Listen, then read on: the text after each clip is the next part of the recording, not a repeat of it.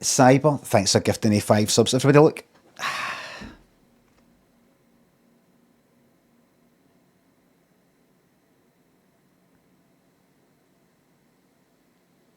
You don't need some stupid fucking racing motor fucking streamer chair.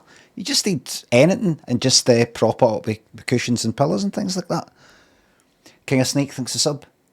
Thought about your funeral song. I want no music at my funeral. I want silence and sadness. Ronan thinks a sub. Horny thanks for the new Prime sub. Thank you very much for no shite parter, Ronan. Mint Eye thanks for gifting that sub. Oh hiya, pal.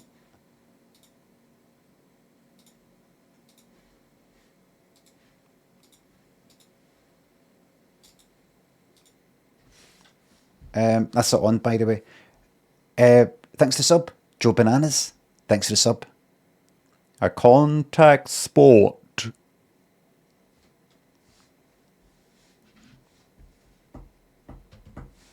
Right, let's get the bet up and running. Mods, your hampers will be... I will be sorting that out soon, but I've not actually bought really any Christmas presents yet, and to prioritise you above my own family would be absolutely immoral. But it will be coming. How many subs in the top 10? Do you think it'll be less than 7? You got 2 minutes to bet. Do you think it'll be less than 7? Tobbs Holtz, thanks for gifting me 5 subs. How long does this number last? This course can be done in 40 seconds, so got to remember that for a bet and play. Music. Na na na. The Christmas songs are though. Oh, I remember some fucking shite Christmas song by Cold Cut that was played on The Hitman and all. I'm going to forget that right now. Cold Cut. Something to do with bells, maybe. Cold Cut's Christmas Break. You're not going to like this. Let me tell you that right now. Stop the Cavalry. Oh, there's a fucking... I was in a restaurant for lunch today. Adair, the bike sinks the subs. Mountain shortbread from La Vita Pretty. I had a fucking banoffee cake thing, banoffee sort of thing. We went to Eusebi's and where's that? Kelvin fucking, I don't know what you call that. Is it no, Gordon Street? What's it called? Is it fucking called? The beer halls in Gordon Street, that's Gibson Street, that's right. Magic, so it was.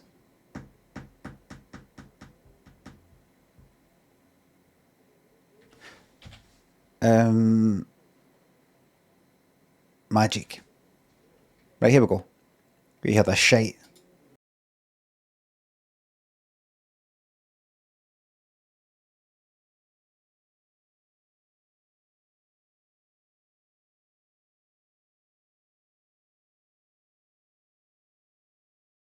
Okay.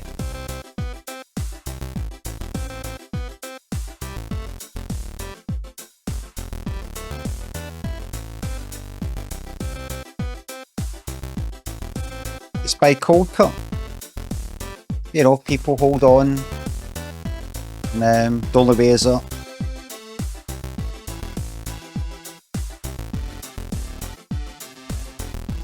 My god, it's awful.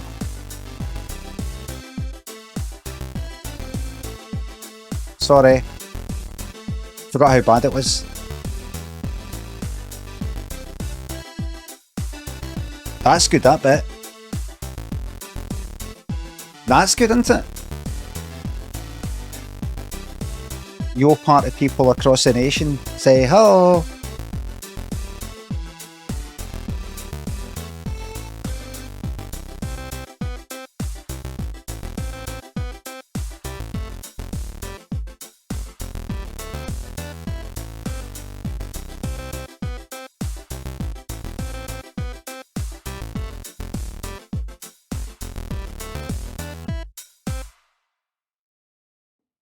Oh, song I heard in that place today, that's why I mentioned it. There's one Christmas song I fucking hate, and it was another one. I think they played another one that I hate. Can't remember the name of them, but I'm going to dare them. One was maybe that Chris the Bird one. It's good, but listen.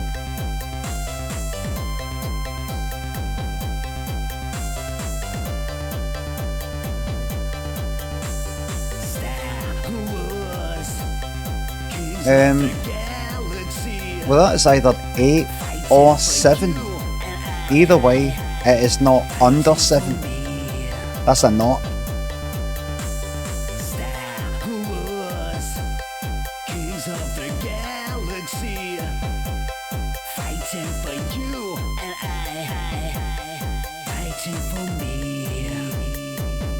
Antihistamine, thanks to sub.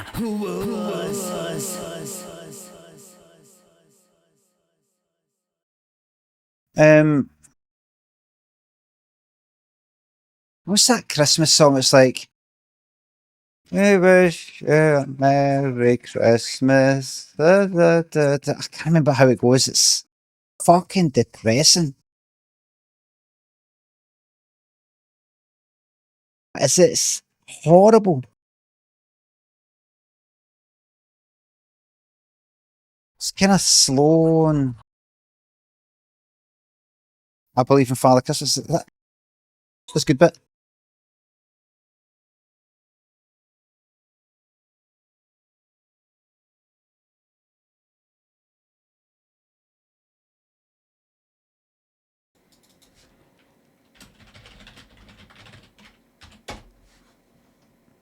Let's hear it. But instead it just kept on. Horrible song. They sold me a dream of Christmas. Fucking horrible song. And that what's that Christopher one? Christopher Spaceman Came Travelling.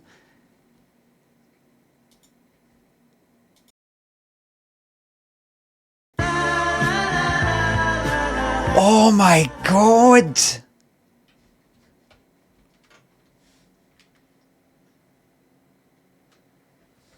Man trips over small dog is the improv story.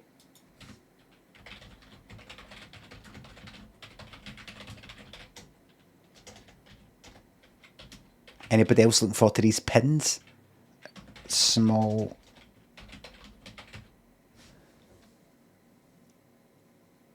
Kai, Win thinks the sub pluribus is going fucking nowhere. No spoilers, please. I've not seen the most recent episode. Arvidian Senior thanks the subs. This is a big shout out to Verity for organising this year's local nativity play, or as she likes to call it, the nativity. Nizzle. Tough. Thanks the subs. Newcastle Sunderland Derby tomorrow. 1-0 to Newcastle. Let the story commence. Craig was operating heavy machinery. And there was a guy in his work called John who said, does anybody mind if I bring my dog in tomorrow? It's just, I come, you see, my wife's usually in the house, but recently she's been going back to work since the Waynes started school. And we've left the dog in the house thinking it'll be alright, like it's a cat, but it's been like tearing up the fucking furniture and all that kind of thing, and I think it's no, we put a camera in and it's like kind of sad and all the rest of it. Would anybody mind if I brought the dog in? It's just a wee dog. And if it was like, oh no, that'd be great. Oh, that'd be magic. Wee dog kicking about the factory, heavy machinery. Craig went like that. It was the only one who went like that. Is that safe? Is that safe? And John was like, I fucking knew you'd say something. Craig went, oh, what? Because I don't want anybody to have an accident. I know, but you're always saying, watch this. going to put that there, and look, that cup might fall and it might spill, and then somebody might, that touches that, and then that slips on that, and then that moves it, like fucking Final Destination stuff, and it never happens. Craig tried to sort of position it as sort of posit it as, well, it's actually, I'm thinking about your dog as well, just in case, your dog sort of goes about and maybe gets hurt or something. Dog will be fine. I'll be looking after it. It'll be on a leash and all that, and it'll be fine. Craig, all right. Hey, well, you asked. You asked. Just saying. If I'm not allowed to give my opinion, don't ask. Nobody really spoke to Craig for the rest of the day. So the following day, John then brought the dog in. Wee dog. Everybody's like, oh my God, oh. That was like just some people who worked there, a lot of the sort of guys like that. Oh, aye. Do you know, I've never really wanted a dog. All sorts, I prefer maybe a cat. Dog's too much hassle to look after, but a wee dog like that would be, I think a wee dog like that would be alright. Aye, good dog. Wee dog like that would be good to look after. I take it's no much work looking after it. You got to kind of get attention on it like a normal dog and take it out and everything, but aye, it's not like that was ripping up the furniture. Was it? Aye, oh aye. I mean, just take wee bits out the. Think about your own couch. Do you know what I mean? Doesn't have to tear off the couch up. Just took a wee bit off the fucking the armrest bit. It's ruined basically. Aye. Good dog. Right, I better get back to it then. So they all started operating heavy machinery. Craig tripped over the dog. Wasn't he on a fucking leash? Craig tripped over that dog.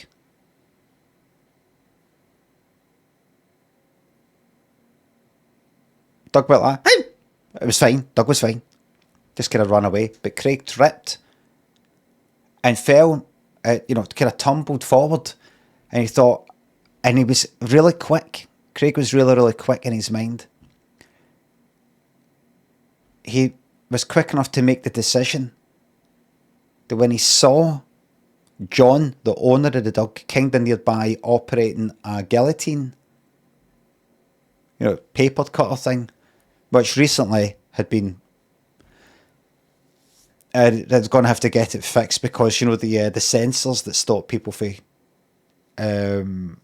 it's like for paper, they worked at a kind of printers, paper manufacturer, manufacturer. The sensors, see, I went to the Glasgow College of Building and Printing. I did an SNC print administration production processes myself, actually. So I know all about guillotines and stuff like that. And I've seen it in action. You put your arms in, sensor won't cause anything to happen. But this was fucked. Grime had built up, the sensors weren't working, and just things. It just basically, anyway. So what happened was Craig deliberately tumbled towards John while he could get away with it, and pushed John towards the guillotine, and then bumped his elbow onto the button. John lost the arm here for that down, just like that, and see that there, kind of like that there.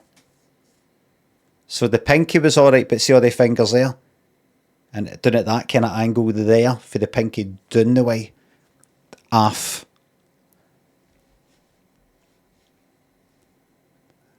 And the thing is, see the sound that John made? He didn't scream. It was worse. He went like that. Oh, no! No! It was more the horror than the pain. And Craig couldn't help going like that. And kind of, he turned it into acting like he was being sick though. Oh my God, no. What was happening? That dog.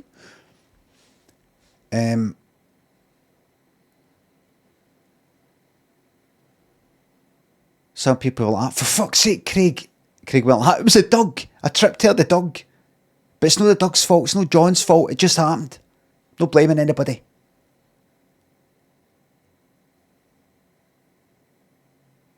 John,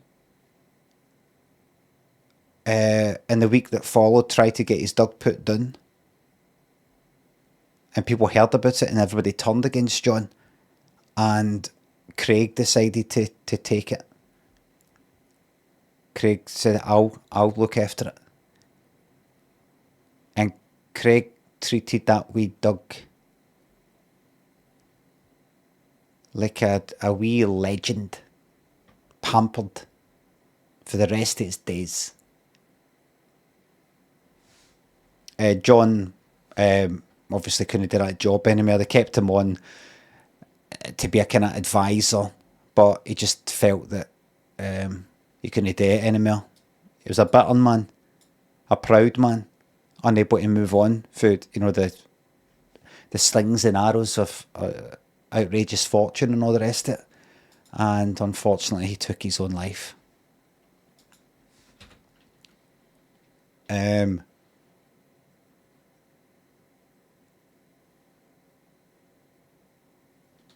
Craig went to the funeral. Craig was delighted to hear that he topped himself. And Craig went to the funeral. And during the funeral, Craig went, excuse me, and got up. People went, where's he gone? He went to the toilet and done a big shite. The end. And that's a true story, actually. I know it sounded like an improv, but it's actually based on a true story.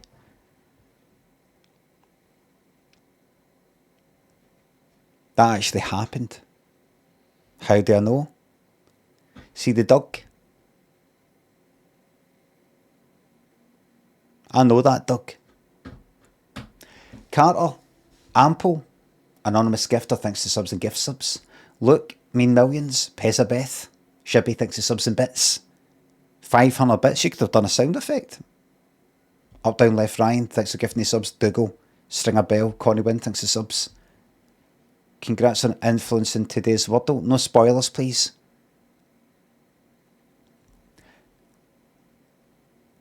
Stanley Baxter died, did he? No death announcements, thank you. Toughness, thanks again. Nefer, thanks for gifting that sub. Carter, thanks for sub. Ample, thank you very much.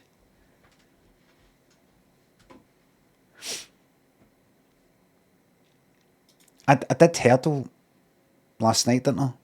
Of course I did. Also, aye. So Dick Van Dyke has now turned 100.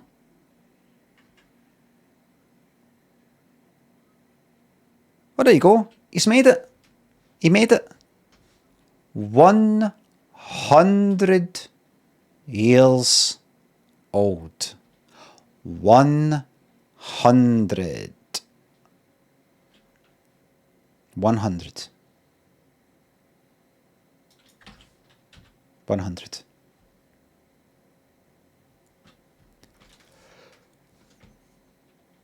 That's your 100 there.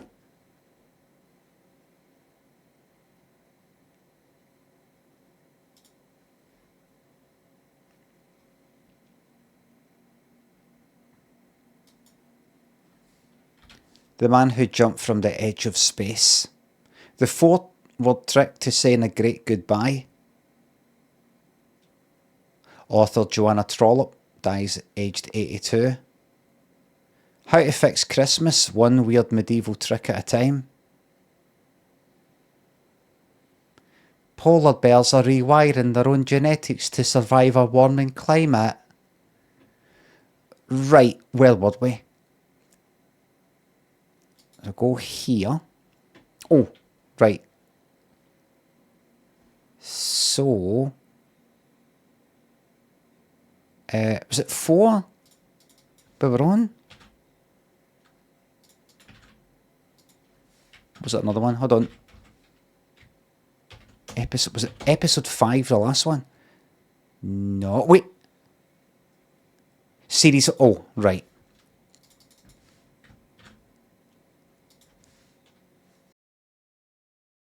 And welcome. No, that's a fucking...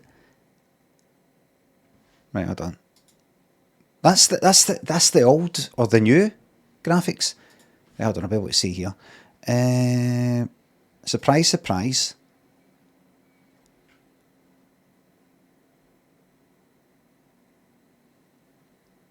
Right, that's the one.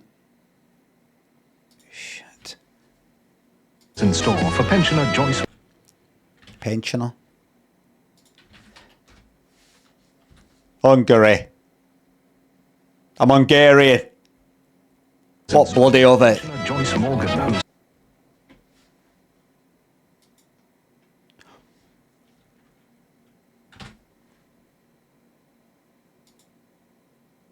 Right. Limmy Retro TV. We go to the spreadsheet, we go to surprise, surprise. We don't look at the chat, we don't look at people trying to help because some people will be right and some people will be wrong. You don't know which one's right, which one's wrong, you know, talking shite, fuck the lot of them. Right. Surprise, surprise. Aye, there it is. Watch day 12th to the 12th. Ah, yesterday. Right, so. There you fucking go. How did that not copy? Paula, Tara thinks the subs. I only sub because of Lollipop Part. Look, it's now, yes. It's probably getting Christmas presents, of course.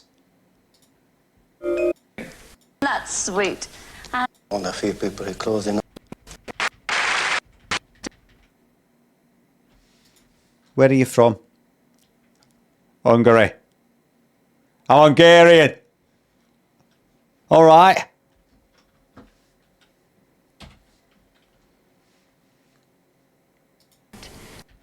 Make contact with you. What's the matter? I've embarrassed you in front of your father. I don't care what my dad thinks. I love you. You got a bloody funny way of showing it. Because Trying to get a job down coal mine. Down mine. Corvid, thanks for the new Prime sub. Milky, thanks for sub. Could you tell my mate every cunt to use his Prime sub? And yes, every cunt, yes. James, thanks for sub. Hold on, I need to hear him say it. It's true. I'm wrong, Gary. and I know from what your wife said that you would have liked to have seen it just to thank her personally. Look at that. While you were waiting for sponsorship, No. I need to hear him say it. Didn't you? Yeah. Where did you go to? Everybody at home, they don't know where you come from. Could you please tell them where you come from? I'm Hungarian. He's from Hungary. Hungary. And way back in 1956, Yeah. when the were from Hungary, they don't know where you come from. Could you please tell them where you come from? I'm Hungarian. He's from Hungary. Hungary. And way back in... Just that way. I'm Hungarian. Hungary. What of it? I hope you loosened up. I hope you loosened up. Oh there. Aye, there. Yes, there. Ya-da-da-da, ya-da-da-da. Please don't be wide. I don't want to use that stupid plugin that sometimes fucks things up. Plugin extension, whatever you call it. Oh, take your time. It's no loading in. In store for pensioner Joyce Morgan, whose school pals are very close to her, and Martin Simons, whose old ship... Right, okay. Extension.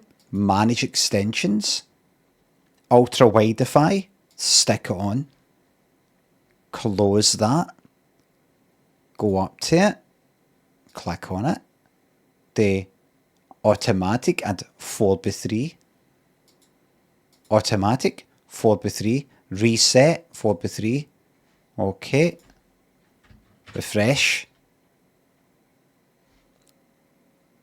click on it again, click on that again, automatic 4x3, thank you, oh, Install. right, good. It is Jammer, Scroobius, thanks for the subs. You have not missed the legs. Nobody has missed the legs. If you didn't watch last night's episode, Cilla said that somebody wrote in to say that somebody that they know has got beautiful legs. Somebody's ma or wife or something like that. And she phoned them for like 5 minutes. We didn't actually listen to it. And they're going to be coming on just to show us the legs. Is it quite simply a woman in her 20s or 30s saying, look, I've got good legs, nice legs? Is it really that straightforward? Or is it maybe,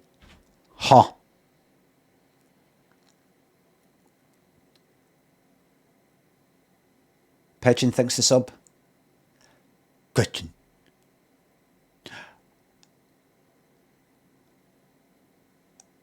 I'm a it.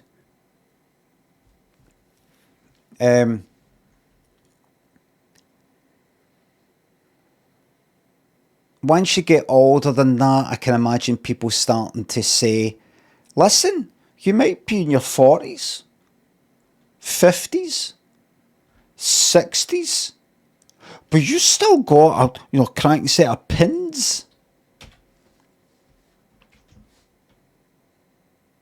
It's 86, they could be saying it when they're in their 30s. Pigeon thinks the sub.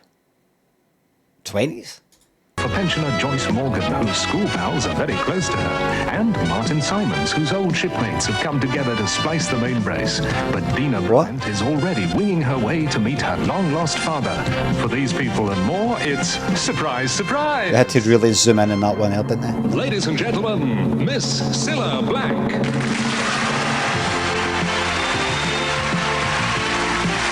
I couldn't tell you what that colour is. Desaturated purple.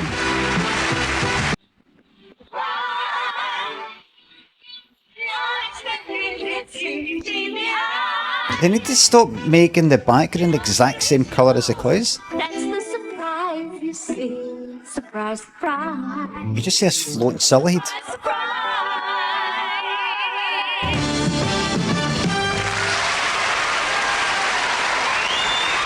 That was me in the audience. That was me.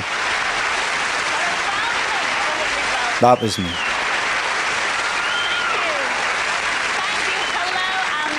To another surprise. Last night's episode was mental. Thank you all for sending in all those lovely letters. Now, I know I keep saying this, but we are going through each and every one, I promise. And we received this the other week. Have a look at this. Remember this? A day? A fucking day? It was used in the fucking pie? Could this be somebody saying, you're not supposed to keep it fucking in, please? Sam in music thinks of subs. Hello. Just under a half an hour until Michael Ball has his espresso.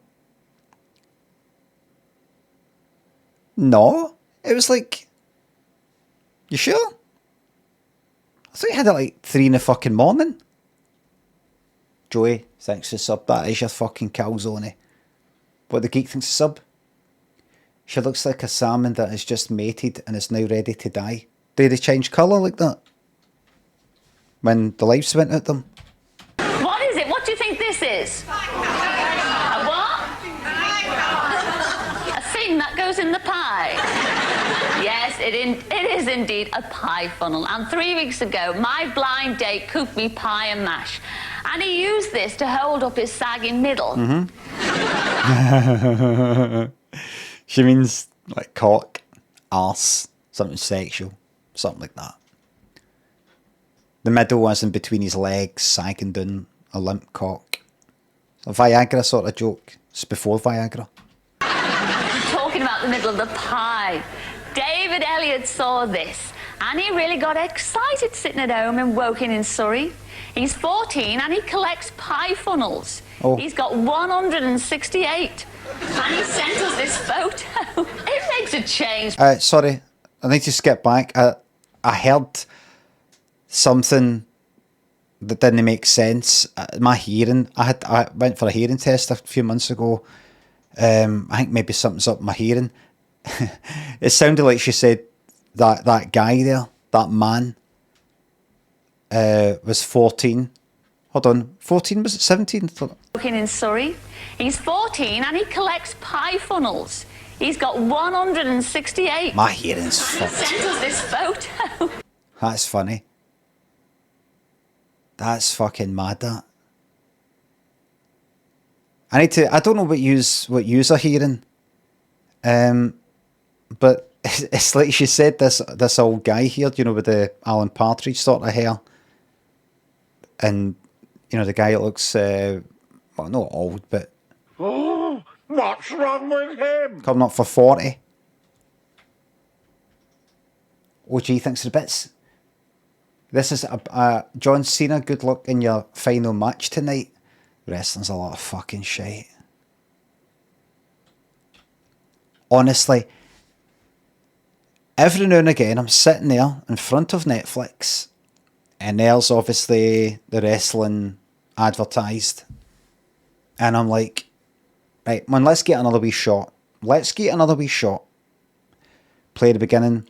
I like the bit you see the stadium, the crowd cheering, and the wee walk-on bits that are coming in with a wee suitcase and all that. I just arrive and cheering. I'm like, right, get into it. Obviously, I've got to need to know like the stories. Everybody, the whole thing's to do with stories and a spectacle, and chucking people air things and off things and air things and all that. Right? I know, I get it. Right? I get it, right? I did used to watch it in a very, very casual sort of way. But I'm not like that. It's all made up. I'm not like that. I get it. I want to fucking like it for what it is. I put it on, and just nothing's fucking happening.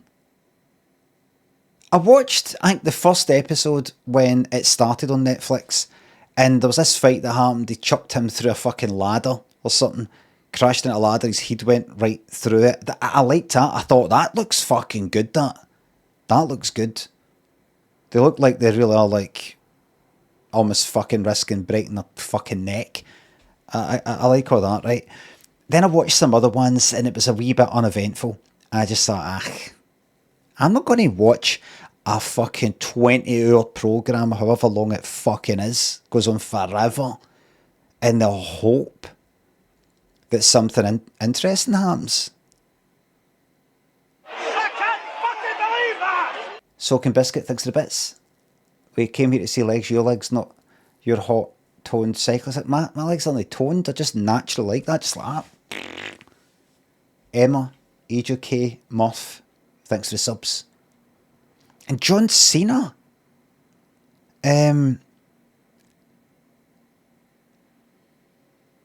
Like, it's alright when he's doing his heel turn thing, as they say. I know, heel turn. When he's doing his whole I'm a baddie now thing. But he's acting. Not in the films that he's in, but he's acting. I liked him in Thingy, that I can't say because it spoils.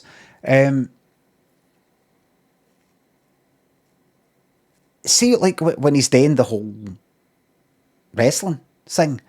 It's pure strangely shite. Because he's like this, look. He's like,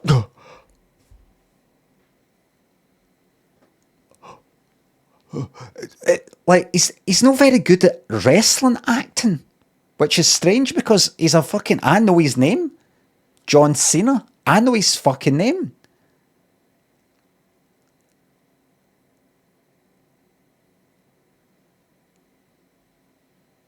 They're all proper melodramatic though. I'm going to try it one more time. I know wrestling. I get wrestling. I've watched it probably before many of you were born. I get it. I get it. Right, it's got to sell. Look, but it's the acting. I don't mean, oh, he's got like, oh, he looks like he's in much more pain than he actually is. I don't fucking mean that, obviously. I mean, just like even like wee close-ups and things like that. Just like imagine he's meant to look confused.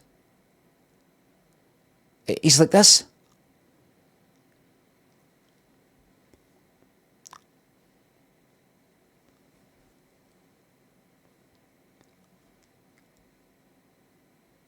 Right, he doesn't act like that, right? But it's kind of shite exaggerated. Good exaggerated, I would say, is who's the baddie? Vince McMahon, right?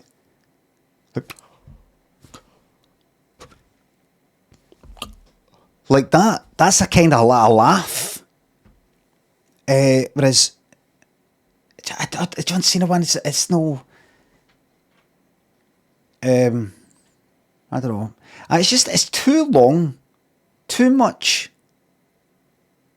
risk of my time for the too little. But it's too much risk. I could put 4 hours into watching one of their episodes. That's how long it is, isn't it? It's like 3 hours or something, and get nothing back. Watch another one. That was good. That bit. That 30 seconds. 3 half-hour minutes a week, like Corey, that'd be better. You'd have to be seriously invested in it to be able to sit through that and care. Because as an outsider looking in, it's just no grabbing me enough.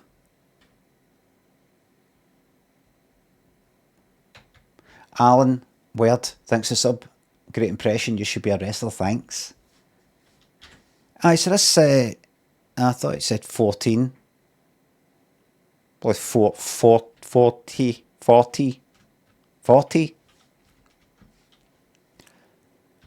You describe every sport 90% nothing, 10% excitement. No, I disagree. See, with football, which I don't like either, you could get to the end and it's like 1-0, and you could go like that. They watched that for 90 minutes and all there was one goal. I know, but it was anticipation. It was going to happen, that they nearly scored and all the rest of it, and it's only fucking 90 minutes anyway. That's like 3 hours. I know it's lots of things, but it's too... And as I've said before, it's like there's only about 5 fucking wrestlers. I remember watching it in the 90s when it was all a bit kind of silly and everything. You get the fucking bushwhackers coming at doing that, or whatever they were called doing it. Mr. Perfect doing the Undertaker. I know he went for quite a while. Macho Man, Randy Savage, whatever the fuck he was called, Bret Hitman Hart, not all them. It would all be quite comic like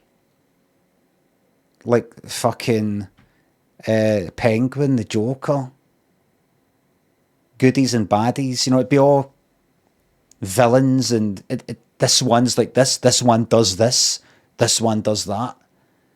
Now it's it looks like it's a bit more like kind of cool guy. Sort of a cool guy, kind of hard, built up guy. There's no gimmicks. I take it it's grown up. Take it it's all grown up now. Big Taffman takes the sub. Glad you're still in love with the baby blues. Dynamo, happy Christmas. No yet, mate. So 13th. Alan, thanks for the sub. Thank you very much. Anyway, let's watch this 40-year-old. She says it must be a Scouse accent thing. Sounds like she said 14. It makes a change from train spotting, doesn't it? And David wrote ever so politely and asked where we got it from. Well, David, I tell you, lad, I'll do better than that. I shall personally send this to you. So you'll have 169. Isn't it exciting? Well, we had another letter, and it's about somebody sitting here in our audience tonight. There's a chance you might know it's to do with you, consider there's a fucking boom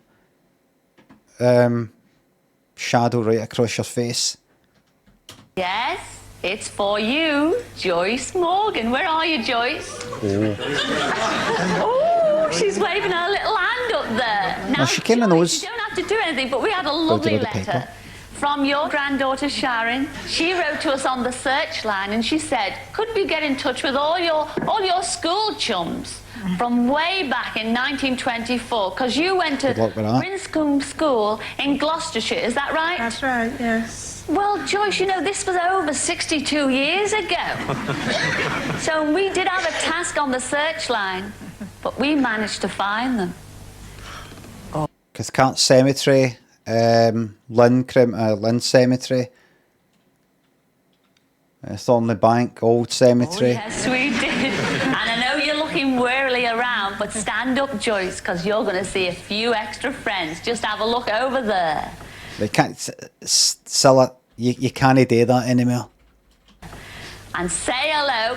I know everybody got to remember this is 1986, right? This is 1986. Different values, different time. Come on, lads and lasses from the school. Stand up, say hello to Joyce.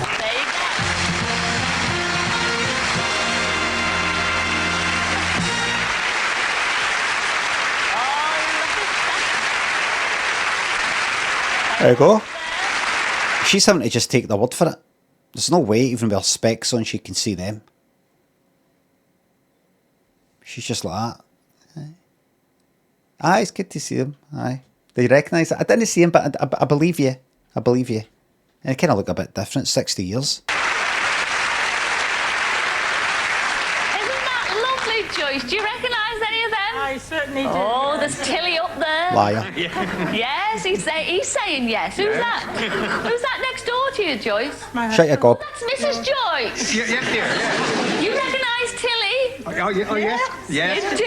Yes. Oh, didn't you have fun at playtime? Yeah. Silly, you can't do that.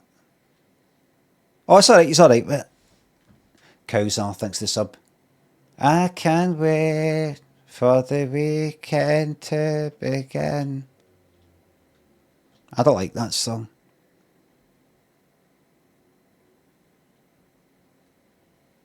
I remember when that came out, I thought, that just sounds like somebody's trying to make a weekend kind of Friday, Saturday night song.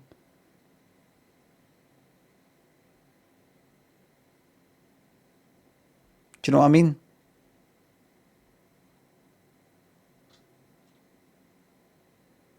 Do you know what I mean?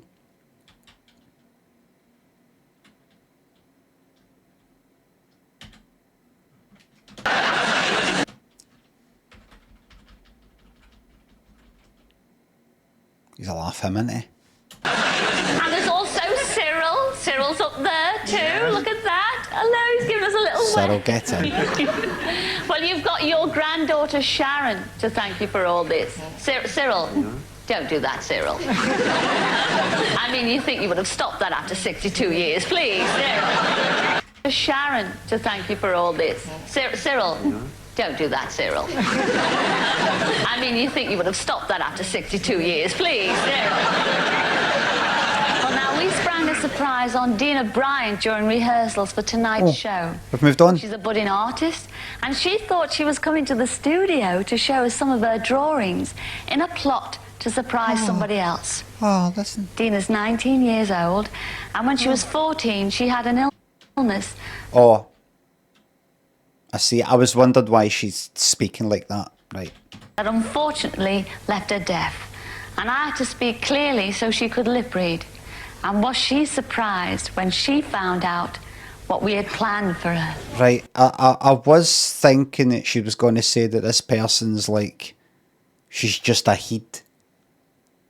The way she was speaking.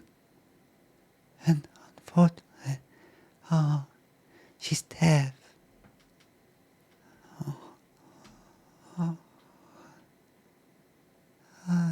Speaking gently. Fuck me, man. A time's going to come, if not already, when I'm going to get spoken about like that and in my presence. Now, got Brian. Brian had a television programme in the early 2010s. Unfortunately, Brian's old now and he's lost the plot. But we've got him on tonight and we're going to try and remind him of some of the sketches that he made. I sometimes go to restaurants, right?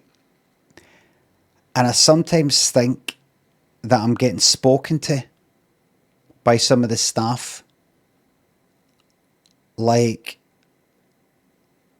Scylla speaks to old people.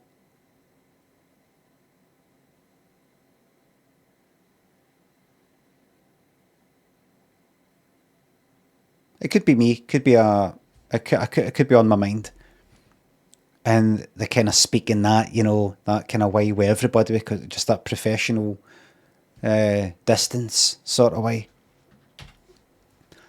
But I'm just like, I don't remember it being like that in the past. Could be because they know me, they recognise who that is, and they speak to me in a different way. Could be because I come across as dithery, dotty, mental, just plain old.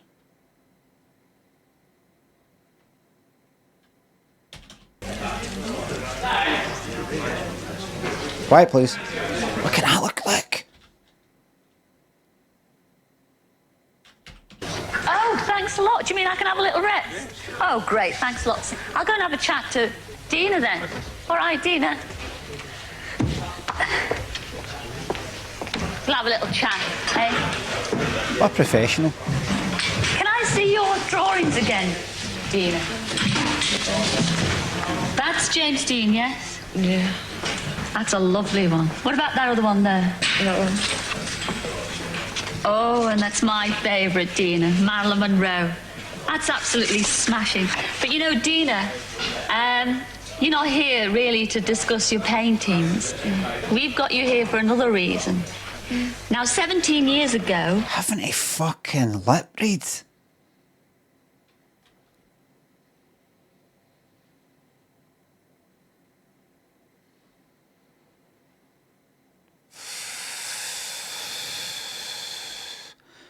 I kinda have to lip read a bit.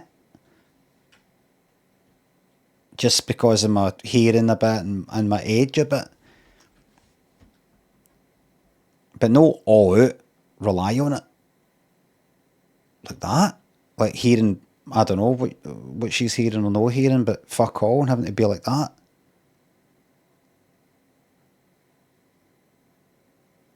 I'd just be like that. I'd just be like, it's not worth it. It's not worth listening to you. I'm just gone back to the house. I'm not doing this. Yellow, thanks for the bits. I love you, thank you very much.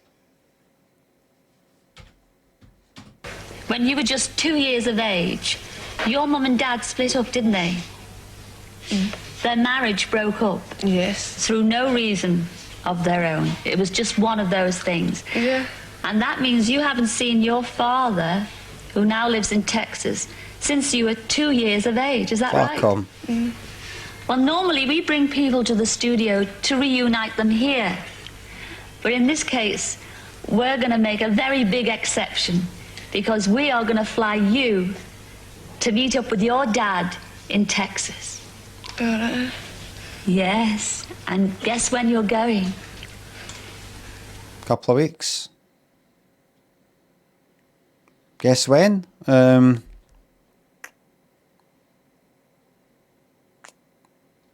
Couple of weeks. Tuesday. A week tomorrow maybe. What day is it today? Wednesday. Saturday. You're going right now. Yes, you are. And I know you haven't got a passport. And that's why the American embassy, they're staying open late just to grant you one. Now, we've got a very fast car waiting outside here. See, back then that could happen. Now you've got to give them 5 years of fucking social media history. Because America, land of the free, has turned into an authoritarian, censorship-laden, fascist pariah state. Do you want my 5 years? I'm fucking glad when I went there, I didn't need my fucking 5 years social media history. 5 years would have been alright, actually. That's the good thing about Twitter being fucked and everything being fucked. Nobody's really posting on social media as much these days, so you'd be kind of safe. 5 years.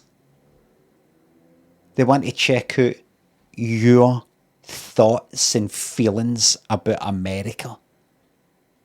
Can you believe that? So much for free speech. Anyway, back then though, they'd stay open late. What is it, the passport? You got one? Is it for a programme, bit of fun? Aye, we'll stay up. We'll stay up, aye. Aye. You haven't packed a case, have you? We've packed one for you. And you're not going alone. You're going with our very own Bob Carroll. Oh, fucking Jesus Christ, piss off. And no. Here he is. Come in, oh, fuck Bob. off. You better not have your hat on. Here you are, Dina. Come on. Hello, Dina. And we're going on Concorde. Oh, yes. You will take good care of her, won't you? I certainly will. I'm excited because I've never been there myself. Slow down, Take dickhead. his spit with you. No, he's not going. Definitely not. Is that all right? Well, good luck, Dina, and give my love to your father. All right? Yeah, okay. Bye-bye. Come on, Dina. Have a good trip. Fucking stay to him.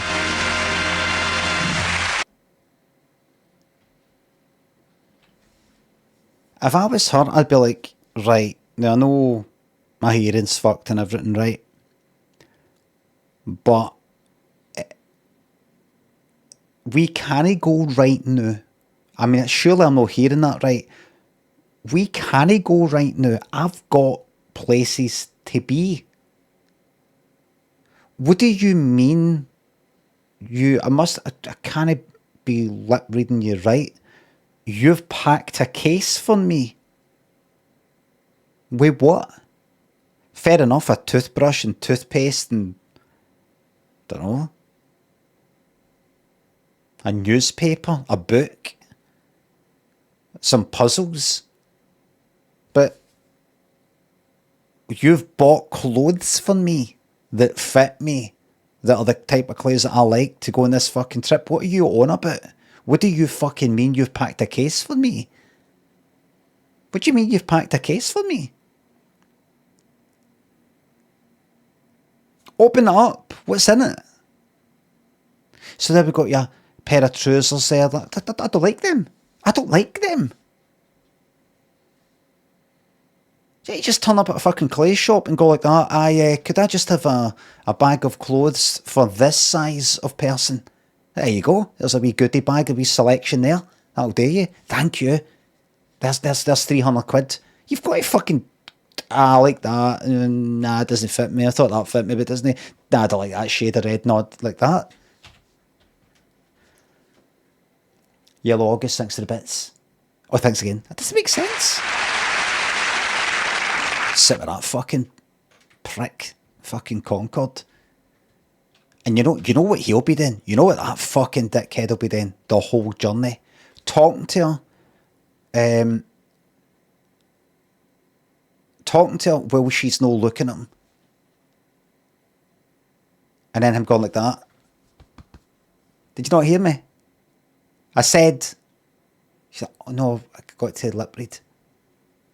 I bet he's the sort of cunt to be doing it all the time.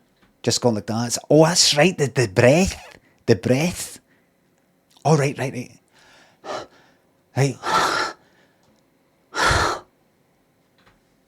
You enjoying your trip?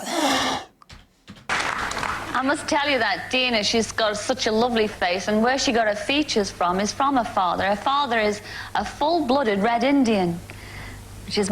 86. It even makes it more exciting.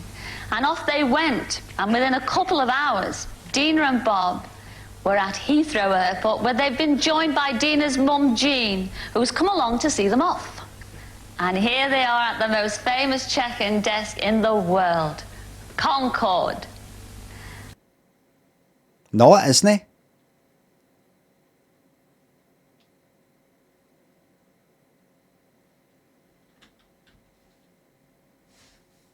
Limmy, you were about 1986. What age were you? 11. What was regarded back then as the most famous check-in desk in the world? Oh, Concorde. Right, where? Just at anywhere. Anywhere that the Concorde flew to, that I was left from, that was known as the most famous in the world. And as Jean waves bon voyage, our Bob and Dina take off for America. And we'll be joining them both later, live by satellite, when they arrive in the United States. Oh no, here we go.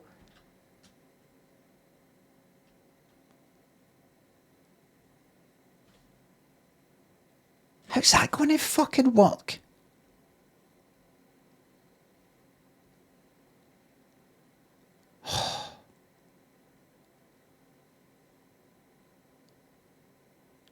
I get no anxiety or anything like that, but I get a wee bit...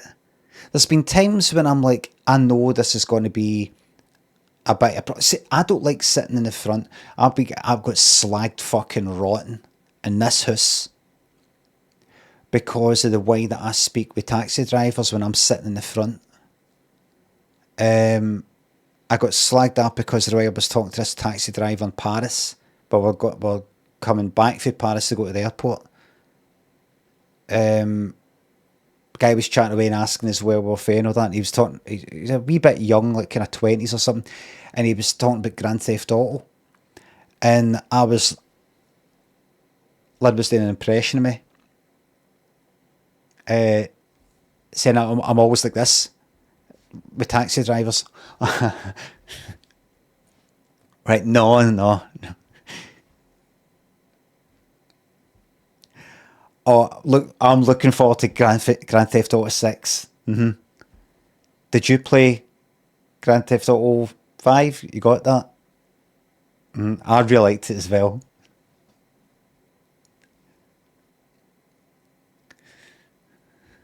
Yeah. No.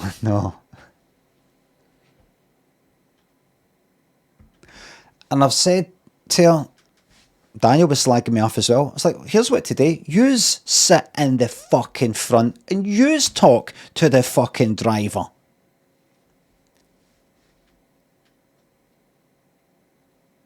I can't speak openly, quickly, in this accent, in this dialect, about the exact things that I actually want to speak about. Grand Theft Auto, for example, I want to talk about how, I used to love trolling people, winding people up, playing cops and crooks. Grand Theft Auto 4, loved it. Stay up all fucking night, winding people up. I mean, I would have been alright, but what if the driver's like, alright,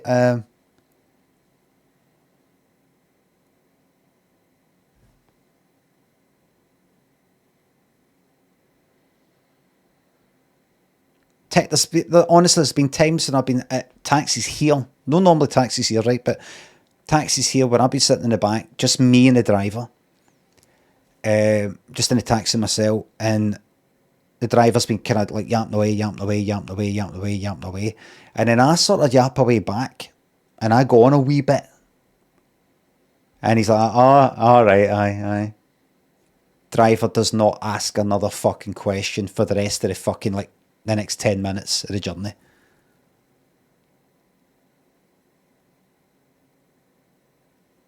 Because I don't know, I must go on like that, I must talk about weird things, I don't know what the fuck it is. So I'm just like that, I just don't bother. Same with the barbers, I did it in the barbers now, I just don't bother. I speak when spoken to. I'm polite and everything, but I don't go out my way.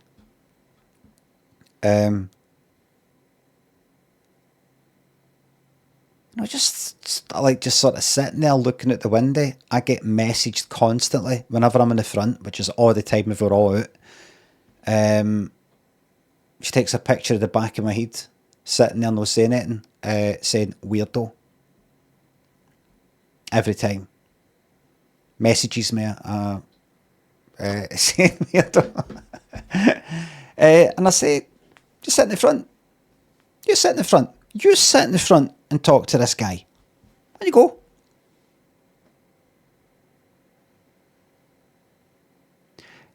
One of the reasons why I kind of don't like it is I can't really hear what the fucking driver's saying very well. And also, see if they're speaking to me in the back seat, I can't hear them very well because the sound of the fucking motor. And I have to kind of go like that. And I also don't like turning my fucking mouth, my face towards the driver to speak to them at the back. Don't like going like that close to the guy's ear. I just don't like the whole experience. I dread it. So fuck knows what she's going to be like. Her who's deaf and having to rely on fucking lip reading with nobody doing sign language and a satellite fucking link up looking at a screen. Satellite link up, you know, the whole hello there and how are you? How are you? I said, very well, thank you. I'm very well. How have you? What? Aye, that's it. No, right, you go. No, hi. Yeah, well, it's like a 3-second delay or something. This is going to be a nightmare. If I was her, I would go fucking AWOL. I don't know where she's went. She phoned to say she'll be back in like a week. She's just like, nah, fuck this. I just book into a hotel. I want to leave a hotel room. But it's still worth it. Hasbo, Coffee, Liam, thanks for subs. I will get Bobby some dreamies, you bet. Mrs. hates me at the moment going to bed, so you've got my company tonight. Coffee, welcome in, take a seat. But right now, it's time to zoom across the studio to speak to gorgeous Gordon Burns. How are you this week, Supersonic? Burns. Listen to more. Listen to more. No sure about that. Gorgeous. Or maybe they're going like that. She needs to stop this. This is harassment. Sexual harassment. It's not the way you say it. I know it's 86 and we don't give a fuck about it like that, but this has gone too far. Studio to speak to gorgeous Gordon Burns. How are you this week, Supersonic? Boo. Boo. All right, now That's enough, silly. Nick. Look at him pressing down into his hard on with his thumb, pushing down into it. It's just gonna make it bigger, mate. Come on, you're a fucking big boy. You know how it works. There's no way to punish yourself. No way to punish yourself by hurting it. Hurting it makes it feel better. Well, apart from my nose. Oh, you can't sniff it, mate. You can't sniff it. You can't be sniffing your smegma, mate. He's putting his finger up under his foreskin to get a right good scrape of his knob cheese. I don't know, is that how it works? I've not got a foreskin as many as you know. To those of you who have a foreskin, if you were to put your finger under, pull it back and go like that out of the bell end and go like that, does it smell of fucking cheese?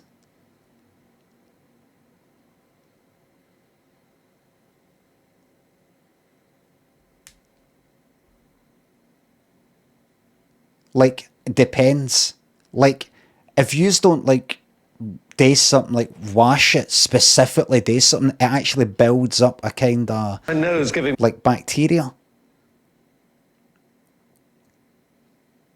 Aye. Fucking disgusting. I don't have that problem. That's why everybody goes on about, oh, you should wash your hands after going for a pish, because the default is to have a foreskin and probably, you know, there's a chance you could sort of, by accident or whatever, touch your fucking stinking fucking knob. Mine isn't it? Mine isn't it? Gurpings, Liam, thanks for the sub.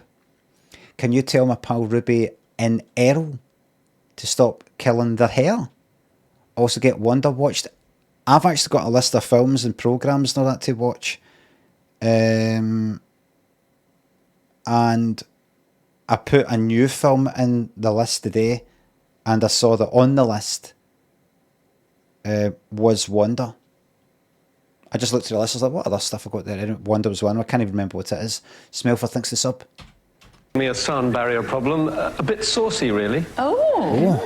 Tell me more. Well, the sauce is in Searchline actually, because I'm looking for a sauce chef by the name of Georges Rascanier. They're getting closer and closer. It's all right, will they want the thing into it? They're getting closer and closer. He's going like that.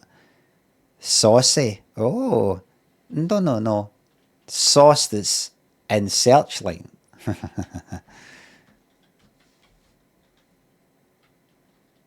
I've got a bricky.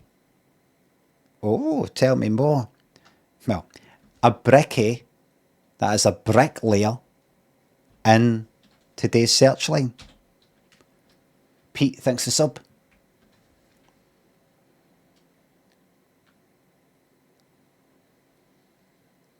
Silla, I want a pump.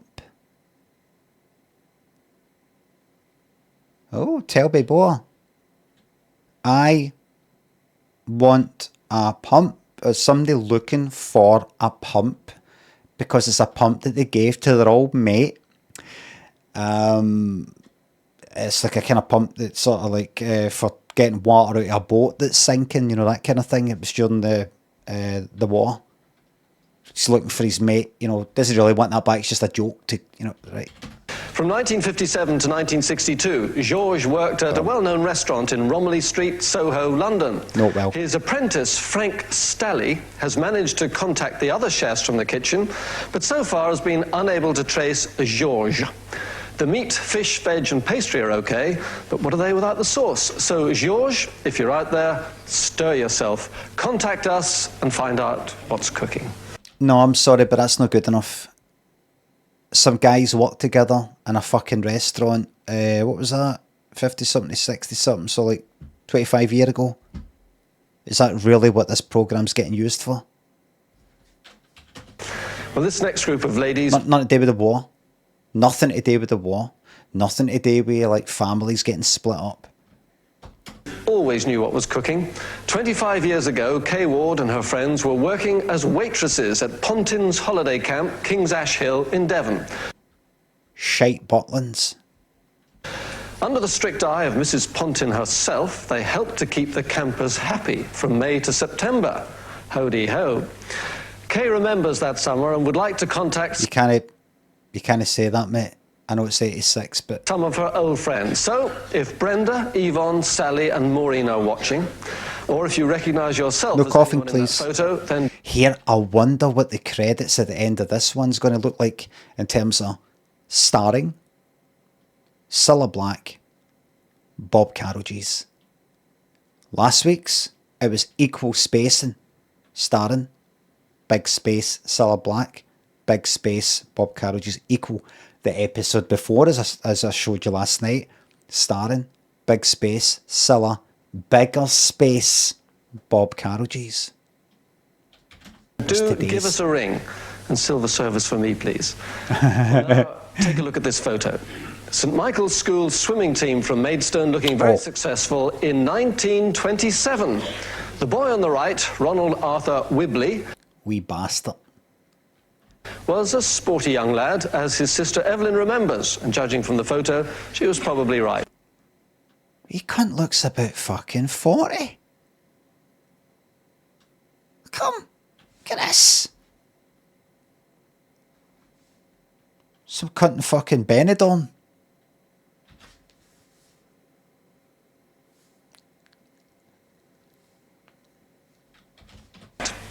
Oh, I've been liking Benidorm videos on Instagram, and I've been getting mail fed to me with the algorithm. Looks fucking brilliant. After it was taken, Arthur went into private service as a hall boy with a family at Hurstpierpoint in Surrey. He was only 14, and his sister Evelyn hasn't seen him since. Ronald, your sister will be overjoyed to see you again, so please get in touch. And that's the lot for the moment, but I'll be back shortly with some more appeals on Searchline. But now to somebody who's appealing all the time. Cilla. Appealing, but oh, listen to that. Oh, appealing what, mate? See, I'm just talking about that fucking foreskin again. Searchline. But now to somebody who's appealing all the time. Cilla. Oh, Gordon, we can't go on meeting like this. We can't, Chuck. The two of them are getting closer to sealing their deal, aren't they, man? They need to just get it earned done. We just get it out of the way so they can go like that. Wasn't that good? Why not? Because I'll tell you why. If I said to you, 180, well, I think I've hurt myself then. Would you know what I was talking about? I think I'd have a fairly good idea. Oh, well, I'll tell you who would know what I was talking about. His name is Ted Barney, and he's from Maidenhead in Berkshire. His mates wrote and told us that he was dotty about darts. Personally, I don't see the point in it. Yes. It seems that Ted has always dreamt of throwing a few arrows in a big match on television. See, the way that Gordon's sitting, they've put him on this seat to make him look like a silly wee boy that his feet's always dangling off unless he puts his foot on that there. He's either got to kind of curl his legs back the way he put his feet there, or they dangle off like that. It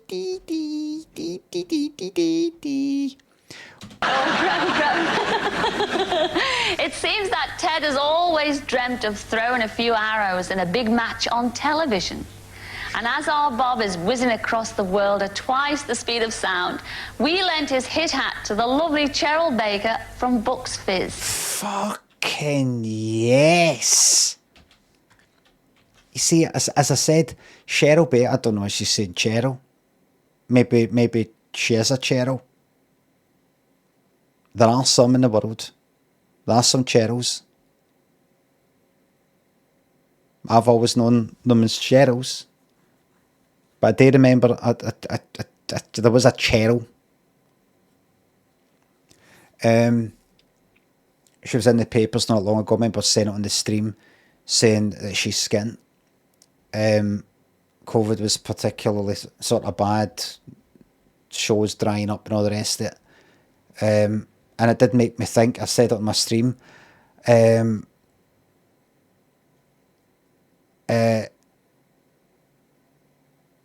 Shirt is not ill. Fucking hell, Synaptic. You can do better than that. Come on, any cunt can.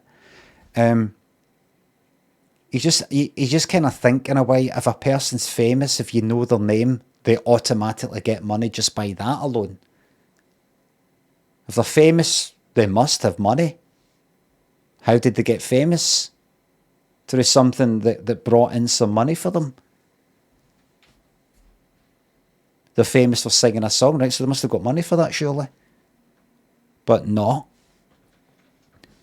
So she was saying she was skint. What she should have done is see the money that she got for this. She should have invested it wisely. Gordon Strachan style.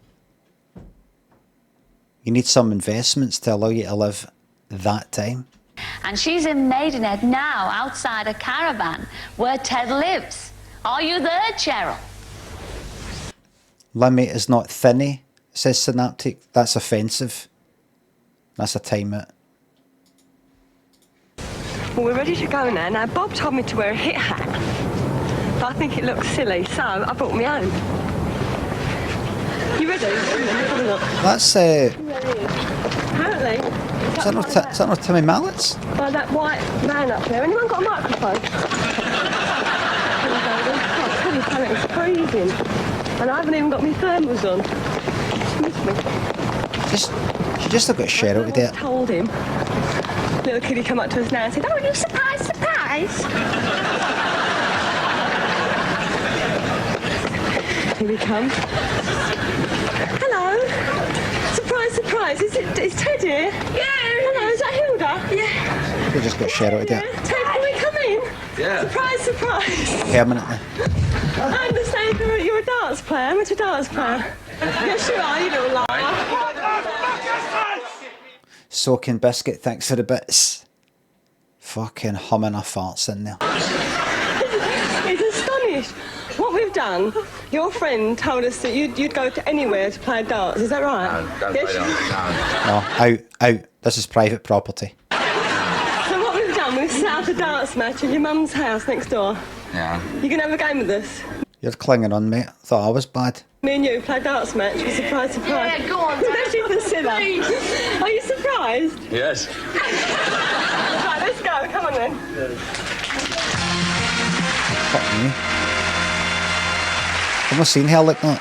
We've got one very reluctant It's a strange kind of pattern. darts player there, but we've got a few more surprises up our sleeve for Ted later on. But you'll find out about that later, and so will he. Right now, I'm about to surprise a Martin Simons in our audience tonight. Where are you, Martin? Martin Simons in our audience tonight. Where are you, Martin? Surprise, surprise. Could you come and join us, please, love?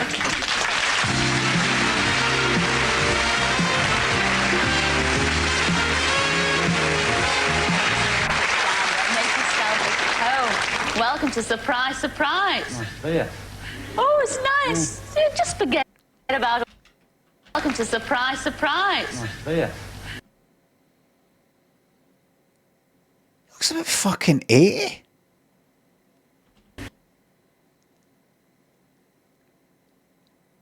Or 20. Oh, it's nice. His face is like AI, sort of changes depending on what way he's looking. Just completely. Geordie, Soaking Biscuit, thanks for subs and bits. Thanks again. Did you see the AI or whatever it is? I think it is AI. Enhanced sort of Blu-ray version of what was it? I Love Lucy. Some people were tweeting about it. I don't know if it'll be on. Probably I Love Lucy Blu-ray AI. Aye, this here.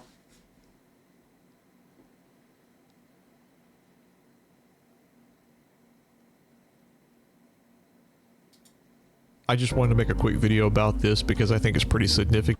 Look. It's just like filling in fucking faces in the background. Because it's blurry. Look at that. Look. Just made up faces. I think I think this is the direction I think you should be taking in your life, right? This is my life advice coming from somebody who was born in 1974, been around for 51 years now, and I've just seen how things have went. Things are going that way and they've plateaued, things are going that way and they've dipped. This is, I think, the way you should be going.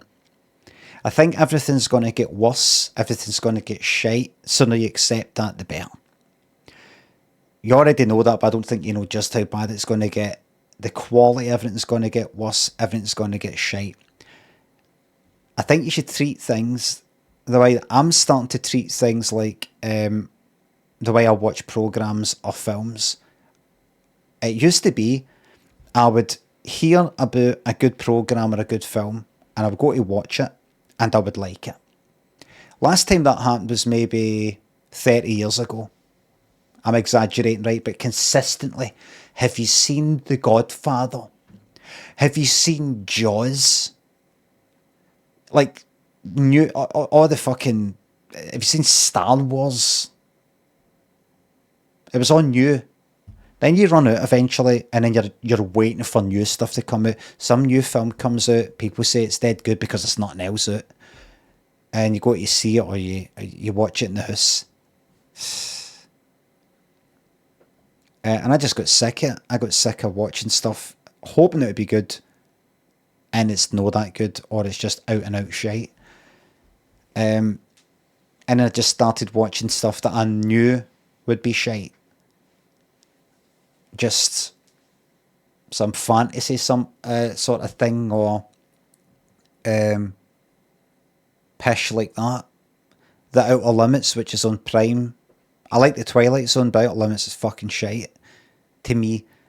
And I just force myself to watch it like, fuck it. Don't care. I don't care. I know it's shite.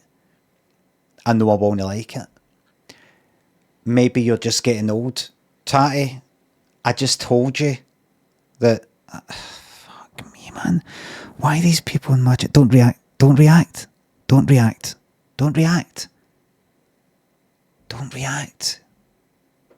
How can I not react? I just explained to him that when you're younger, that you see it for the first time, and as the years go on, yeah, I mean, that's the point of what I'm saying. That as you get older, and maybe you're just getting old. Fucking hell!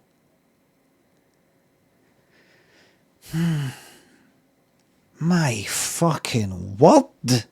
My word!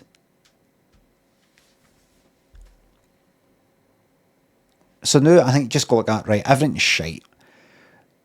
You'll maybe see some music video and it says remastered. I saw some fucking Rick Astley video. It says remastered. I know you don't give a fuck about Rick Astley music videos. Remastered. It is not remastered. They've just done a 4K upscale with some kind of AI smoothing and stuff like that. That is not a remaster. Remasters when you go back to the master, the fucking actual footage, the stuff, the source,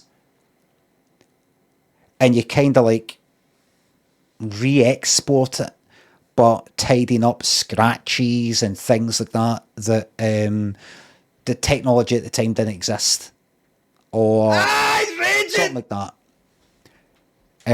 Now it means they just fucking upscaled it and put in fake faces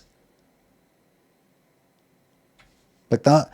So rather than fight it, I think just accept it. Accept everything's going to get shite, and then go, right, how can I use the decline of civilization to my benefit? How can I enjoy it? As I've said to you before, let's say your general waste bin is full, and the stuff's piling up and you don't want to put the bin bags outside, just shove it in the fucking recycling. Shove it in. Gives a fuck. Nobody's checking. Nobody's paid enough. Nobody's keeping their eye on the ball enough. Nobody's checking anything. The quality of everything has went down. Take advantage of that. Take advantage of that. I used to be, I mean, I'm not really saying that, it's terrible. We should be trying to do as much as we can to save the planet, etc. But what I mean is,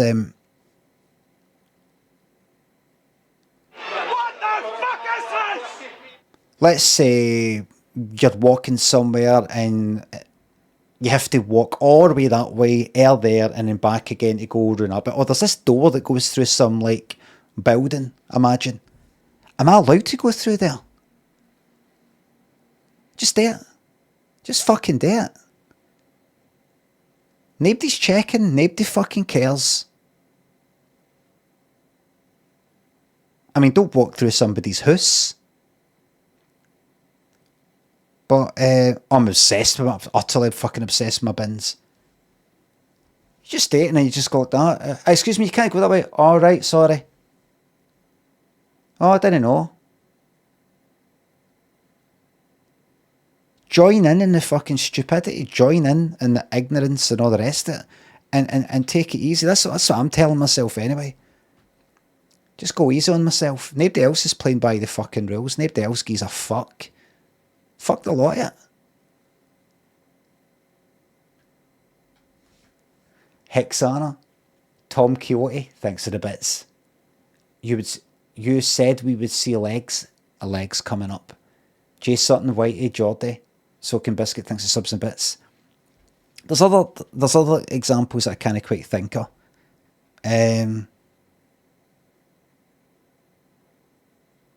Anybody think of any casual examples? Fun examples. Fun. Man, come to mind. There'll be something. There will be something. Examples of what? What I was talking about. You know, where you could maybe cut corners, maybe sort of take the piss a wee bit. Stealing in a legal way.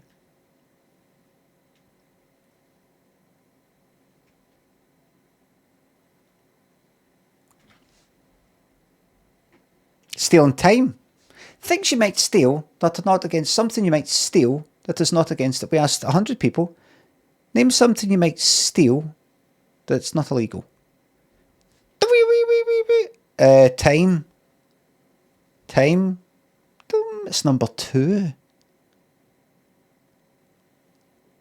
Can you think of some better than that?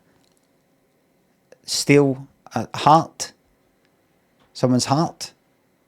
Oh, steal someone's heart. Oh, you are a saucy one. Steal someone's heart. Oh, steal someone's heart. Actually,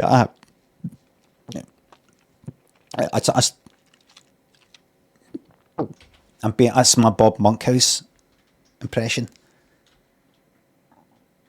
Do you like it?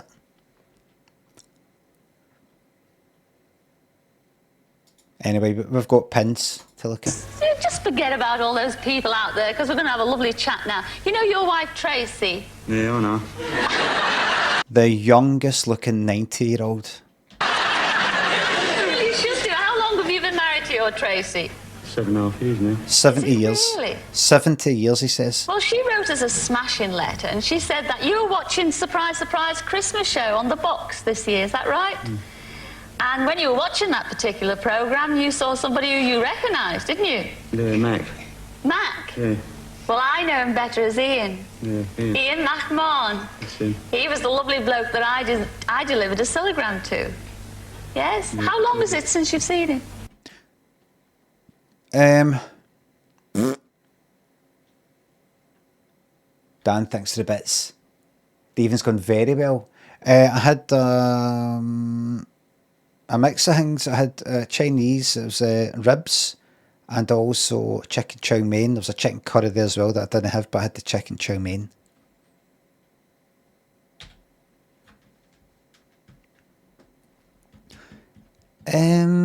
How long, when's the last time you saw his pal?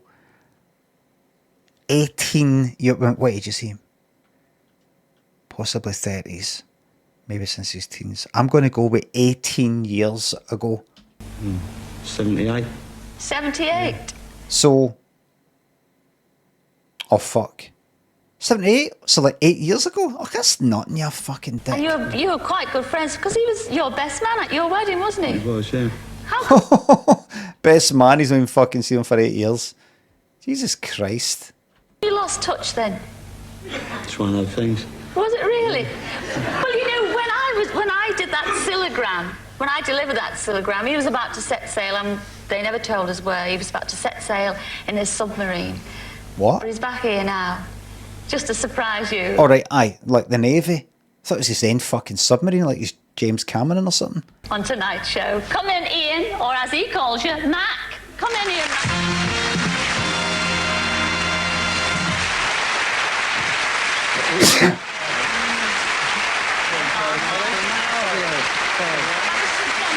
Oh, wait a minute, they don't get on. They don't get on. Alright, no, it's alright. It's alright.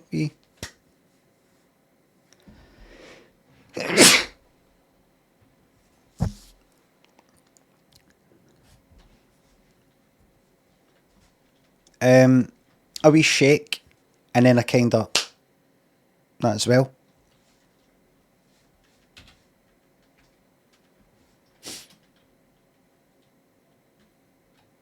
Sorry to keep going on about this, but I don't know if you know, but there is going to be a European wide, Eurasian, I don't know if that's the term, Europe, Asia, as in, well, you know, going into Russia, I mean, no, South Asia, East Asia, war coming up. I don't know if you know.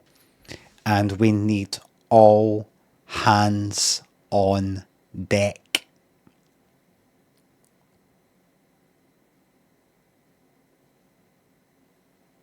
All hands on deck. We're going to need good people in the submarines to guard the internet cables. Could that be you?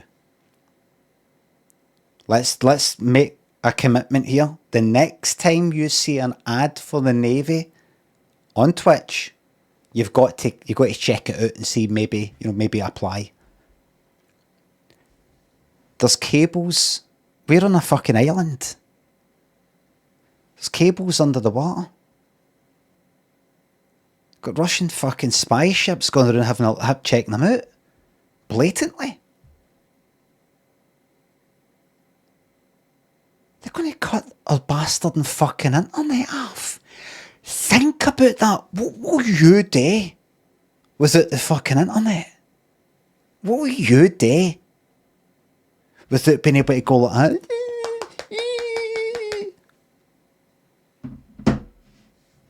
You'd be like that. Guard. Get in the subs and get guarding. I'm alright. I'd be alright. I'd be alright. I can go out there and I can entertain out in the streets. I'll be alright. I could go out there in the streets and entertain with my hat, my begging hat, my busker hat.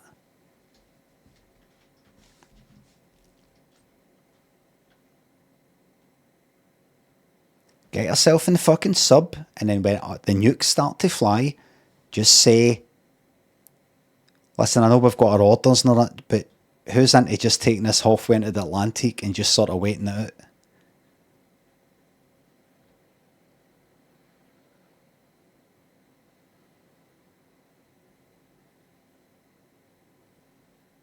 This again, I have to keep saying it, silly because I don't think people take me seriously. Mutiny. You can't have a mutiny when it's all fucked. The old ways are out. Once the nukes are in the fucking air, that's it. It's gone. It's gone. There's no such thing as fucking countries anymore. We're just back to land. We're back to square one. New map. Reset. New wipe. Rust wipe. B-drill. Strider, thanks to subs. Resubscribing to avoid the draft. Dan, thanks for the bits.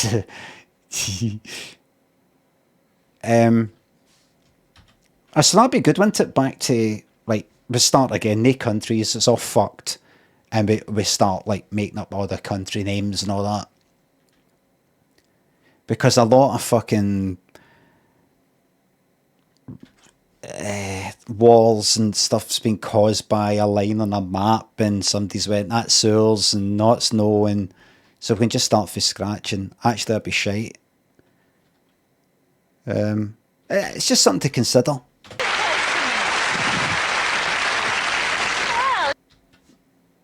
Ignore me, just let somebody else do it.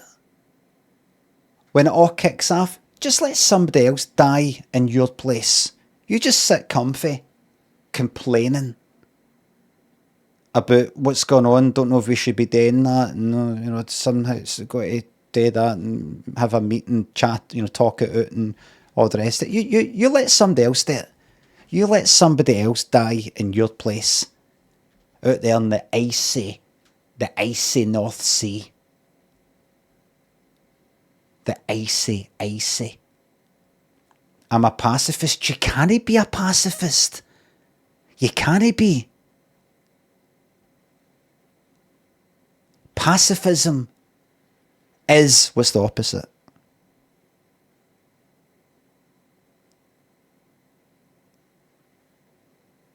There's no an ism. Warism. Aggression. No, something specifically. Pacifism. Belligerism.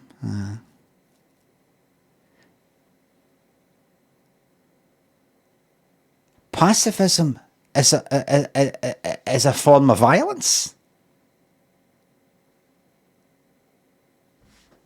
There's violence. And if you meet it with violence, that can make the violence stop for 100 years.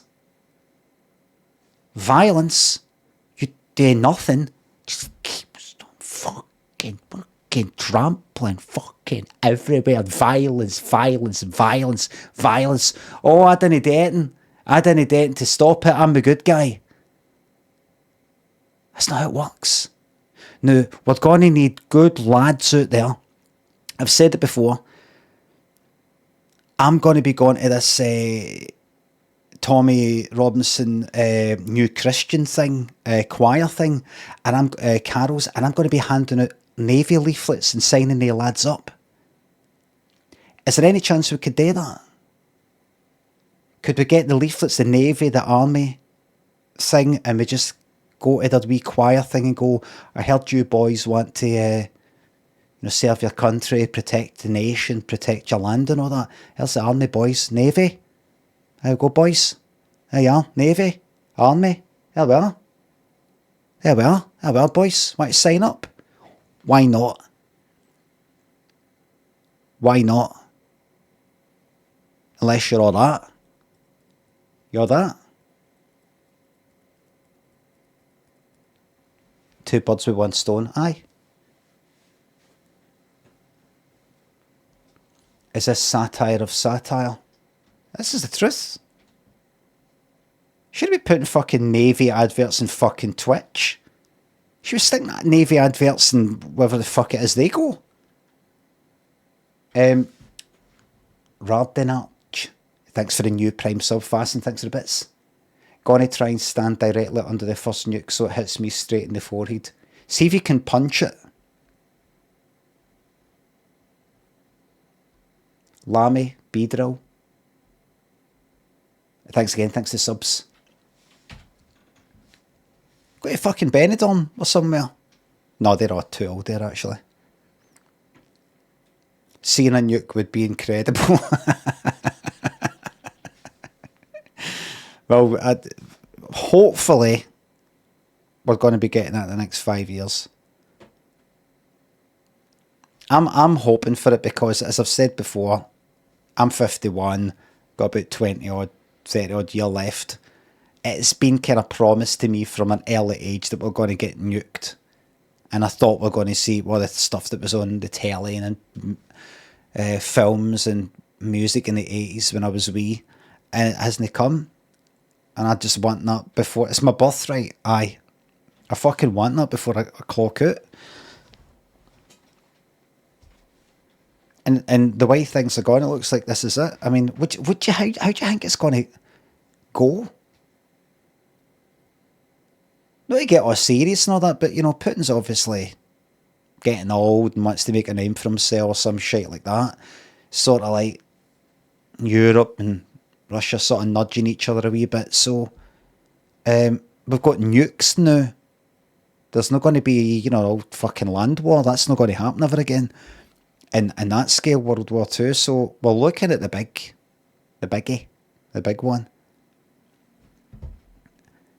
And I just want to be able to look up. I just want to be like, I don't know, going for a fucking walk one night during winter, dark, and the whole fucking sky lights up like it's midday.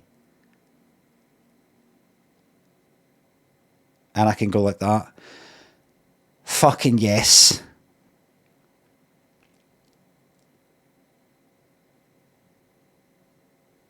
And as I've said before, I'm not worried about the whole fallout, radiation sickness and all that, because I'm a generally sort of suicidal type of person. I've got no fucking, I do it with no hesitation if that happened. I kick a bit, I'd maybe vandalise a few things to make the most of it.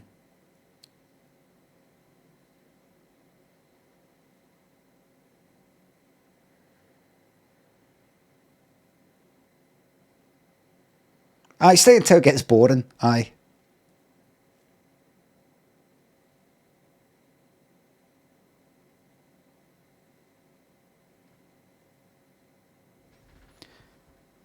Because this is all about me, by the way.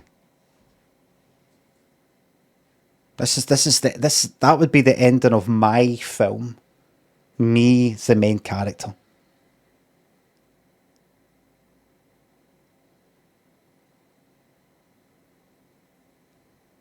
Demo thinks a sub. One more sub before the nuclear winter. Sid says, I was just thinking that. Yes. Demo thanks for sub. Thanks again. Raw, thanks for gifting that sub. Dan, thanks for the bits. Rainbow, I think it's Rainbow 1 or Rainbow 2, is it no? Limit after the Great Reset. The new role was Emperor. Can I look after Wales, please? I think we've actually got some Welsh people in the chat who might object to that. Yakuza, thanks for the new Prime sub. Thank you very much. Anyway, forget about that. Everything's fine. Right? Everything's alright. To everybody who's on an island or Britain, we're on islands. We're alright. Islands are safe. Alright? Islands are safe. Don't worry about it. They can't get us here. They've got to come out of the water. We'll see them coming. Don't worry about it.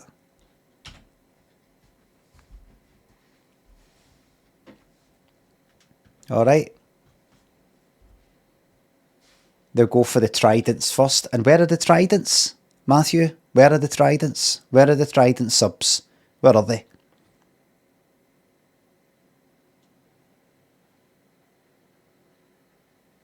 Where are they? Scotland. Where? At sea. Where in the sea? At the top? Floating at the top to be bombed at the top? What's the purpose of a submarine? Under the water. Safely under the water.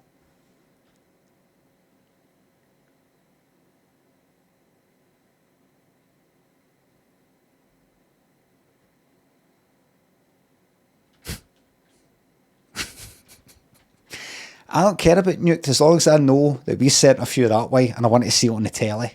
Just so I can go like that, right, good. That's alright then. Right, I'm off ski. Isn't that a nice surprise? Yeah, but... What are you looking at? His hook. His what? His hook. His hook? Yeah. As long as you don't look at my hook. Well, that is a lovely surprise. Also, your Tracy. You've got to blame this all on your Tracy, you know. I will do. What are you going to do to him? Famisha says, why worry? Drink and be merry. Well, not Limmy. I can drink.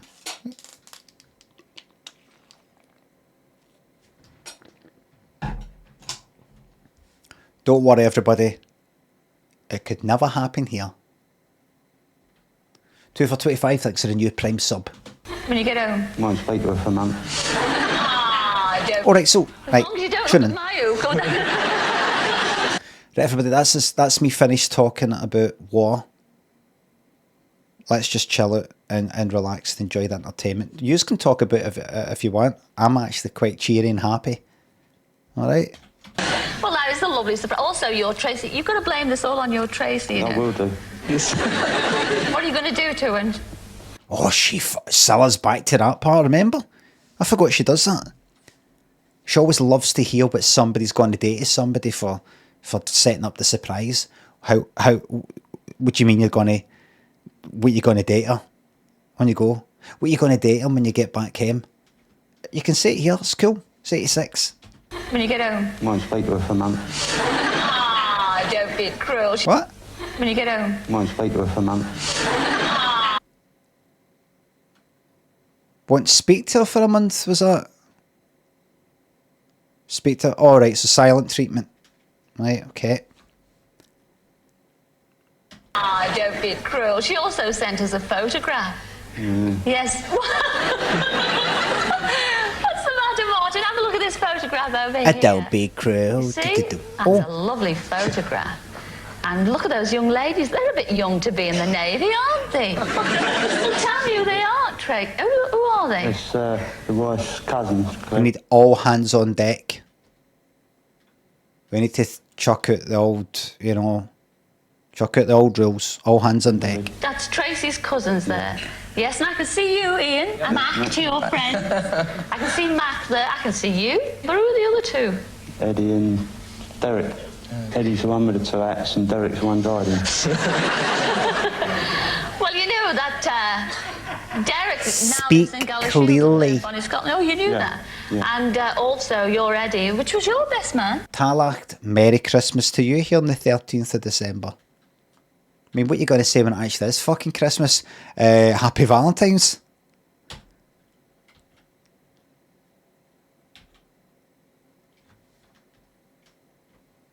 Thanks, everybody. Eddie was my best man, yes. How long is it since you've seen him? About two and a half. Yo, what's the deal with people saying Merry Christmas or Happy Christmas, like, before it's Christmas? Like, it was like halfway through December and people like, oh, Merry Christmas, Happy Christmas. Like, it's not Christmas yet. Like, what are you going to say on when it's actually Christmas? You're going to give me like an Easter egg. And finally, the Prestige. The Prestige. The third part. The Prestige.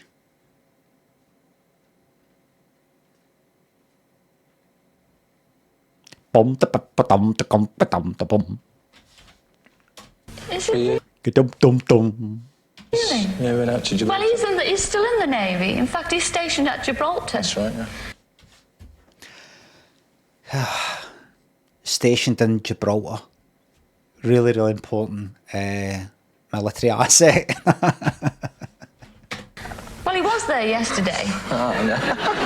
Unfortunately, he has died during a routine training operation. But that's the point of these training exercises, even though it's not fighting an enemy, it does filter out the wheat from the chaff. We got them both extra leave. Come on, say hello to your old shipmates. Come in. So it's to be celebrated. The death is to be celebrated because when it actually all kicks off, we've not got this dead wood.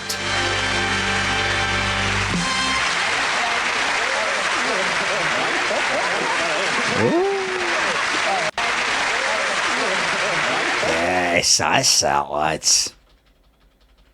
That's it. There we go, man. That's it, man. That's the sub life, isn't it? That's the fucking sub life. Farting. Lads that fart together, fight together. Zonman, thanks for the bits. Hi, mate. Could I have a quick shout out for my boy Shagmar's Bride again?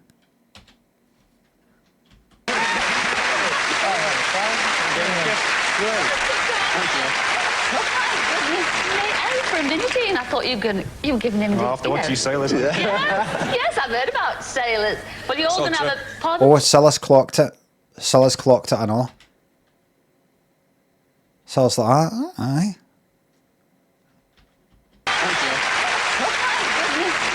For a minute, Ian. I thought you were giving him. After watching CILLA'S. Yes, I've heard about sailors. But you're all going to have a pardon? Sold through.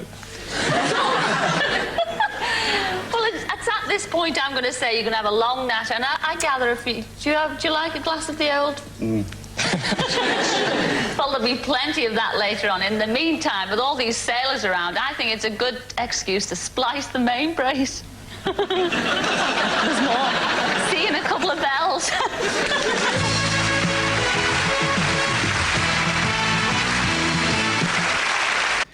See if any of yous were in like the First or Second War and you're sitting in a trench for ages, and imagine you're there for about a month and you're bored out your nut. How long do you think until you shot one of your own men out of boredom?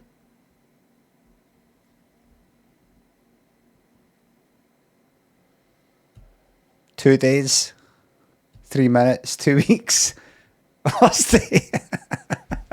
Yellow, thanks for the bits. Big love to you. Big love. Big love. For what he's gone through. Because he's strong. He's inspiring. Timbit, thanks for the sub. Gazwell, thanks for the prime sub. Hello and welcome back. And I think it's about... Shoot myself immediately and drop a grenade at the same time. Aye, make sure you take a few away as well, fastened in this fictional scenario that I'm talking about in a humorous way. I'm a professional satirist.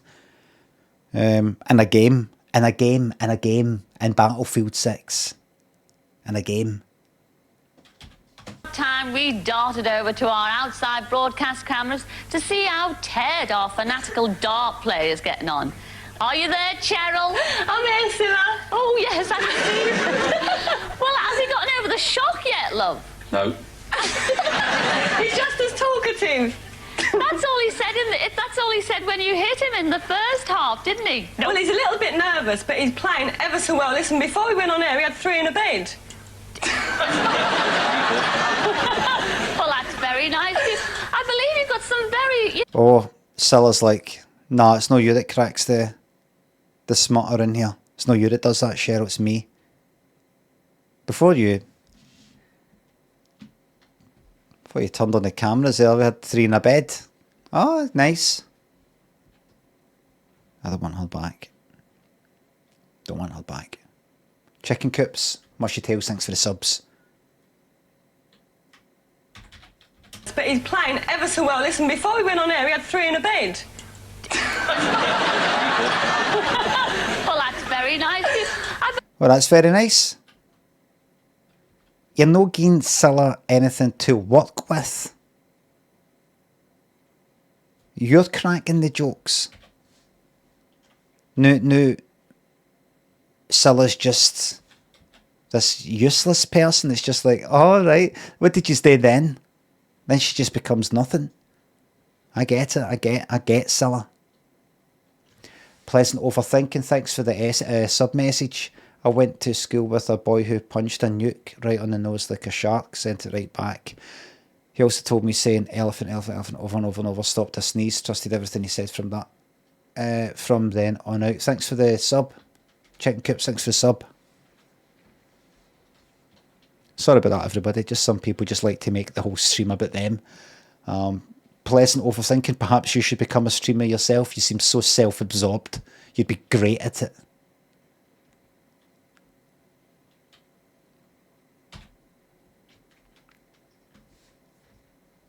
I believe you've got some very, famous people.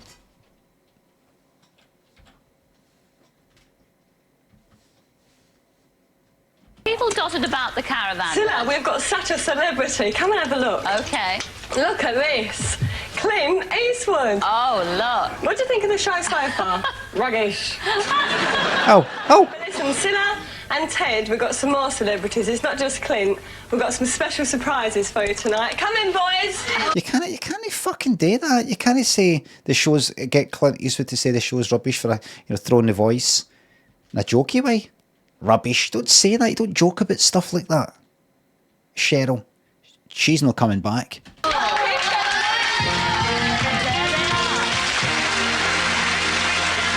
What? Who's this cunt? A big shot then? Oh, it's Eric Bristol. What's fucking hair? The fuck is that?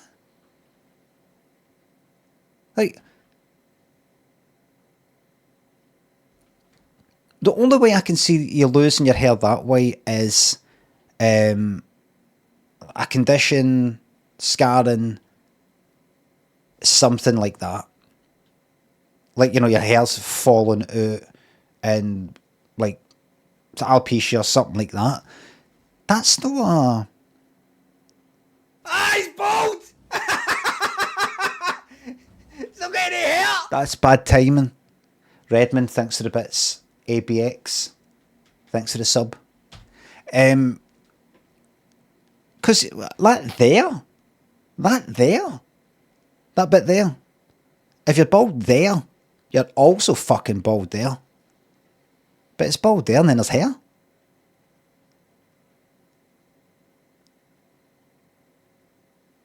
Maybe it's just kind of falling out. No, he's not like gone bald. Because it's too inconsistent. It's too... I don't know. It's none of my business. And my hair is none of your business.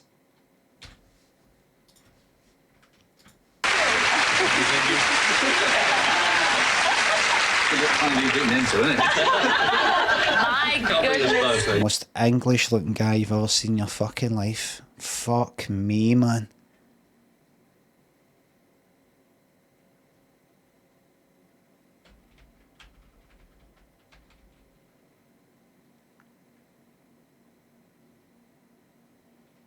Get the paintings on again, aye. Oh, so you're playing one of this. Next time. Yeah. Isn't that... I kind of do his face, kind of. You kind of do it. It's like a painting. Wonderful. Eric Bristow and Keith Deller. Hey, Eric. Look, I mean, look there. He's got this big face. His wee feet in the centre of the face. Soft lips and the shape of the nose and the eyes that sort of come down. Just like all these tons of paintings that I've fucking seen. Tons and tons. This is like the great. This is like who was the fucking king 1,000 years ago type of thing. Yellow August, thanks to the bits. It's Yellow August, not just yellow. From one pedant to another. Oh no, people have got these long names. And sometimes I just abbreviate it in a kind of Ellis Island style. Tom Quixote, 45. I'll just say Tom. All right. Okay. Yellow August 0, or is it O, capital O? Eric, sweetheart, aren't you a little bit nervous playing against this chap? Yes, I'm very frightened, yeah. Eric, sweetheart, aren't you a little bit nervous playing against this chap? Yeah.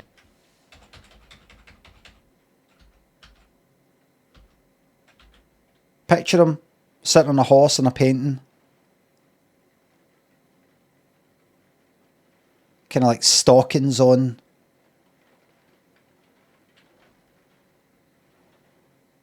A deer lying there, torn to pieces by like hounds. I'm very frightened, yeah. Nice ball up here as well, isn't it? I don't believe this. He'll be alright. He's got my flights in as well, sir. Have you ever played in a caravan before? No, I've stayed in a few caravans, but I've never played in one. And what about Keith Deller over there? Keith? Hello, Cilla. How do you feel about... What's going on with you? Is that a dummy? An 80s dummy? playing against this guy tonight? I think we've got a slight advantage of playing on home territory. Well, how do we start this game? I don't really... I love watching the darts on the Sunday, you know, bullseye and everything, but I don't know much about the game. I mean, you're going to play just feel like you can just lift it right off. Wig. With Ted over here. So how do we start the game off? What's the first rule? Well, we're going to play it. I've decided. Is that right, lads? Yeah. You decided, right? I thought we'd have doubles. I'll play with him. Doubles. Where's she, Faye? Is that Essex? Cheryl Baker. There you go. See, I've looked her up and everything. Bethnal Green.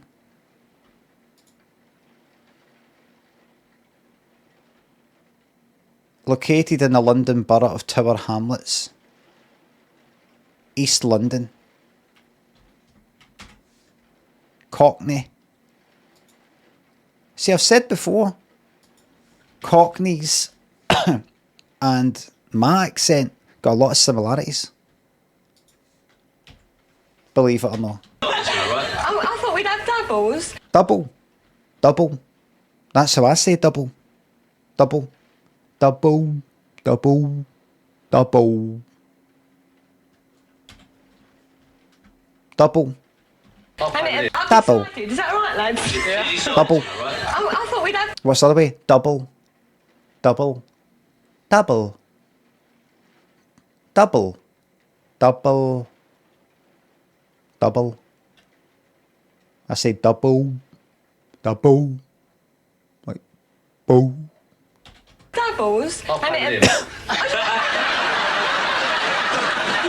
Right, Ted and Eric, me and Keith, Oh, yeah. and we play 301, That's but it. I can't get doubles, so we start without the double, but we finish with a double. You can get my double. All right, Cheryl. Is that right? Now remember, Eric, he's already had 3 in a bed. Is he? Yeah. It's fine, Paul. You're all there, aren't you? Yes, man. Cilla knocking the joke back. Cilla try to get the joke back on her side. Andy, is it? Yeah, me and you. Keith, how do we start the game I'm off? with you. You boys bored out his fucking mind, man. You just know it. We're going to start off, Ted's going to throw first, then me, Yeah, well, I might leave him a double. then Eric, then Keith. Right, we better. Who's chalking? Off We you all go chalking around, then. aren't we? Yeah, all chalk your own. Get out of the way. Where you go, Ted? Has Cheryl always spoken like that, or is her nose blocked a wee bit? Sounds like she's got a wee bit of a cold. I think she's got a bit of a cold. This is series 9 shite. No. I think this is quite unpredictable, this particular series. I mean, that Doug fit Boffy yesterday. Game on! Game on. Hear the rain.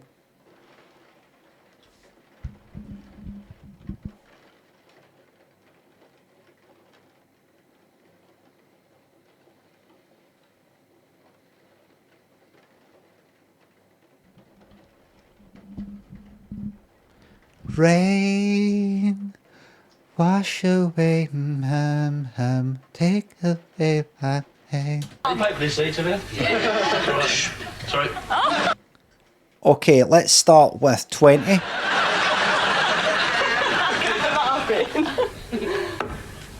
Dickhead. In there, Ted. That's the odd one.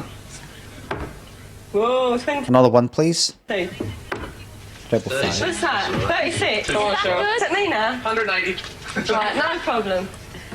What the fuck is that? Aye, maybe it's just a bit's falling out on that side. Does it look like it's sweep tail? Aye, must be. That must be a medical thing or something. Is that good or what? That's nervous, isn't it? Very. What is that, 265? Yeah, he's missed the two. We're Go going to win on, this no Cheryl. Like they say in it. In it. I say int it. Like isn't it? Int it. And they say that in Northern England as well, don't they? See, we've got a lot of similarities. Let's just put all that William Wallace stuff behind us, right? Right. Water under the bridge.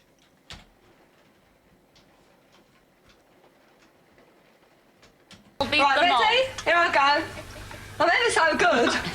Oh. I used to be ever so good. Oh. At 6. Yeah, 7. Look at that.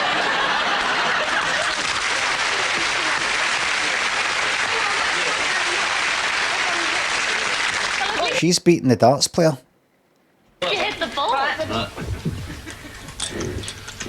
I'll let you have that Pressure's one. on. Don't fuck this up.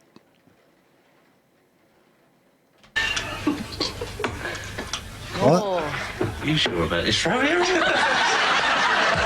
are you laughing at? 22. He didn't play that over Lakeside, did he? Crafty Cockney. The fucking shite Cockney, me like it.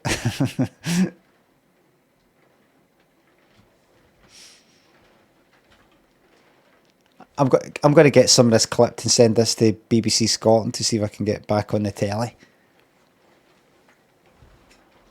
I went back on the telly, but it's kind of like, it's no sketches. It's like Gogglebox, but it's just me.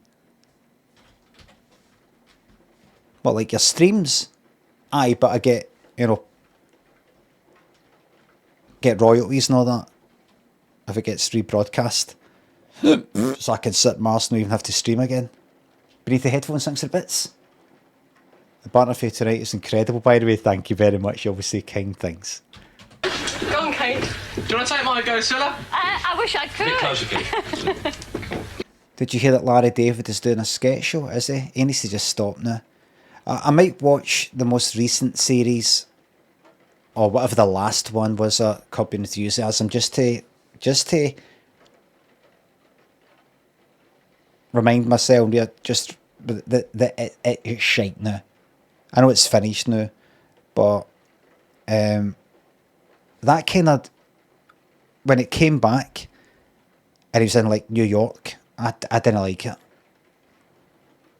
And I think the next series was meant to be shite, and then I think another one came out, and some people on here said it's actually got good again. It's got kind of good again. So maybe I'd watch that, but I love the original ones, the old ones. Had that kind of low quality way to it that I really liked. It felt rough and ready. Yes, it is very right. He's trying to. Oh! 22 again, wasn't it? 41. 41. We're 10 in front, Cilla. This could go on all night. Do you know, the suspense is killing me. With the power of television, I think we should fast forward to the edited highlights. Fucking brilliant. Thank you very much, Cilla. Can't help it, it's funny. But it's getting serious now, isn't it, Eric? Now you know what I practice, Cilla. But I thought this was...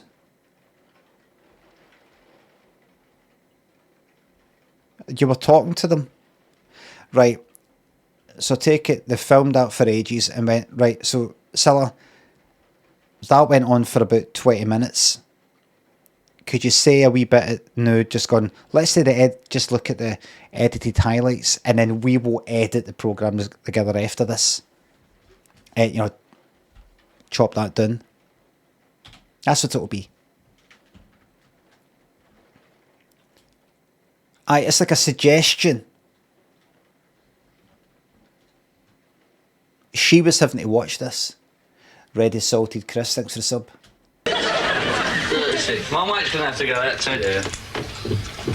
Andrew, no, you can do it. But no speaking. Thank you. You should throw a bit, haven't you, mate? What's that? What's that? 44, 64 left. left. 64. 60? Yeah. You're on 60. It's all double judged to me. I'll get this in one down. Yeah. So what's up? Just these double top. 20, double 10. Double 5.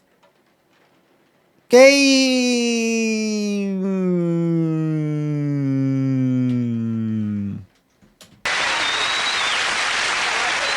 That's my favourite way when favourite way for darts to end, when they've got to end on like double 16. They fucking hit 16, so they've now got to actually get 16. They've got to go for double 8. They fucking hit 8. Now they've got to go for double 4. And you see them like that, you know, the close up like that, double 16. You see them going like that, double 8. You know, see their eyes moving. Love all that.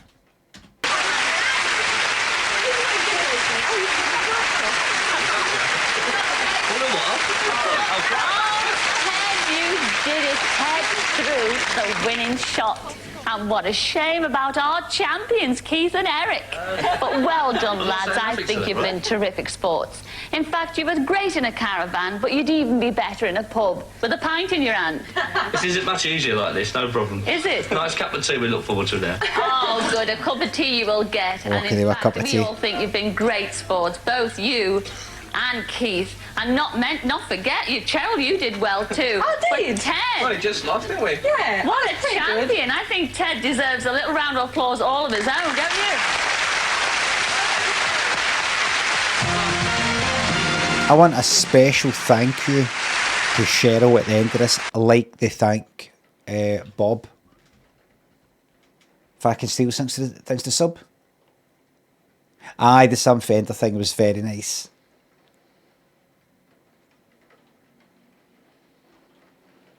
I bet Bob was watching that with great interest. I bet Bob was watching that thinking, why did they... Well, I'm going in the Concorde, mind you. They should have maybe waited for me to do the... Come back to do the darts thing. I can imagine Bob thinking, I don't like that Cheryl Baker's doing this because she could fucking be popular. People might like her. I'm not going to have two women. Aye, right enough.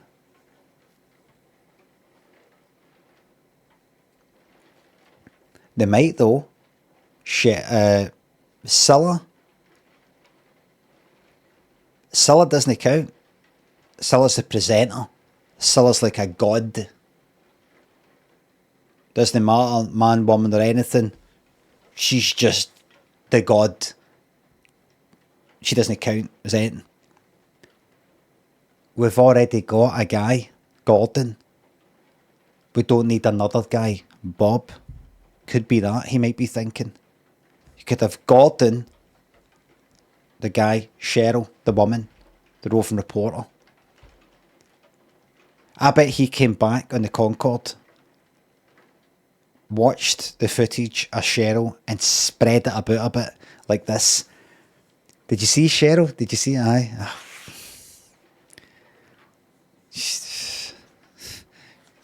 I like Cheryl. She's not really good at that.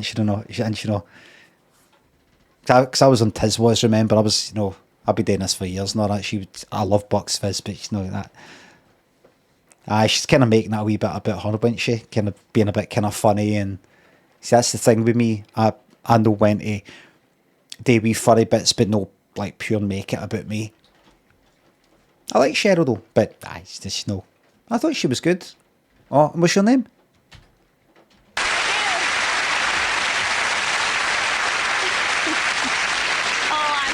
Marvellous how they managed to throw those darts, don't you? Yes. Yes, they throw them so straight, I'd be hopeless. I went on a dart stall and they throw them so straight, I'd be hopeless. I was waiting for a joke.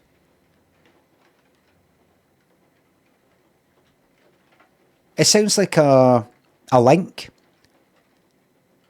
Oh, darts. They throw them so straight, I'd be hopeless.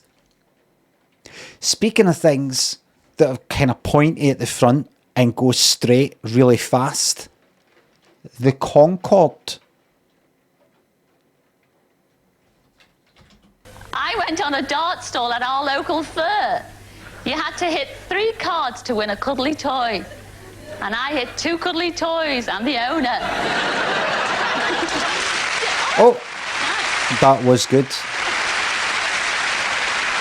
Well deserving. To hit a few bullseyes with our searchline. So let's go right over to gorgeous Gordon, Mr. Suave himself, and see if you can help us hit some more targets. Over to you, Gordon. They don't say, oh, Gordon, stop it, mate.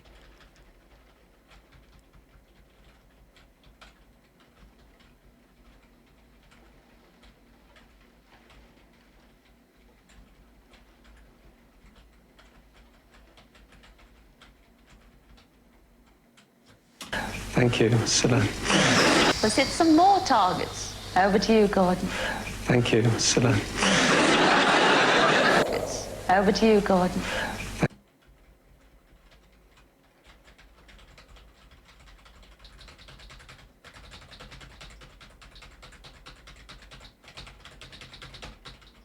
Thank you, Scylla. Oh.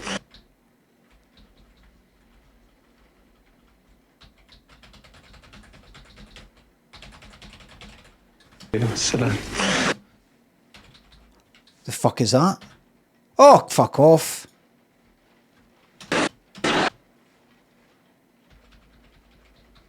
You never know, Scylla. Play your cards right. Just keep hitting them with it. Well, it's certainly our aim, and Miss Longmore is one of my targets, because in last week's post I received this wedding invitation, not for me, but for this lady, Maureen Longmore. It reads, Mr. and Mrs. K.H. Mountford request the pleasure of the company of Maureen Longmore at the marriage of their daughter, Darlene Dorothy Mountford. Unfortunately, They were the good old days with pictures, because you look at it and your imagination fills in the blanks. It's satisfying to look at. Your imagination fills it in. It's a bit like the difference between watching some sort of film where it just explains everything and ones where it plants a wee bit of information. You're like that. Oh, I think that's probably why then you do a wee bit of working out. It's satisfying like doing a puzzle. That's what that's like. You look at it and you go, what kind of quite work out expression there? Smiling, or that's the way photos are meant to be. Longmore at the marriage of their daughter, Darlene Dorothy Mountford. Unfortunately, everyone becomes guilty after a photo fit in a police station. I've thought about this before. I don't know if I've ever tried it, but tried to make my face with a photo fit. Anybody ever tried that? Some sort of photo fit thing, drag the eyes in, drag the nose in.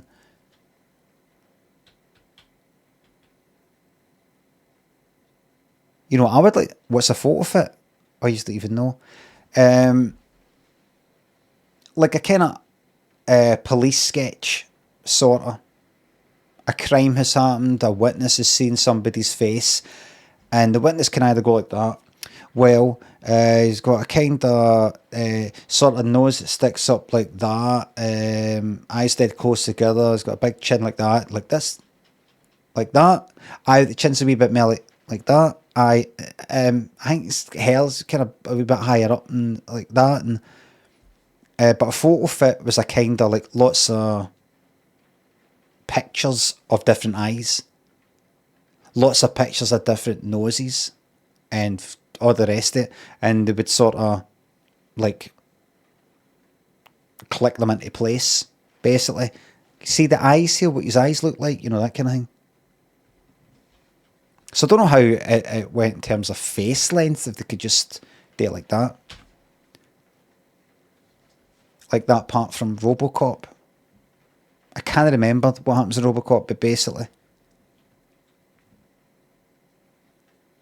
you can do it online. Now, I've seen things like that online, but I wonder, I would like to put my face into it and see if it can automatically make a photo fit for it, rather than me having to go through all the eyes. Does it exist? What would from a pre-selected, from a whole kind of range of eyes that already exist, noses that already exist, if I was to get my face, would a good photo fit actually look like me? It's when you really look that good. It's got to like be pre-existing photo fit stuff, like for the 80s or something. the Mountfords lost touch with Maureen about 15 years ago, and it would put the finishing touch to Darlene's wedding day if they could find their old friend again. So, Maureen, here's your invitation. Please get in touch. You were there for Darlene's christening. You surely can't miss her wedding. And now for two ladies who did it together in Didcot. Did what, you may ask? Mine saw that, you know. Well, they were railway porters. Olive Harbord and Wyn Bridgman were together at Didcot Railway Station, Oxfordshire in 1942. They were the best of friends then, but lost touch after the war. So, Wyn, if you're watching, please give us a ring. We'd love to see you and Olive racing down the platform once again. So if you can say they did it and then pause so that the audience, so it sounds like they're talking about like some sort of sexual activity. But then, you know, give it a pause and then say, did what? Well, did a marathon. Why are we saying that though? Why didn't we not just say they did a marathon? Well, because if we go like that, they did it together. People will go like that. What? They did the painting of a wall. And for our quickie this week, we go international. Oh, quickie. With a letter from Sweden, we're looking for Barbro Harper, who was born in Norrköping, Sweden on December the 4th, 1948. Oh my God. Anyone help? Our researchers will be on 01834 9090 until 10 o'clock. Could you tell me what this is in relation to? But don't worry if you can't get through. As always, you can write to us at Searchline, surprise, surprise, London Weekend Television, London SE1 9LT. If I saw my name pop up, I'd be looking for Brian Limond. No new, but you know, back then, about like that. Look, don't you fucking dare phone. Especially if I'm for fucking, especially if I'm for like hundreds, thousands of fucking miles away. There'll be a reason why I fucked off for Sweden. Some cunt's fucking tracking me down. Be the fucking stalker X. That's it, Scylla. Now, I'll tell you, we have an Audrey and Arnold Bradley in our audience tonight, haven't we, love? We have indeed. Their daughter June wrote to Searchline some time ago, and people Kind of sleep with the enemy type of thing. Oh, I'm really looking for my good friend. may well remember that a couple of weeks ago I put out an appeal on their behalf to find out where their great friends Iris and Leonard Price were. Can you not turn that seat in now, can he? Because the two families were very friendly and in the services together, and they used to follow each other around the world, but they lost touch 25 years ago. Yes, well, we invited Arnold and Audrey. Where are you, Arnold and Audrey? Yes. We invited you here to the studio tonight to do a follow-up. Look at this cunt. On that appeal, didn't we? What a classic look. He's probably younger than me. Because we said we couldn't find them. Not true. Do you see those two seats, those two empty seats in front of you? They're not just for two people who haven't turned up. They're for your very dear friends, Leonard and Iris Price. And here they are. If you look behind you, they're coming down the stairs. Careful.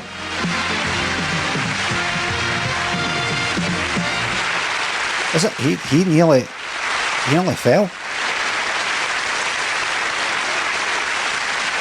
Careful, careful, careful, careful, careful, careful, careful. Still got your hair, look. Still got the hair, you lucky bastard, look. Look at that. Still got the hair, you lucky cunt.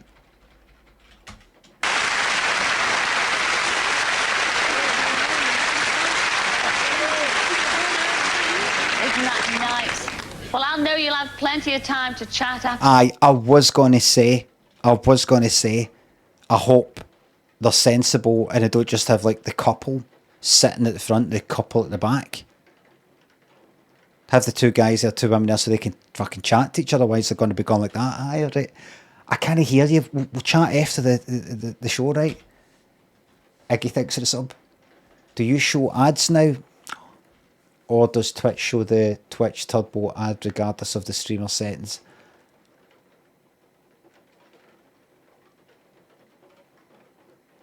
I don't know. Thank you very much for the sub. No ads. The show. So you see, Searchline really works. Thank you, Gordon. No ads. If you see an ad for the Navy, you've not seen an ad for the Navy. That's in your head's your guilty conscience because you're not doing enough to protect our nation. But I've got to move on because a little while ago, Bob and Dina landed in America, and I believe we've got some film of them at the airport. Oh, right, aye, because this was recorded at some other point. Wait a fucking minute.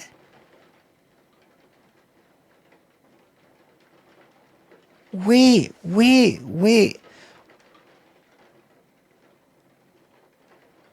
Right.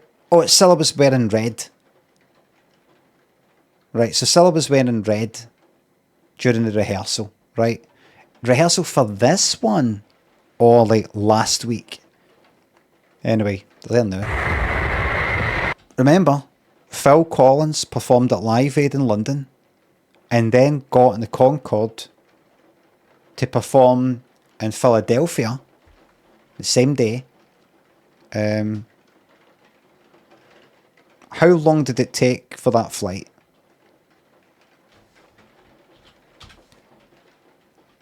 How long was Phil Collins' flight? The funny thing is, he burnt up all that fuel just to get that Concorde there, and I'm burning up this, or the fuel and all the rest of it, just for this AI search.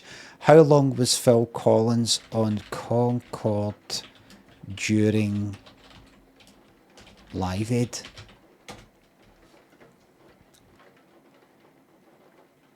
For about 3 to 3.5 hours. Right. Flying from London to New York in just over 3 hours. Right.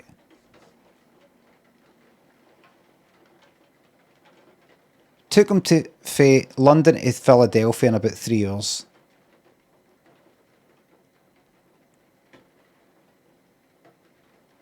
And how long is that normally? I fucking went to New York. I can't remember how long it was.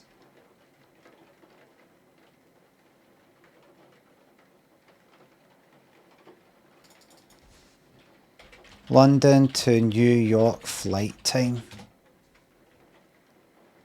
About 8 hours. Christ.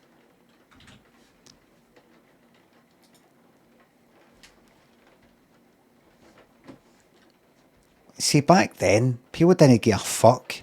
Just pop in the fucking Concorde and fly air there just for the sake of that. I'm not going to go into it. I'm just looking forward to when they finally say on the news, climate people and lots of other people have said, we absolutely 100%, everybody's in agreement, including all the skeptics and the rest of it. We have now went past the point of no return. We are definitely fucked. So we can just go like that, right? So we can just chill out now. We're gubbed. Right, so we could just not give a fuck now, am I right?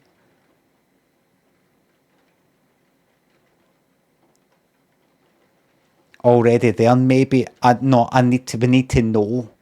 So we can absolutely 100%. Even Greta thingy, Thunberg, I still don't know how to say her name. Even her, she's just like that. Aye, fuck it. Okay.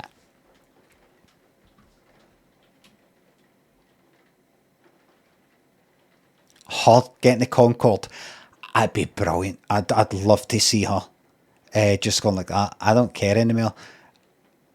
And she just lives on the Concorde. She just lives on it. That'd be brilliant, wouldn't it?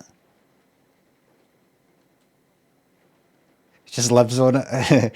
Never comes off it. It just gets refueled in the air by another Concorde, or jet, fighter jet. She'll be out of a job though. No, she could be a content creator. She could do a right-wing pivot. Oh, it just turned midnight. I just looked at my phone and went for fucking 1 minute to midnight She could do a right-wing pivot masculinity podcast talking about, like, get this discount code for this watch. that kind of thing.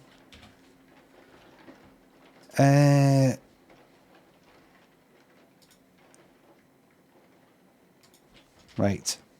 Here we go. Selling brain pills.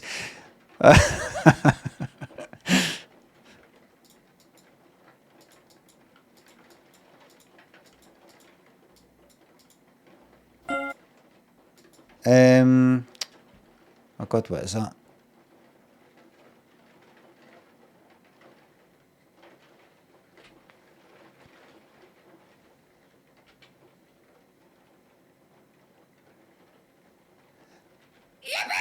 Oh, yes. Oh, fuck, it's not on. Right, Jesus Christ. Thanks. I don't even need to read it.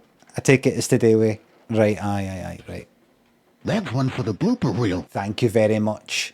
The system works. Second base, thank you very much for the blooper bits.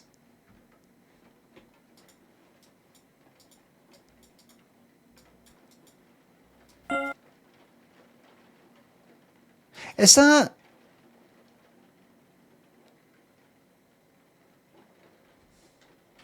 Is that...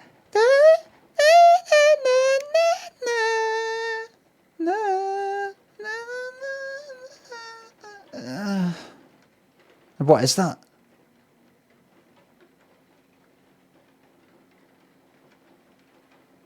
That's not that fucking Dire Straits one, is it? Oh, I can't remember.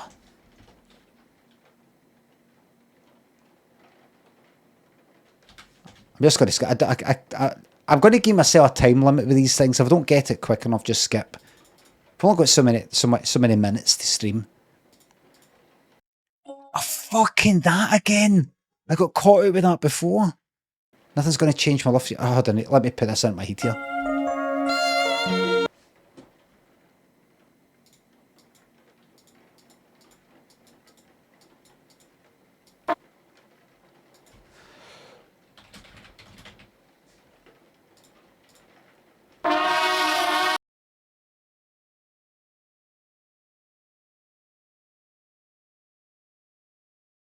It was easy.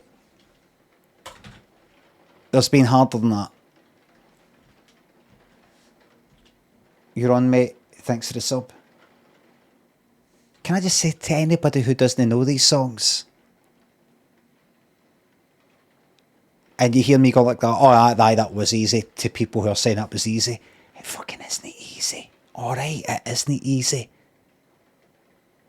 Maybe some of you younger folk or people who don't listen to that kind of music might be like, aye, that was probably some really, really popular fucking song that you recognise in an instant. It's just that I don't know it.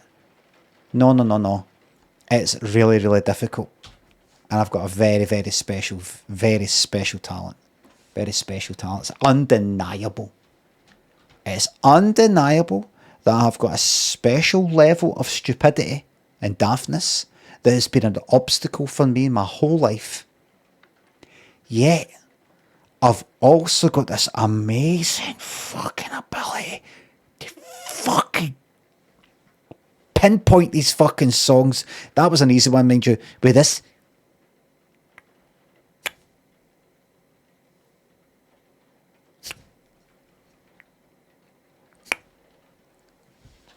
get it just like that. Just get it like that.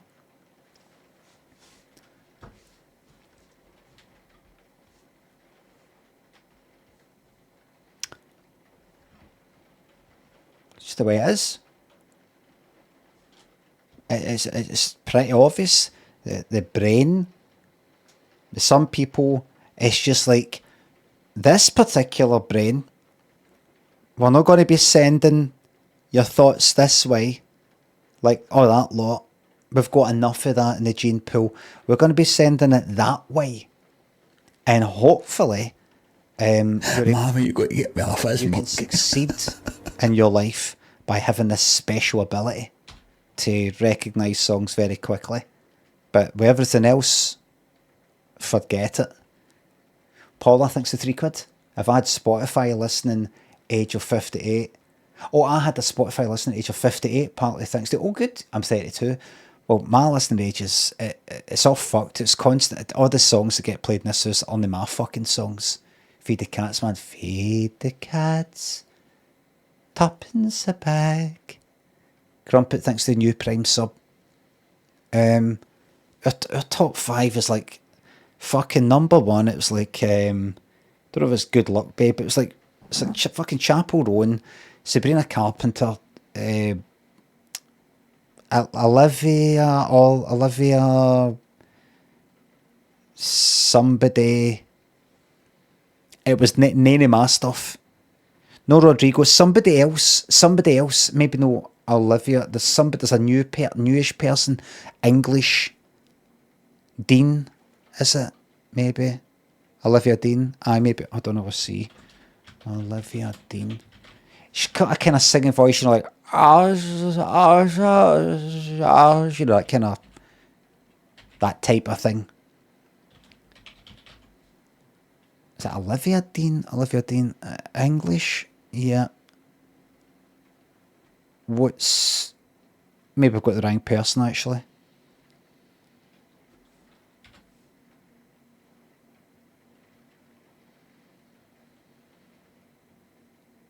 Am I thinking about the right person? Let me hear her voice. Hold on.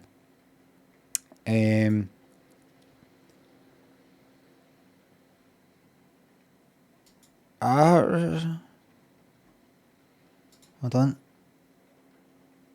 What's like the number 1? 29 million fucking views. My God. Aye. Yep, so.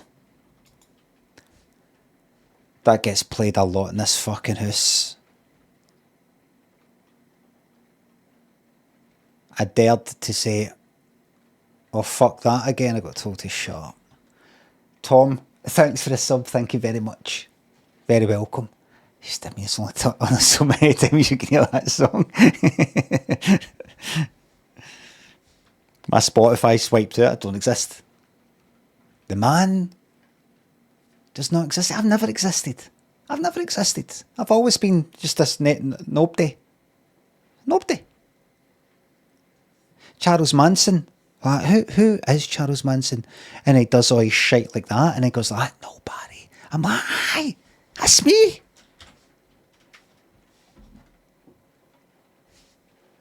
Right. I'm nobody as well. Right, here we go. Fucking yes, there it is.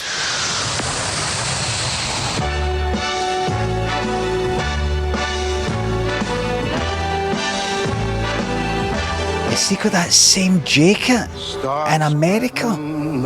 He took that smelly fucking jacket that he always wears to America. He didn't even get himself a fancy new jacket. This fucking arsehole, well said, you unless you're talking about me. He sleeps in it, he shites in it, he shags in it.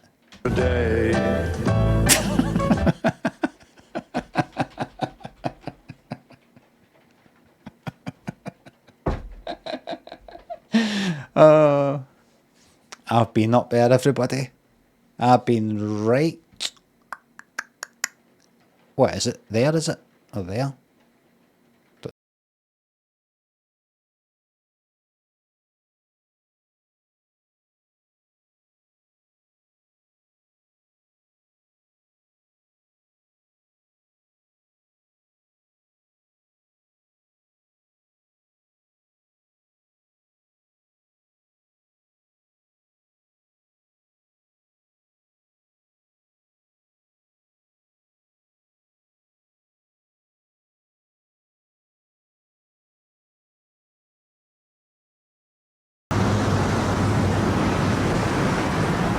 Come on, dear. Oh, what the fuck are you wearing?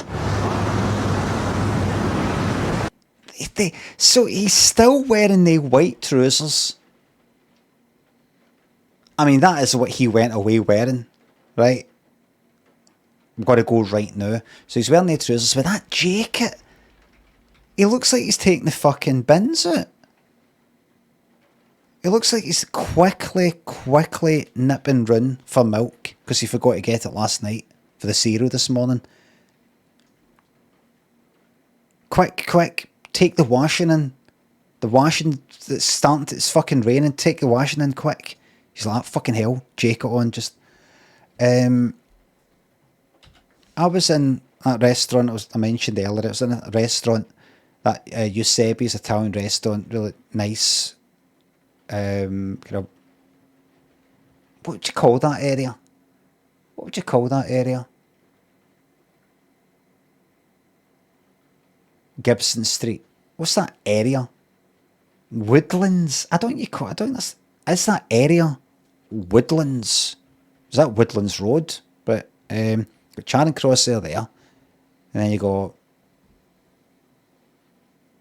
what's that station that's next to, like, well, the Byers Road station again? Hillhead. Kind of getting towards Hillhead sort of thing. Anyway, really nice, and this, I think they've moved to this fucking tapasy sort of thing.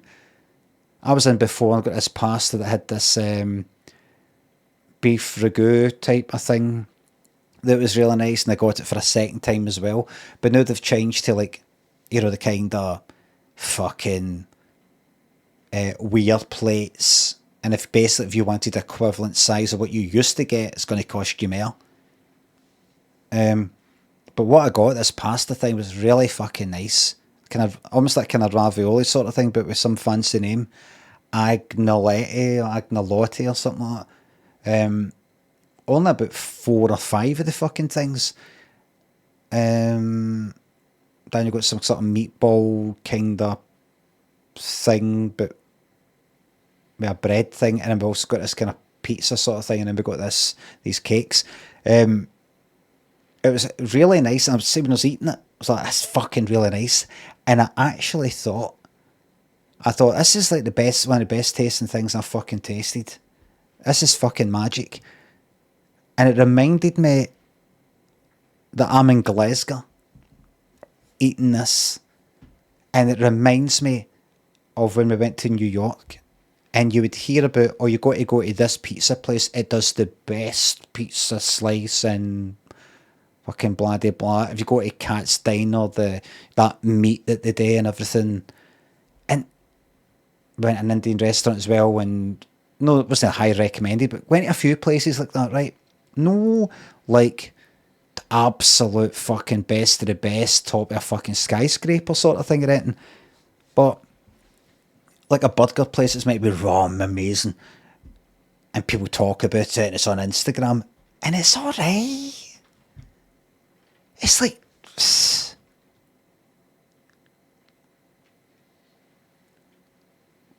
I just think a lot in New York is like that.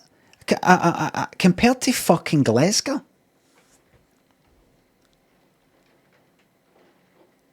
Glasgow's fucking better. Good old fucking Glasgow. And I'm sure there's a lot of places wherever yous stay, up and down the country or fucking elsewhere, that there's some place near you that's fucking amazing. Bagels are shite as well. Bagels are fucking shite. I think it's because they get a lot of tourists, they get a lot of visitors, and they don't need to be consistently. They just need people to visit it once. They just need the world to visit their restaurant once, and they're in business. But I think the standards in fucking New York are low. That's what I think. I think their taste buds and their senses are all fucked. It's just shite. You want real food? You go to Glasgow. Absolute Muppet thinks us hopefully get another abandoned raid attempt. I think so, else we sleep. Fucking hell. Arse's Bog thinks saw old guy spilt a boiling hot bowl of stovies on his lap. I don't even really know what stovies are. I've never known. Saw them in the Bruns, but good. Glad to hear it. or stick to Edinburgh. Aye, of course, Edinburgh, Glasgow. But I sent to Daniel, who's my son, 15-year-old son, in case you don't know. I said something today where, I don't know, there'll be a lot of people visiting Glasgow or something. I mentioned something today where people visiting Glasgow for the... I think he said, I know it's a daft question, but would you think's busier, like up the town? A Friday night or a Saturday night? Know that we go up the town a Friday or Saturday night and we can fucking judge it, but I said probably Saturday. He says, because I thought it would be Friday because like, a lot of people that was leaving work maybe go straight to the pubs or whatever, straight for work. I said it'd be busy during rush hour, but remember a lot of people on Saturday night will be up the town. Like Friday nights, a lot of people leave work and then maybe just want to sit in the house. But on a Saturday night, there's this feeling that that's the night you go out and do something. So a lot of people go there, and this is the bit that he was like, what? I said, and I also get a lot of people, coming to Glasgow, visiting Glasgow. You got a lot of people, tourists or whatever you want to call them. You wouldn't call somebody for like fucking Falkirk getting the train through to Glasgow a tourist, maybe. Big people visiting Glasgow on the Saturday. He's like, what? Coming here? But people like tourists, people visiting. It's like, Glasgow's well known for being a very good place to visit for like nightlife and pubs, clubs, restaurants, shopping during the day and all the rest of it. Glasgow's got tons of fucking stuff. More than fucking Edinburgh, by the way.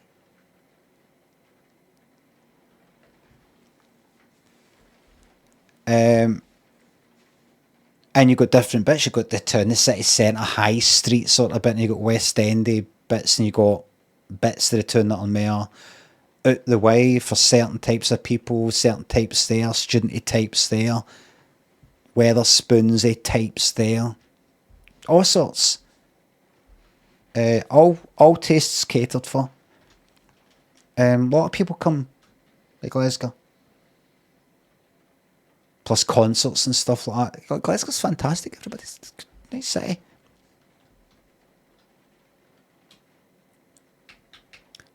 I used to be at the Quarter Jill pub in Glasgow. Lynn was there last night for this works thing.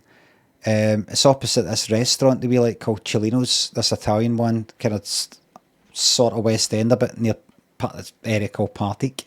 And this pub in the corner, you can hear it from across the road, and it's always constant outside, sort of smoking and all that and having a laugh, and there's a loud as fuck karaoke inside. And she said it was fucking brilliant. Quarter Jill was grim. It depends if you like people or not. See, if you don't like people, don't go. See, if you like a pub with normal people having a fucking laugh, having a drink and a laugh. I mean, I can't go in because I'm ultra famous. There's tons of pubs like that. Tons of pubs.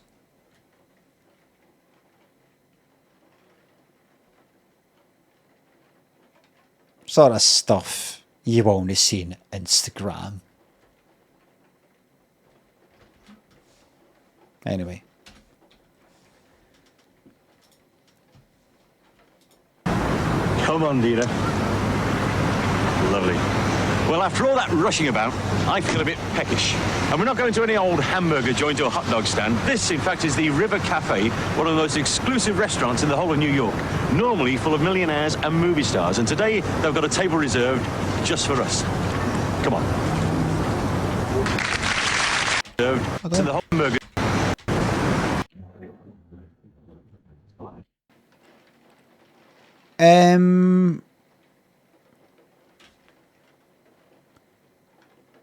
Twin Towers are there. We're obviously across the river on this side. Does that not mean this? Is this no New Jersey?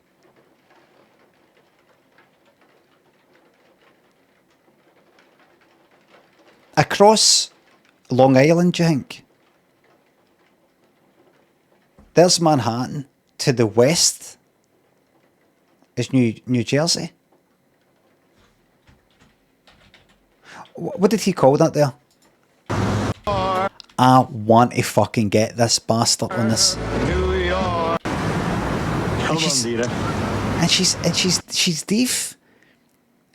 And she needs to lip read, and this cunt is fucking talking before getting her attention to fucking Monster Playground.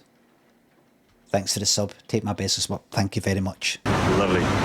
Well, after all that rushing about, I feel a bit peckish. And we're not going to any old hamburger joint or hot dog stand. This, in fact, is the River Cafe, one of the most exclusive restaurants in the whole of New York. Right. No, that was years ago. River Cafe USA. Alright. You bastard. You bastard, you bastard, you bastard. You bastard. Yeah, were you there? I think I was, no right there, but I was there. Where's that,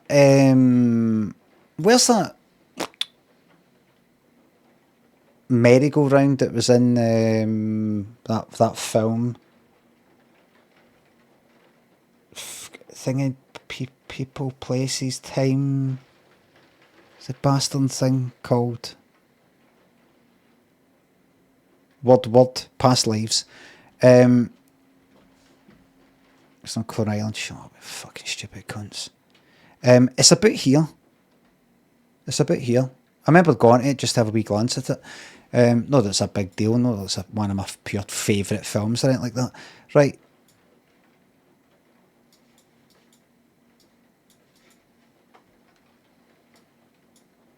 Right, so kinda.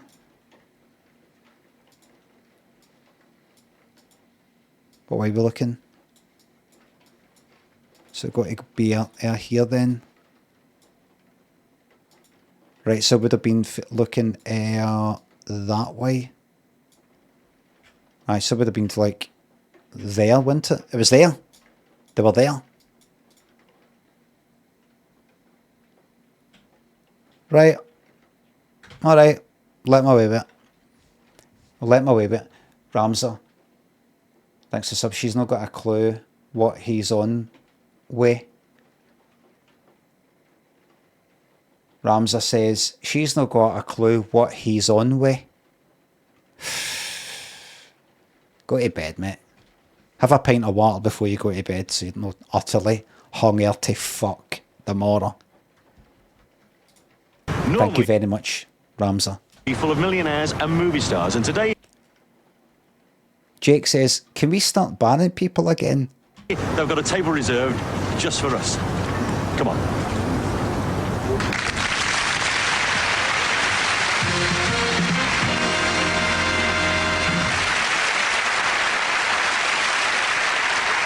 We'll be going over to Bob and Dina live by satellite later on. Oh, our Bob. He gets all the good jobs, doesn't he?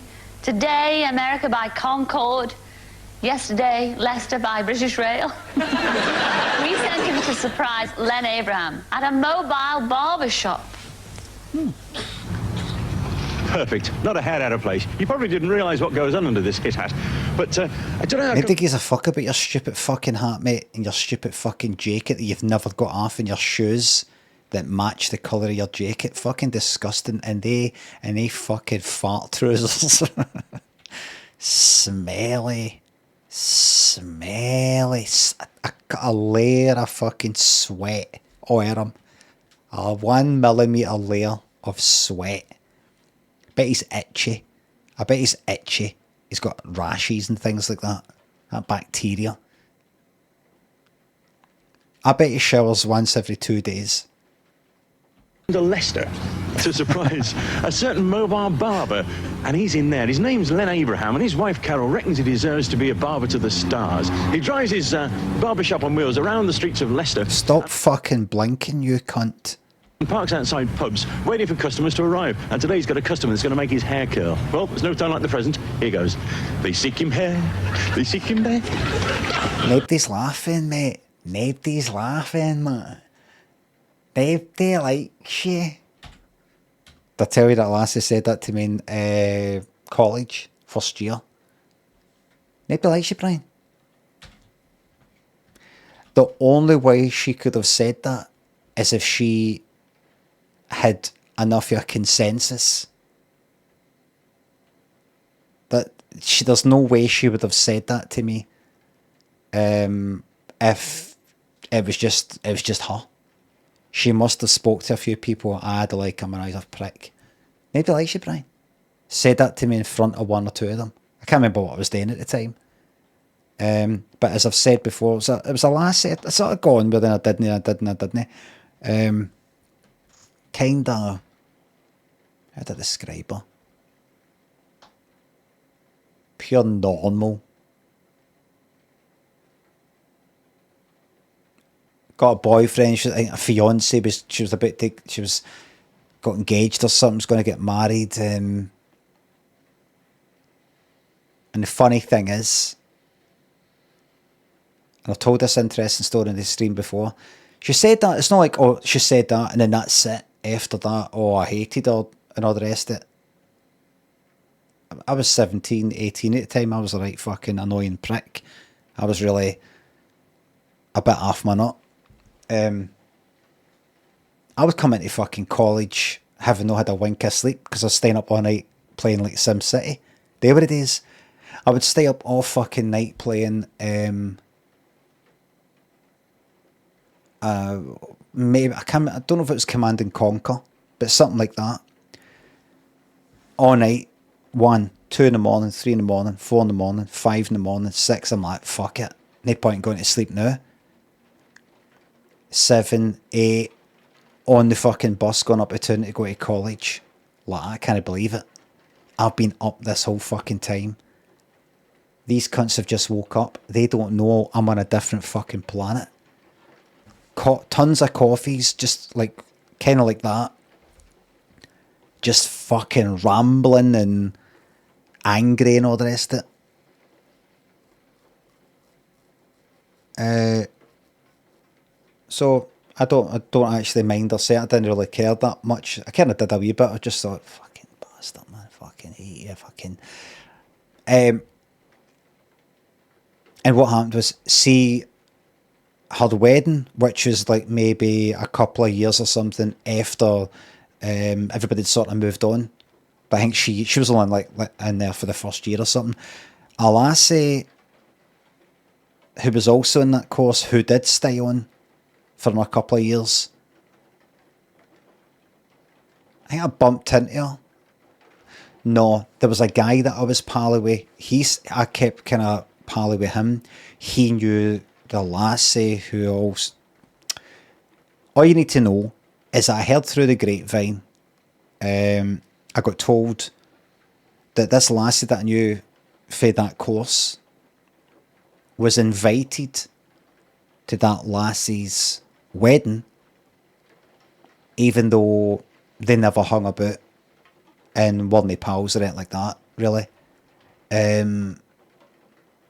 The impression that she got is that nobody was going to her wedding. And she's just like asking people to make up the numbers.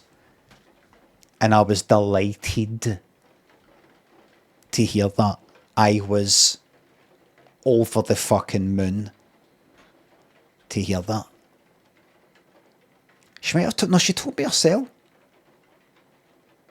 She might have actually, this lassie that I knew, I think she actually told me herself in the fucking Strathclyde Union.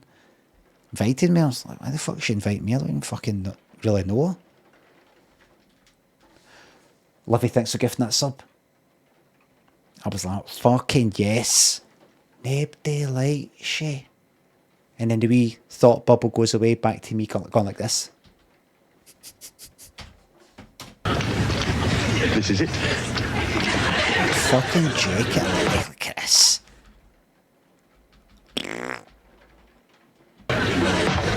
Ben Abraham. Surprise, surprise. How are you? Nice to see you. We're having a sandwich. Oh, great. Yes, please. We'll eat those in a second. Excuse me. Okay, that not surprised that much at all. A camera fucking crew coming in with Bob Carriage's for Tiz was. You're right, you come to have your haircut. Len, a little bird tells me you're quite a snip with a pair of scissors, is that right? I'm quite a snip with a pair of scissors. Do you want one? Well, what could you do for me? I mean, what do you think? Is it the short back and sides or a turn on the old moustache? Actually, it's your wife, Carol, that's put us up to this, because she reckons Can I just take your hat back, mate? Actually, see some better heads than the ones you get. Oh, Bob didn't like that, didn't he know? Bob didn't like that. More famous heads. So we're going to whiz you off to the Surprise Studios and try and set you up with a nice famous head. Is that all right? That's great, yeah. Let's have a sandwich then. What do you fancy? Well, I've had a quiet day today as well. That's nothing in that. It's bread and butter. Just had a Serious power plays going on here. Two of them looking at each other like that. Bob leaning forward like that. You took my hat. Guy like that. I did take your hat.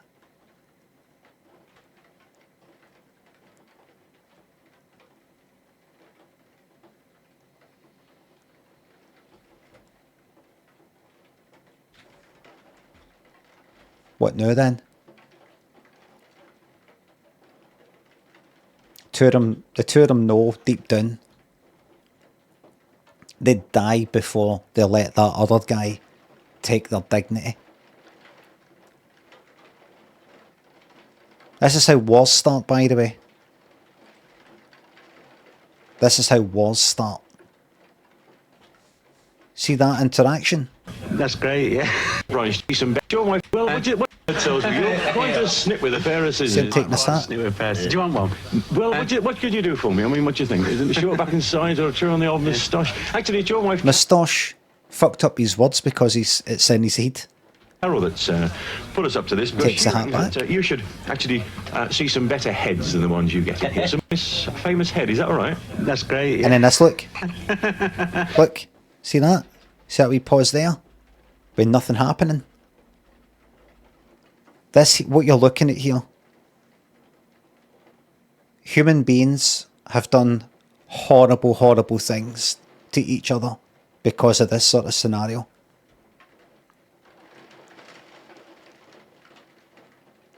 I sometimes read something, some fucking atrocity that's happened, and I'm just like kind of sickened. And I'm like, honestly, how the fuck can somebody, I don't know, imagine this, somebody stamping on somebody's fucking head until they're dead. And I'm like, how the fuck can somebody do that? How can somebody do that? And then I think about, imagine somebody was planning on doing that to you. Right, imagine that, somebody's planning doing that to you and filming it on their phone. Can you feel the hatred for them? Aye. Would you like to fucking do that to them then? Aye. And everybody that they know. There you go, it is. What have I fucking turned into? This is it here. This is it right here. This is it.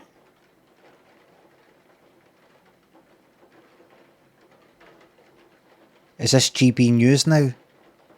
What?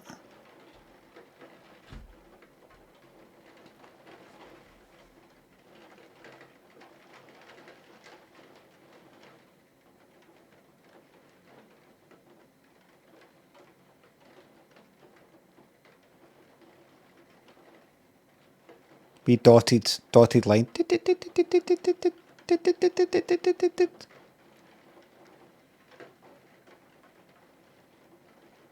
That's a rivalry that could go on for decades.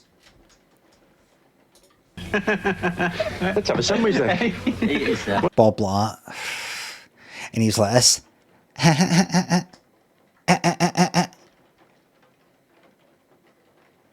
Bob, go back to sleep. Can I go back to fucking sleep with that fucking cunt in my head? Bob. Bob's sitting up 3 in the morning like that.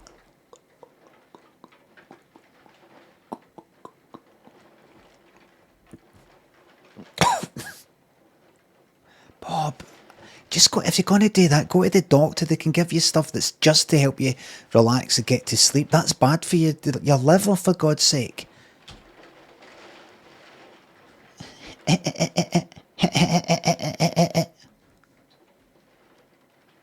He just took your fucking hat. He's just having a laugh.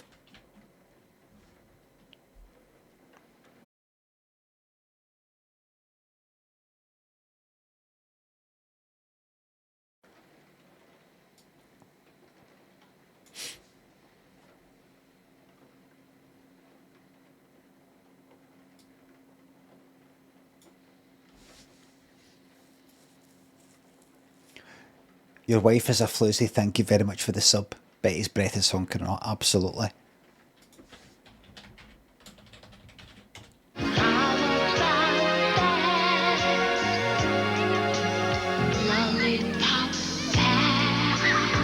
John Stop and Liam thanks for subs and bits. Fun fact, you have one more BAFTA than Scylla. Yes, man. It just crashed. Just crashed, simple as that. OBS just crashed.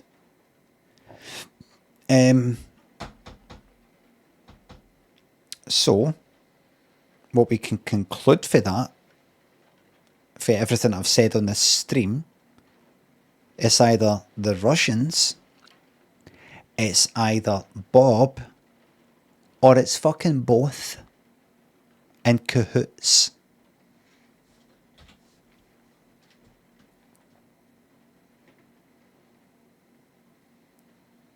Comrade Bob. Comrade Bob. I'm going to write the book. Comrade Bob. Light entertainment presenter. The story of some, I don't know what the subheading would be. That's the name of the book. That fucking thick. All the evidence. Bob gone there and all that, like under the guise of trying to find people, you know, like just a surprise and all that.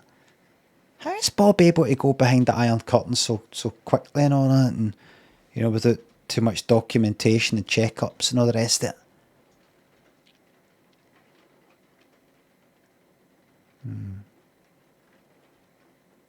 Anyway,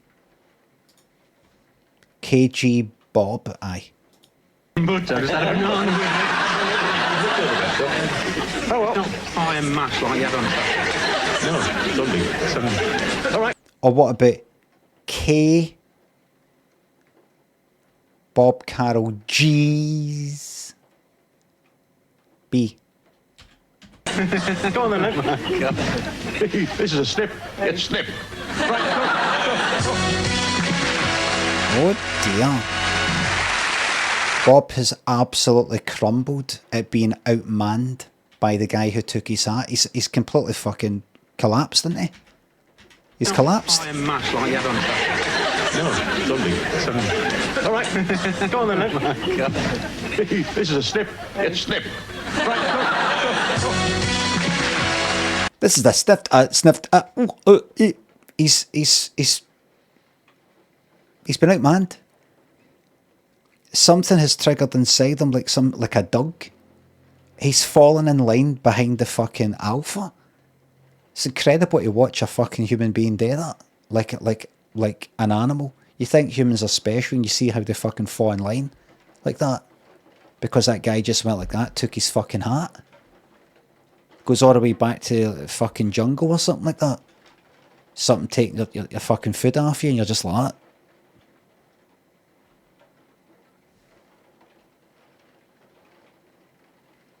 You've either got a challenge or fall back. Horrible to watch. You like to think that people are kind of sentient and, well, they've got a soul, but, you know, there's a spirit, there's a feeling, it's individual, and then you see we're just these fucking biological fucking machines, just like the rest of the fucking animals. Horrible to see. I'm actually rooting for Bob now, I can't believe it. Fucking hell. Brian, thanks for sub. Oh, and here he is, the barber himself, Len Abraham. Come in, Len.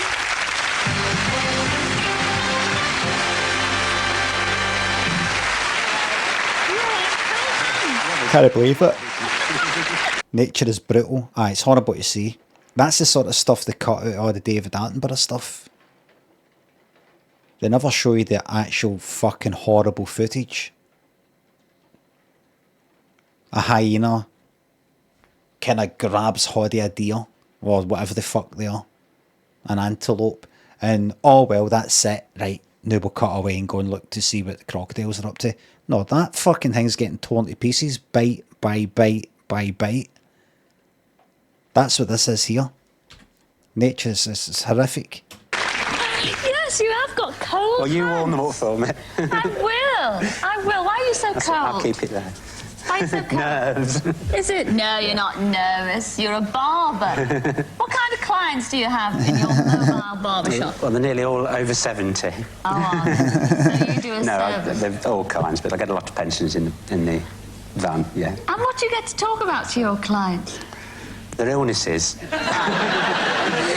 Well, Len, I mean, we promised you, a famous head to work on. I'm now on his side. Fuck Bob. Brian, thanks for the sub. On the show. Are you ready? Promised you, a famous head to work on the show. Are you ready for this? Yes, go on. We have got one of the biggest famous ads for you. Duncan Goodhue, the bald swimmer, maybe wearing a wig. I mean, they're not really going to give him a celeb and let him actually cut the hair for real. To work on. And he needs no introduction whatsoever. Come in, our famous Ed. Fucking yes!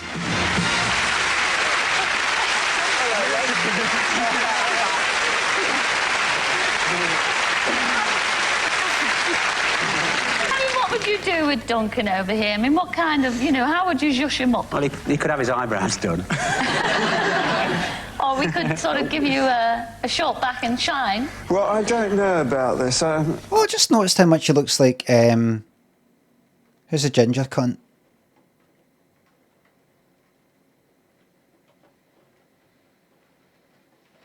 Ed Sheeran. That's got an Ed Sheeran right on. I'm not sure about barbers. I don't know. What do they do? Maybe no. Maybe no. Yeah, I think so. I think it's just the brow. Because you can't really see Ed Sheeran's eyebrows because he's ginger. Anybody without eyebrows, like me. I'll keep him away because I got what I've got and I don't want to lose any more. Duncan, but I mean, he can always trim the hairs on your legs. Oh, well, actually, he can't because look, there's none there, and you just feel that. You'll be jealous of that. Feel it? Oh. There is one at the side there. So has he got like nae hair, Matt Lucas style? Like just gone, just for an early age, the whole lot, all gone, every single hair on the body. Duncan, alopecia. This has been a big fucking episode. See, so the last episode was the dogs episode. Dog in the studio. Dogs playing football. This one is to do with hair loss.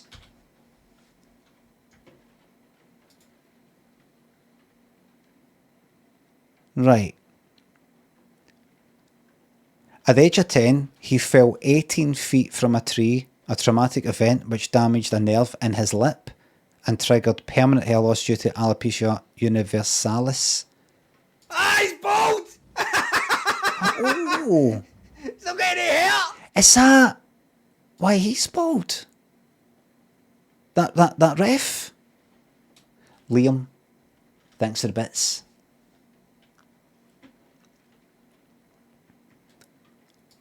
Liam, I hope you're struck down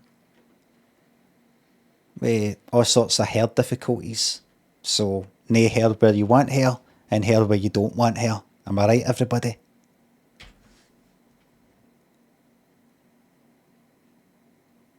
Symptoms of loss of all body hair.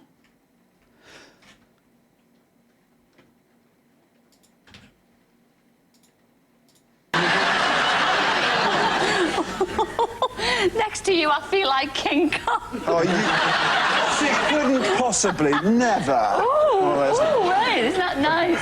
Oh, but Duncan, thank you very much for coming on to Surprise, Surprise, to really make a surprise on Len here. Right. You know, you're not the real reason why he's here. No, you were expecting this as well. Are we not going to get to Duncan Goodhue wig?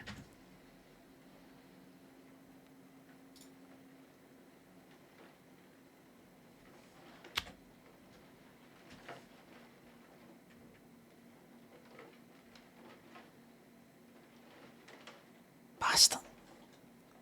I thought he maybe, as part of some programme, would have stuck a wig on, you know, just for a laugh, but you're not seeing it, so you know what that means. He's maybe been asked these about that. No fucking joke, mate.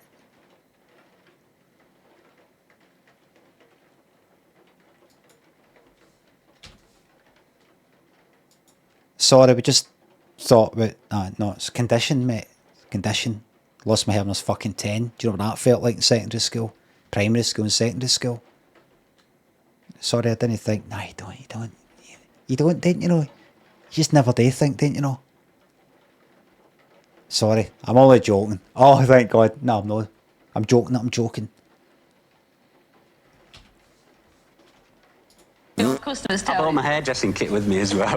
Kisu, thanks for the bits. Thank you very much. Well, you won't need that tonight, but what you will need is a good round of applause for Duncan Goodhue here for coming on. Thank you very much.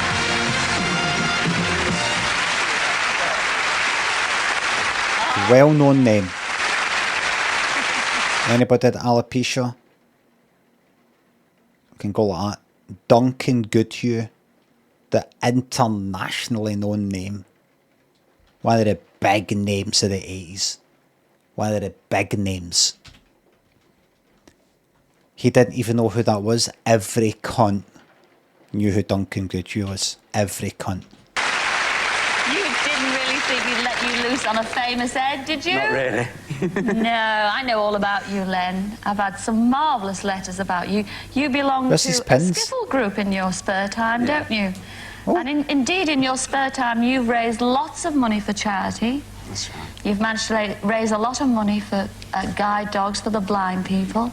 And you've also raised money for the blind people. For scanners for all your local hospitals where you live. And this group that you belong to, this skiffle group that you belong to, what's their name? Is it skiffle? I said,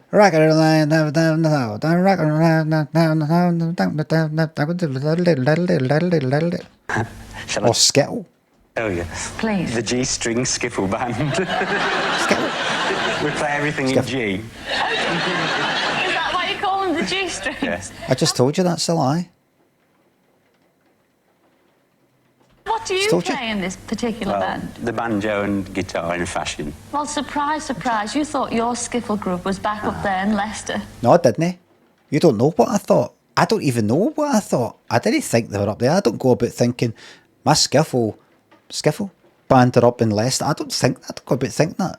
I didn't think that. You don't know what I think. Am I right, everybody?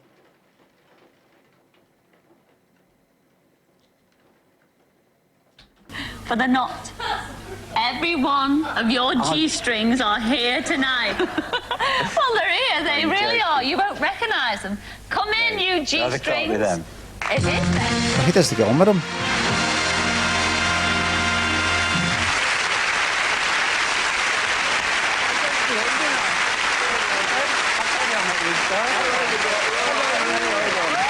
How's it going, you old prick? How's it going, you cunt? Hey, oh. Fucking hands off me, you dickhead. It's a proto Paul Weller.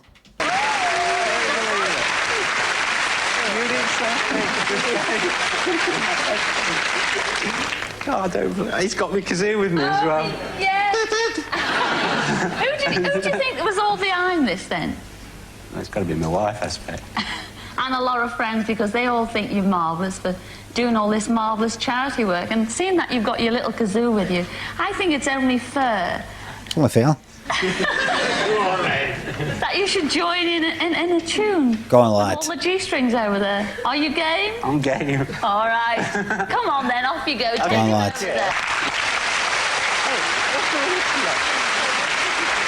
How do you know about it? How do you keep that secret?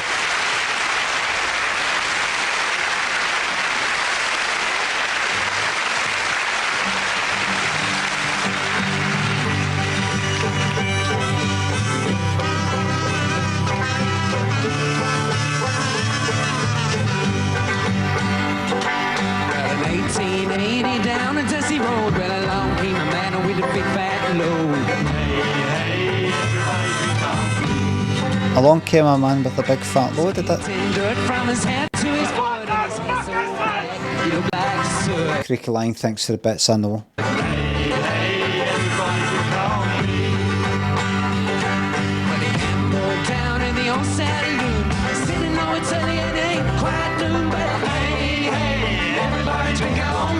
I'm going to have to reassess my understanding of skiffle, because that's not what I thought skiffle was. Oh, you fucking cunt. Second base, thanks for the bits. They're dog shit, says Buenos. That's no nice. Toodle. Skiffle music.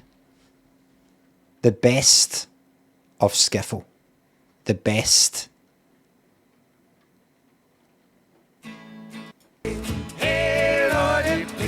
Is it going to sound like a train? Freight train? Nancy whiskey? Is it going to start? Is it going to start slow? Is it going to have a kind of boom dum dum dum dum dum dum dum dum dum dum dum? Is that the skiffle is just country but English? Sorry for subjecting you to that at 5 to fucking 1 on a Saturday, Sunday. Less stress, thanks for the new Prime sub. Hold on, let me turn the volume of my mic up, everybody, so I don't have to talk so loud. There we go. 1, 2, 3. I know Lonnie Donegan. I'll look up the definition of skiffle at some point, right? Off stream.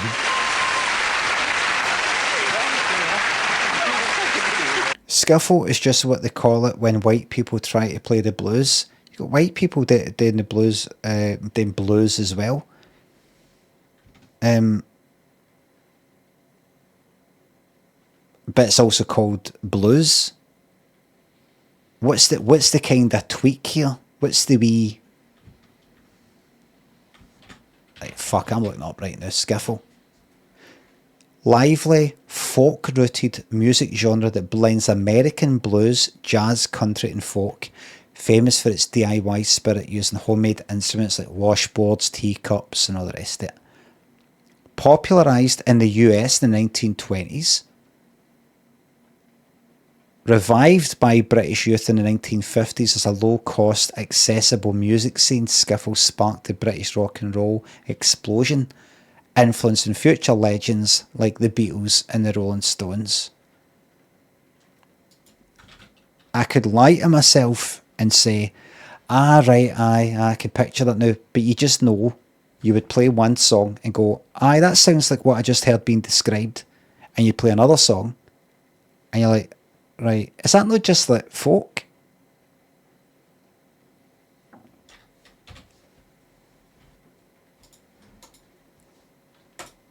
Thanks for the 500 bits. Thanks, let me thank you. What do you mean you did it wrong? I was singing the chorus when he was singing the verse. Well, it doesn't. Surprise, surprise, surprise, surprise, Bob will be delighted that he fucked it up. You don't have time to rehearse. We sprung a surprise on you, and this is it. But we've got Bob will only be happy about that excuse that Cilla prepared for him. one very special surprise for you. We've got another one. No. Yes, can you take it? Yes, go on then. You can, because you've always expressed a wish that you'd like to sing along and play along with a very famous pop star. Is that? It wouldn't be Lonnie Donegan because he's either dead or not regarded as a pop star. Who could it be? Who would you want to be with who could pop out right now? Who could it possibly fucking be? Pop star when you're into skiffle? Somebody like kind of guitar-y like that. One of the folk sort of ones. It wouldn't be Cliff Richards. Pop star. You know what I bet it is? It's somebody like fucking Marty Kane. Is that his name? One of these ones who, like, one of the guys feel like fucking Manfred Mann or something. Right? Yes. Not 80s. I think 60s. Yes. Well, we have got one of the best in the business. Very loud, very great. He's from one of my favourite bands. Loud.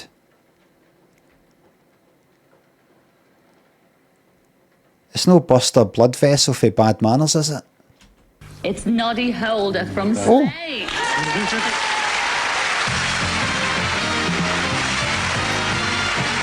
Sad music.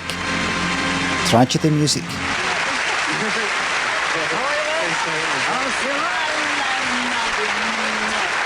Brilliant that story that Noddy Holder told, that they were touring once and they kind of run out of money in the early days and they were in Germany or something, and some guy, I don't know how the situation came about, offered money to Noddy Holder if he would shite on a glass table with that German guy underneath. The German guy paid for it. And he's asked, what, did you do it? He's like, aye, fuck it. You know, there's money into it. Noddy Holder shit glass table.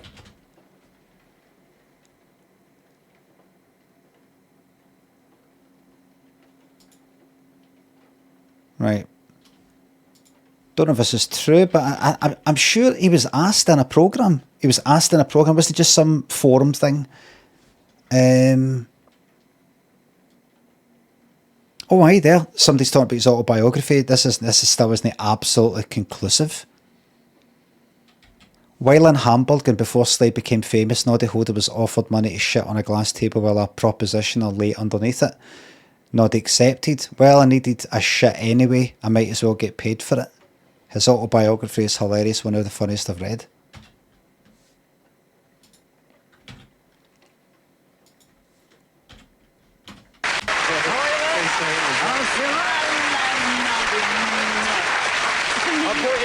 Oh, thank you very much. Oh, God. Nice one. Nearly. Isn't that a lovely surprise that Noddy's here? And Noddy's you've actually agreed to sing along with the band. I certainly have. And we want everybody to join in. We do indeed. Are you going to count all the audience here in? Yes, you ready, lads? Right. 1, 2. I wonder how much you got paid.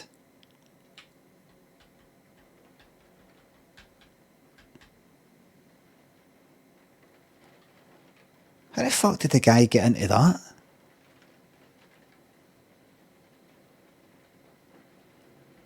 First, you've got to be into seeing that. Then you've got to be so far down the line that you're actually propositioning somebody to do it. It's one thing to like it, it's one, to think it, to like it, to actually go like that. Listen, it's going to come across a bit fucking weird. Just say no, right? So, you shite on that, go underneath it, and I just look. And that's it. Aye. You must have done it before.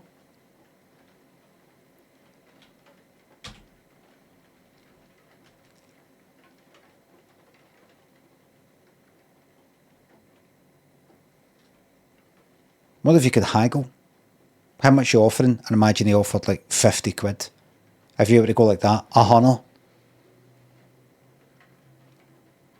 And he goes, 70. You go 90. and he goes 80 and you go 90 or the deal's off, would he really walk away? When's the next time he's going to get the chance to haggle with somebody who actually might do it? I'd go for 50 or up to 200. Well, nah, you're alright, I'm away. You know he'd be like, right, alright then. I don't have it. Here, take my watch and...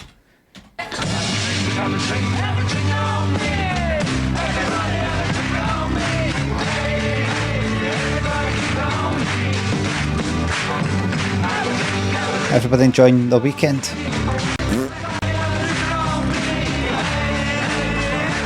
Summer ends, thanks for the bits.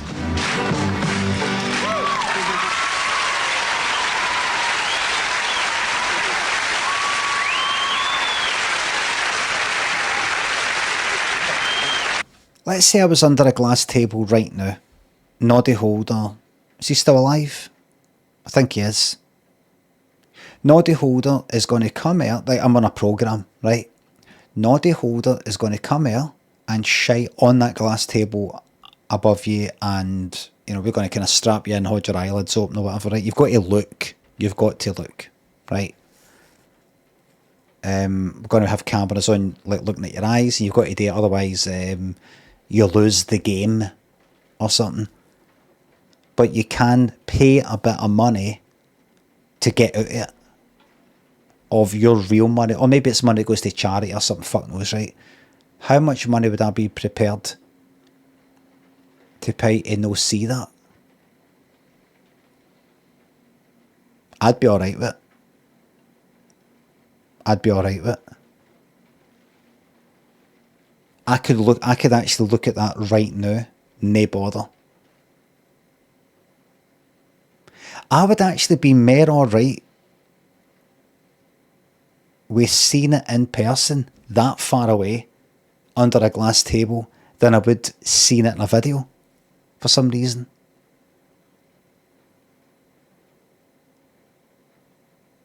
It might traumatise you. Well, I'm traumatised enough seeing. The more stuff I can get traumatised with, the better, to bury the stuff from before. It's like my story, Sensitive Pete from Daft Wee Stories.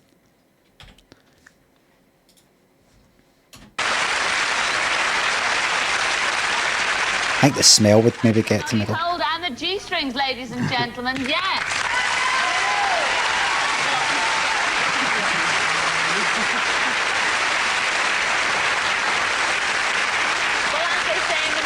World, we'll take 5, but don't go away because we've got lots more surprises to come, including a live satellite link to America. So see you in a couple of minutes. See you then. Cilla, the legs. In case you've just joined us, everybody, last week she had a phone call to somebody who was put forward by somebody simply because they've got nice legs. And would she come on next week's programme, that is this one, and show everyone her pins? Where are they? They're obviously leaving it till later on because they know. Everybody's like, has it been on yet? Has it been? I've got to keep watching adverts. Hello and welcome back. Well, it's Cillagram time again, and this week it's for Reg Barrow. Now, Reg soon retires after a lifetime working at London Zoo.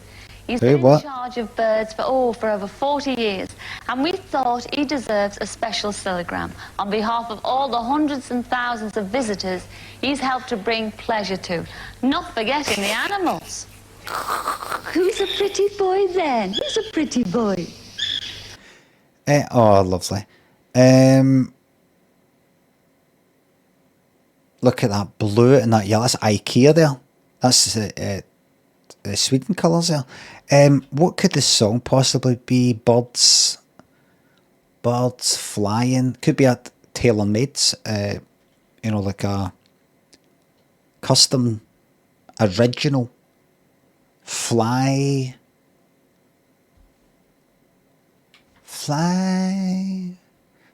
me to the... No.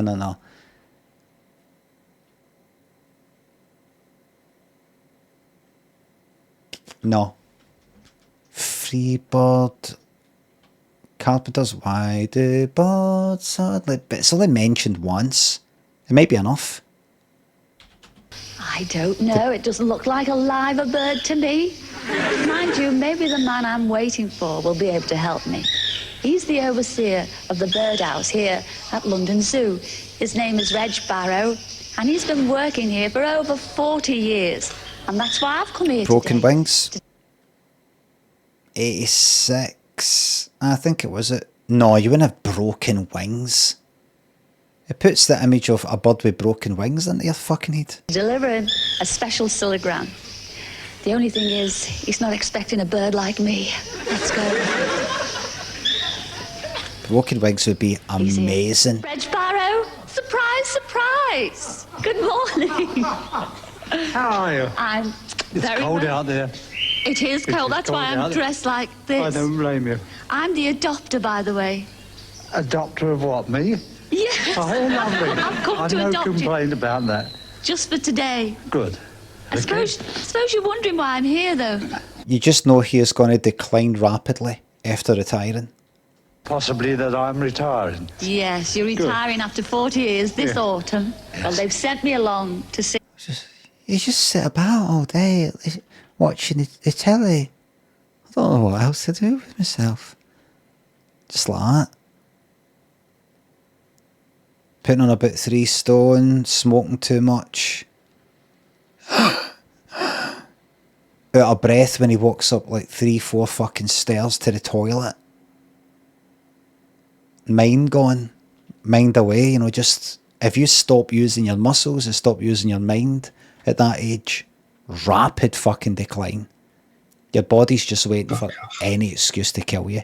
Any excuse to take you out of the fucking game. The goat of Mendes, the devil himself, thinks of the fiver. Bring you a special Cillagram. Lovely. Good. Are you fit? Yes. Come on then, Yeah. Reg, let's go. Okay. If we could talk To the animals. just imagine chatting to a chimpanzee, Bob, you can leave now. talking to a tiger, chatting with a chimpanzee. Imagine talking to a tiger. Tiger's fucking dying to get a hold of fucking Scylla, man. Chatting with a cheetah, what a neat achievement it would be if we could talk to the animals and learn the languages, maybe take an animal degree. We'd study elephant and eagle, buffalo and beagle, alligator, guinea pig and flea.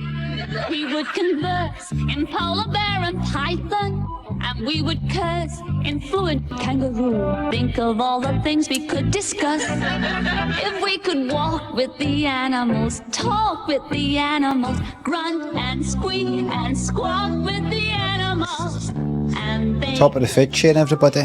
to us.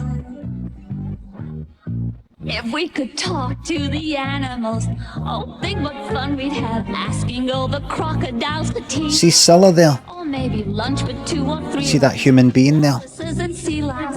What a lovely place the world She is able to conquer if we spoke slang to all animals in the animal kingdom. the advantages. Any fool Can you believe that? can plainly see. Discussing Eastern Scylla. art dramas with intellectual llamas. That's a big step With that. forward, you'll agree. We'd learn to speak in antelope and turtle. With that.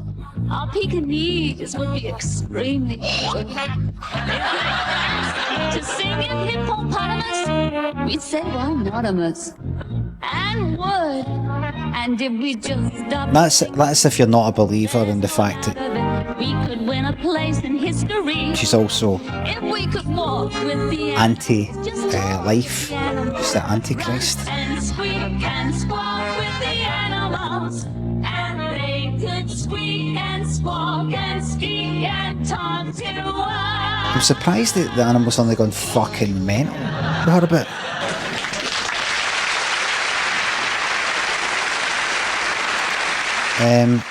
Legs? Well, last week I surprised a K-head on the phone. Her daughter Tracy reckons her mum has better legs than the policeman you see at the end of the TV series, The Bill. So I invited Kay to come on the show and let us have a peep at her pins. All right, Kay, where are you, love? Let's see them. Oh, they're just going to...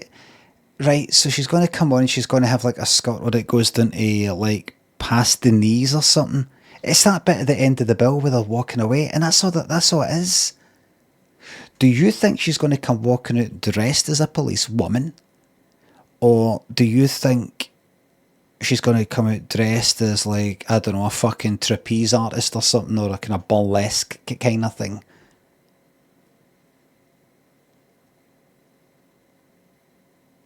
I think it's going to be like just her calves. There's going to be a lot of fucking dads watching this at the time, raging that they have watched this shite that they never watched because they can't stand Cilla Black, hoping to see these legs. Because remember back in 86, you know, there's no internet. It was this or nothing.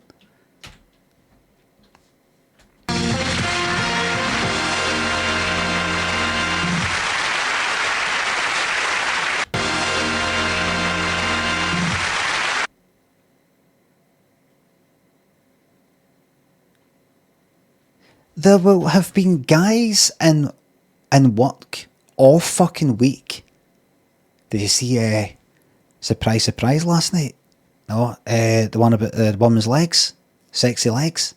No, what? Yeah, did you record it? No, it's not happened yet. Spoke to a woman, apparently old daughter's like, oh, she's got good legs and all that, and they're going to get her on Sunday. Wonder what these legs will be like. Here, right, who's recording it then? Record it, right, and I get a tape. If you've got a tape, if you've got two video recorders, if you've got one of the double ones that record it and get it as a copy when it's on, or just want to just pass the tape about. How many video recorders you got in the house? One in the living room, one in my son's room. Right, what you do is there's a cable that comes out, these cables, these kind of port things that come out the back of the first video recorder, you put that into your other video recorder and get a copy and gaze it, right? But we don't know what it'll be like. Fucking, they're making a big deal about these fucking legs. Fucking, picture of legs, man. Sexy fucking legs, man. Sexy. Picture all these songs about fucking sexy legs, man. She's got legs. Knows how to use them. Rod Stewart had legs. What else is there? Legs and Co, the dance group that are on the Top of the Pops, just for dancing about when the artist isn't in the studio. And then out comes what, just a pair of fucking legs. Deaf Ninjas, thanks for gifting that sub. Mickey, thanks for the sub. Picture them all.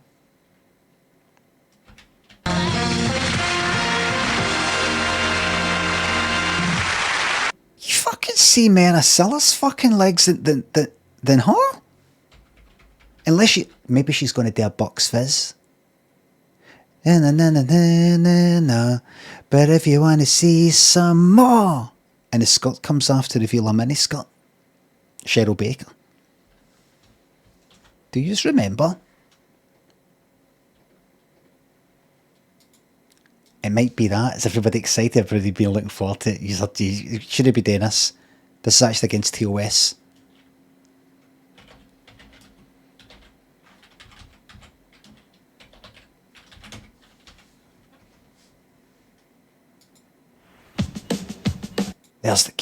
Can everybody see the dirty bit? Who can see where the dirty bit is? Can everybody guess where on the timeline the dirty bit is? But if you want to see some more, the rules of the game will let you. And they won. They won Eurovision. Now they're ultra far right. Check their Twitter out. They're all ultra. Is there a word that's even more than that?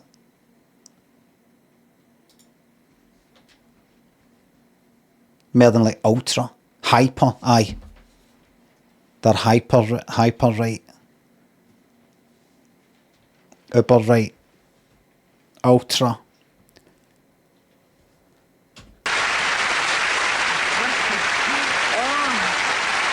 Look at them, their legs. They are beautiful legs. What the fuck are you fucking on about?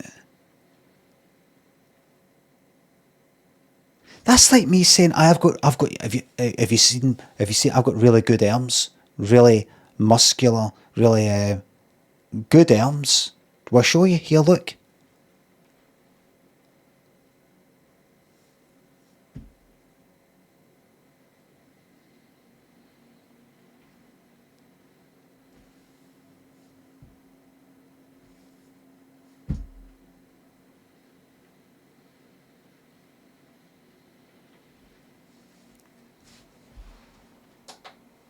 Doesn't make any fucking sense. That doesn't make any sense. It's just a fucking shins. See, there. That's an arm. Right, not that. Not that.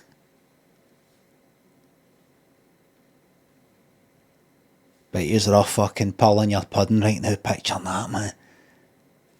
Picturing that, yourselves wrapped around that, man. Am I right? Eh? Bet you're all pulling your pudding, man. Picturing yourselves wrapped around that arm, man.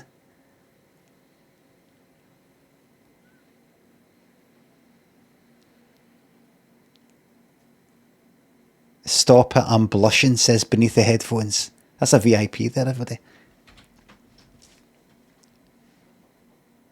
Right, here we go. Ladies and gentlemen. Scott Tag, thanks for the bits. Thank you very much. Their legs. They are beautiful legs, ladies and gentlemen. Do you agree? Exactly. Cilla, we can't fucking see them.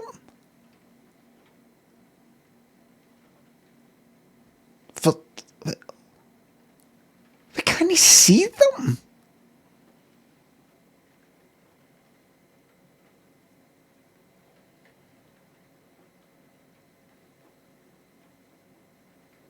Look at Cilla. Look at Cilla. So down here, just have you look here.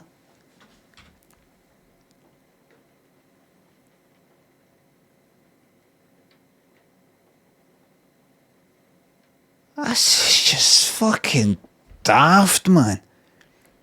Her legs are completely fine as far as we can tell. Just fucking... This... It's just fucking meaningless.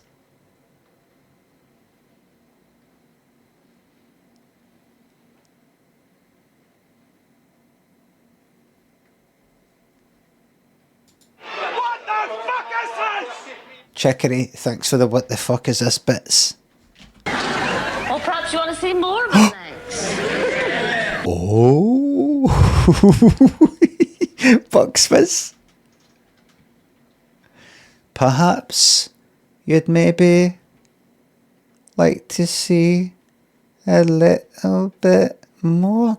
Oh, the fucking days with our video recorders like that. Fucking, they're just ready to press stop. They were just ready to press stop and go ready to phone up. Are you fucking serious? Wait. You seen us? You saw I've got to phone you back. I'll phone you back. Right, Dad, that's me stop recording. You told me to switch it. No, put it back on. Perhaps you... Or perhaps you want to see more of her legs. She's put her hand behind, look. She's put her hand behind. Get ready, I'm probably going to get fucking chucked off a Twitch, man. I'm probably going to get chucked off a fucking Twitch for this, man. But listen, I've always been known in my content, including the pictures of myself and videos of myself and my vines and all pictures I used to put on Limmy.com, has been very, very much into the human form, the body, and the bodily processes. It's one of my main things that I'm known for globally. So everybody should know that I'm all about the human form and anatomy, and you know, the mystery of sexuality and sensuality and erotica. It's called erotica. So this, what we're about to see here, I know I'm going to get, this is the end of my Twitch career. This is finished. This is finished. I just want to say to the bosses at Twitch, I class what we're about to see here as erotica. It's an art form. It's a legitimate art form called erotica. And it has been acceptable in society going all the way back since the dawn of time. We're about to see hardcore erotica.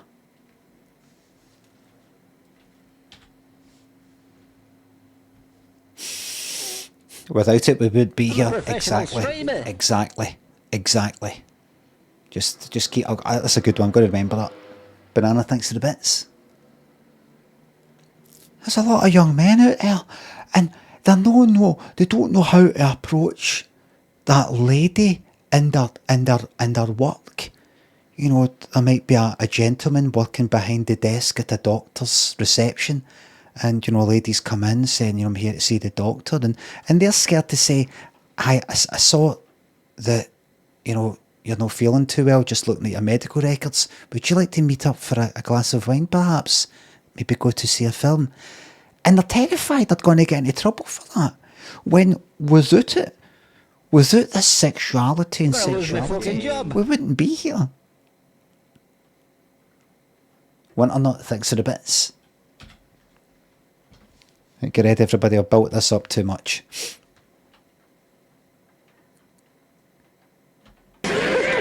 Yes? Come on, Kay. I'll show you mine if you show me yours. You go first. Me go first. All right, I'll give them a quick flash. Are you ready for this? I'm not.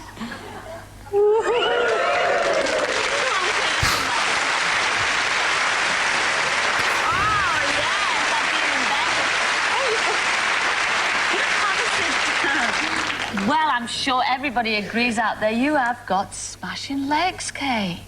And on the phone, you said about your Tracy, what you were going to do to your Tracy. Yeah. You called her a little didn't you? But tonight... But speaking of family, remember your family got wiped out with that bomb? And there, remember? Wiped out. By the way, keep in mind, everybody, when I keep saying and your family got wiped out, there was a bomb. It was like Northern Ireland or something. Got wiped out in a bomb. By a bomb. Cilla used those very words talking to somebody on this very fucking couch, on this programme. And your family, several family members, they died in that bomb. Wiped out. She used the term wiped out. Wiped out. Am I right? I didn't remember that wrong. Wiped out. Wiped out. Just like fucking, like vaporised.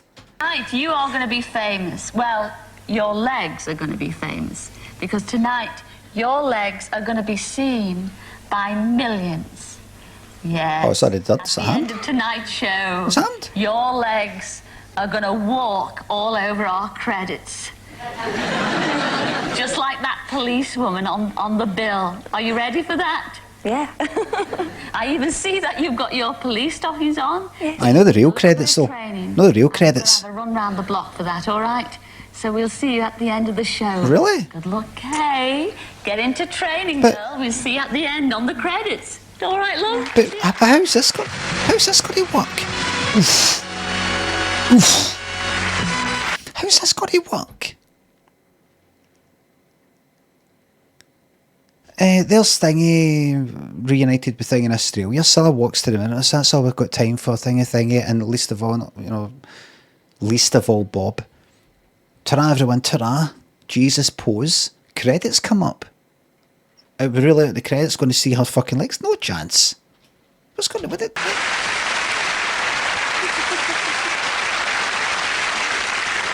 I shall look forward to that at credit time. It's time for me to surprise somebody on the telephone.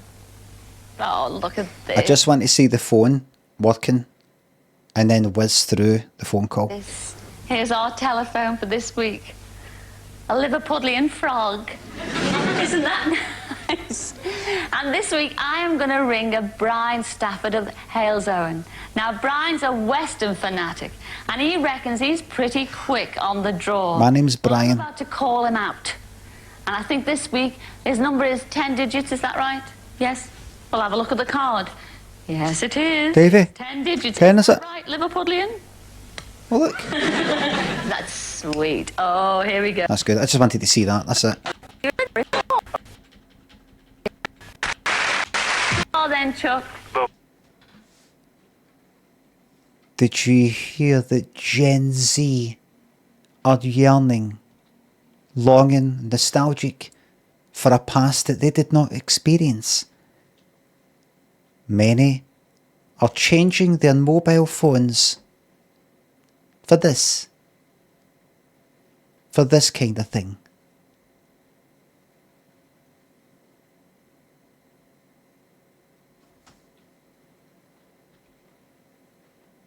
I'm going to start a new company called Who's Phone.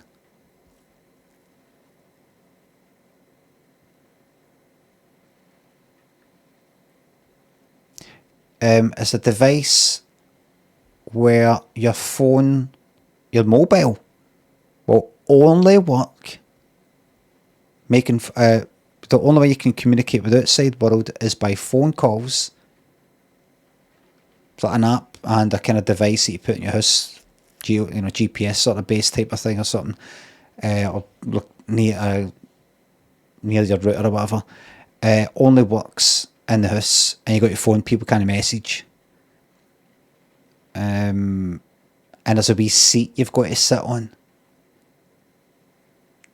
You see, some of you will be, a lot of you will be too young to remember. And in the hall, for a lot of people, they would have the phone in the hall maybe, with a wee seat and a wee table, just for that. With a phone book there.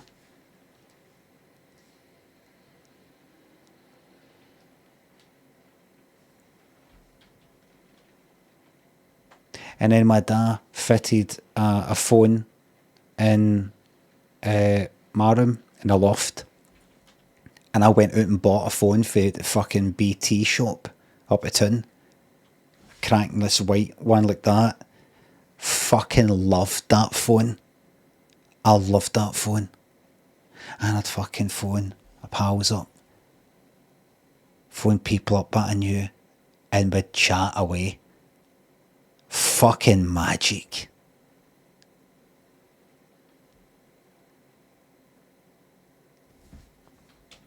Bye. Bye-bye. Bye.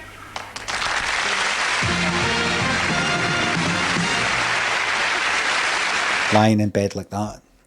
Aye.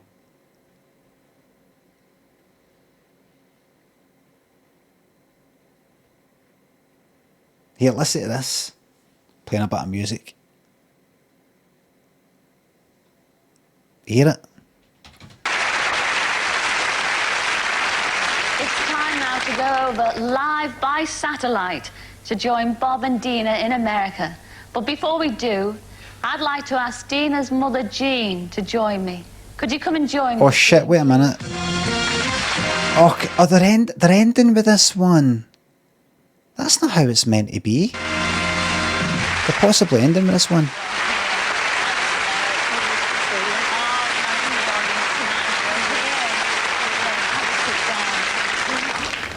So this is going to be a big deal. So the lassie, she's in America, meeting her dad.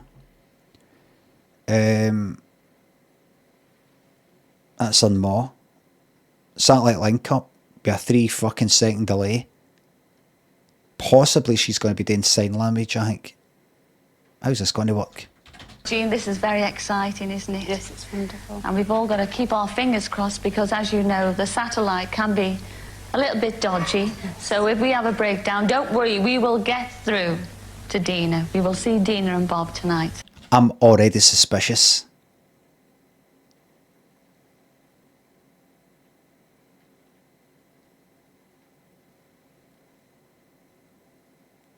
I'm already suspicious. The satellite, you know, might not work properly. They've done that before when somebody's been in Australia. They went, so that's someone on the phone. Satellite might be a wee bit. Oh, aye, how's it going? Crackle, crackle. Right, anyway, I've got to. Oh, it's good to speak to you for 2 seconds. Well, better go back to having my dinner here in Australia. They're actually backstage. But why would they do that? Because she broke up with the guy. They broke up. It wasn't like a big fucking earthquake happened and made this big split in the ground and one's on one side and one's on the other. Oh no! But I've got the feeling that they're going to come back to the studio. Concord there and Concord fucking back. They wouldn't do that. They wouldn't do that. It's not a happy reunion. That just like, oh, here's your fucking ex that you split up with for good reason. The two you didn't get on. And here's your daughter back, who was already here, I don't know, this morning, last week. So we just have to tell them to put some more shillings in the gas meter.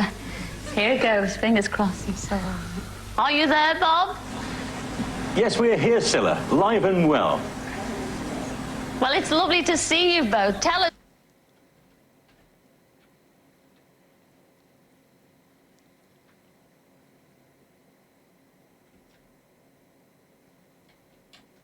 Here, Cilla, live and well.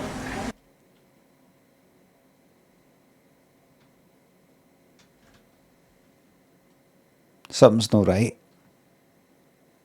Something's not right. Well, it's lovely to see you both. Tell us, Bob, did you have a great journey on Concorde? Oh, I tell you, Cilla, it's brilliant. What a way to travel. Right, well, they've possibly edited it to take out the pauses. Do you know, we even went up to see the driver. The staff were great. And tell me, could you ask Dina if she's very, very excited on seeing her dad tonight in Texas?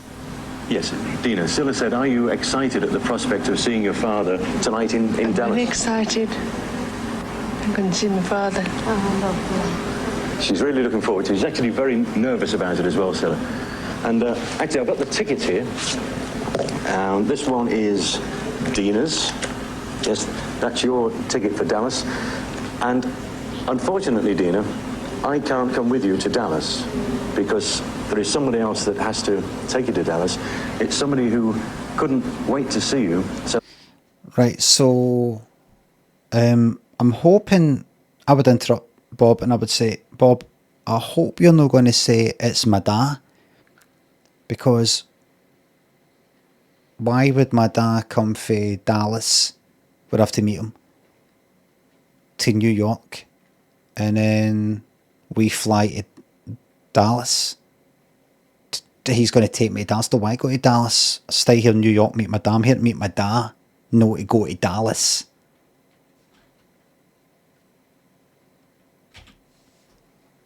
they came here to see you. It's your father, Bill, and he's here right now.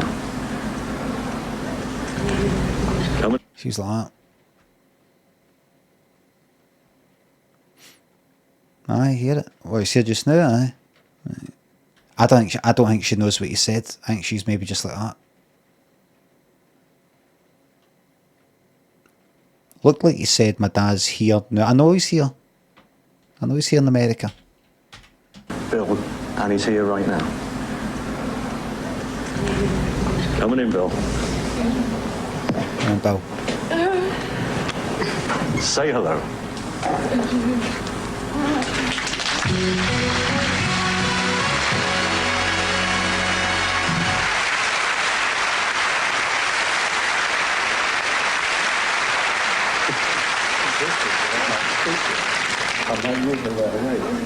Oh, look at that.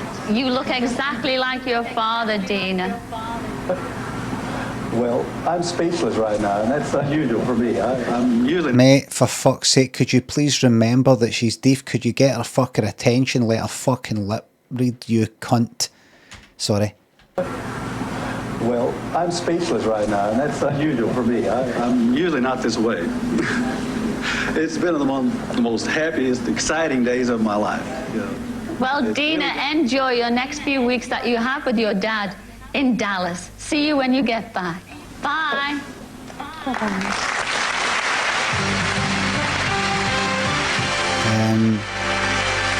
The daughter's like, is any cunt gonna talk to me?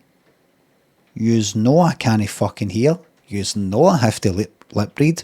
Why the fuck are you, my dad, looking that way?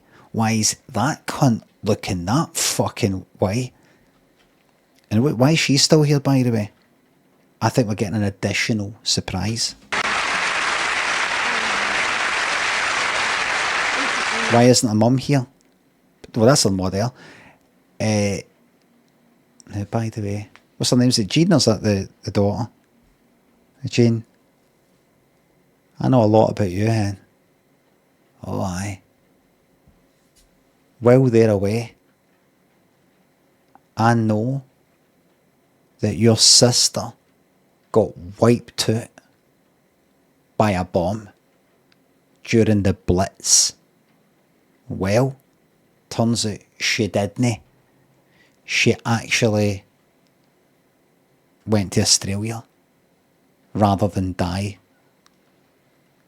I know what you thought. I know you looked at her body blown into a million pieces.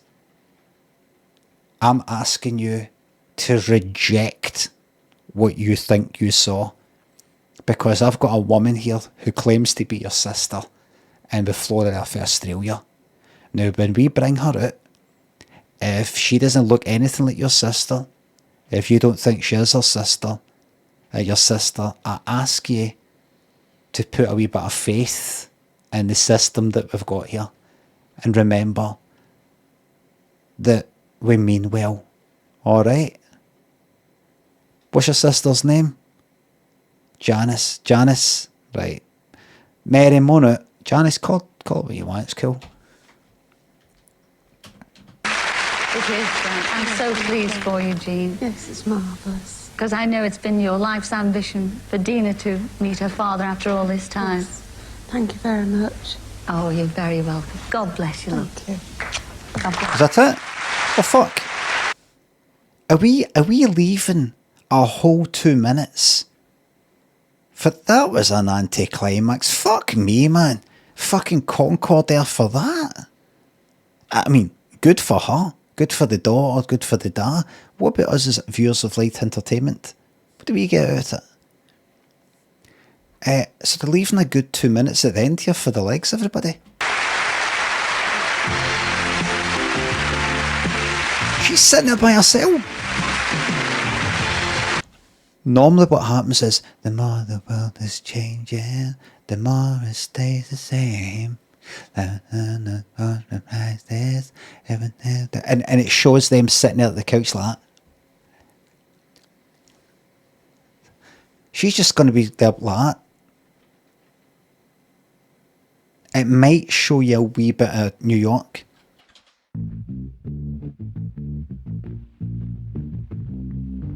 The more the world is changing, the more it stays the same. That has never been... You know how people on YouTube, YouTube music videos, they'll say in the comments, this song is more true today than it's ever been. What is it? Limmy ignoring these mods, what is it? Listen to Mari. Limmy, when you get a chance, please look at the bits message from AJ Yarnley. Thank you very much. AJ Yarnley thinks the bits. Have you seen J. Kelly on Netflix? Or it was just made to and it was shite? No, I think that was the thing I was kind of slagging off. Are you talking about the thing I said that looks like George Clooney just acting? Is that the same thing? Her singing is woeful. That's where you're wrong. That's where you're wrong. Life is full of small surprises. It's a never-ending game. If nothing is impossible, will you believe your eyes? If the unexpected brings a smile, that's a big surprise, surprise, surprise. Can we see her sitting by herself? There she is. You didn't point to your eyes, you pointed to your cheeks. Cilla, that's not your eyes. That's your cheeks.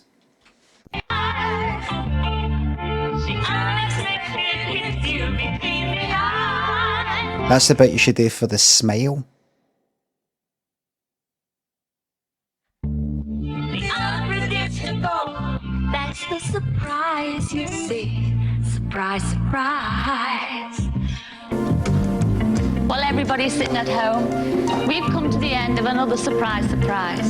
I've really enjoyed myself. I'd like to say a very big thank you to everybody who's been on the show tonight. And I'm really looking forward to seeing our Bob next week. Till then, ta-ra everyone. Ta-ra. Here we go, here we go, here we go. Here we go.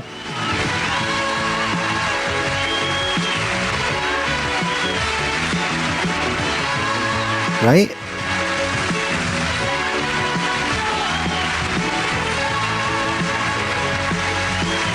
No way. Would have got a treadmill?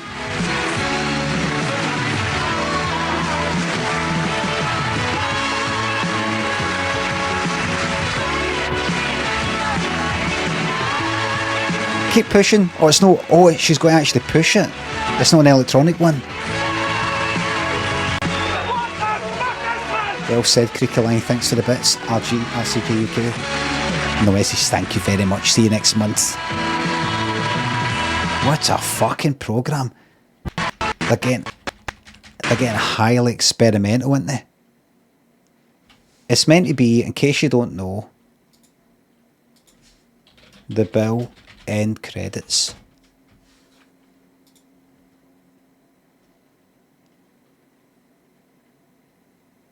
Police drama series. Take your time. Take your time. F5. Oh.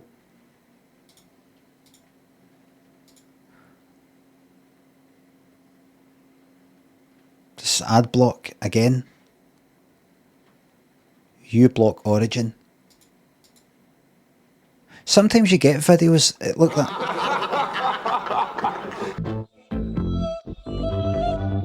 That's it. That's the end of the bill. It's just them walking. That's it.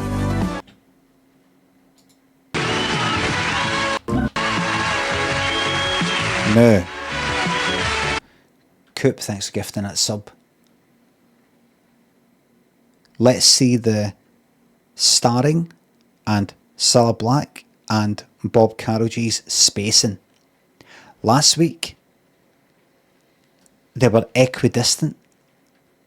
The last episode. The one before that, Bob Carolgee's was actually slightly further out.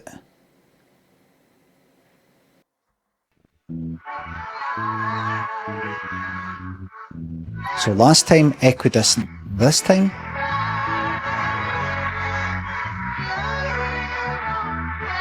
same again.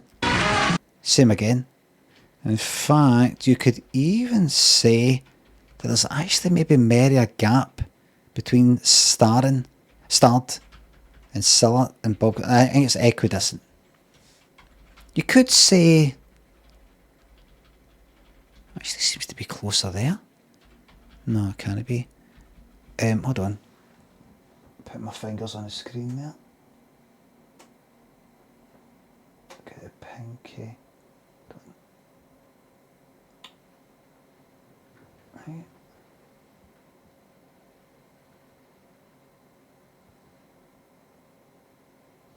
I think it's the same. I think it's the same.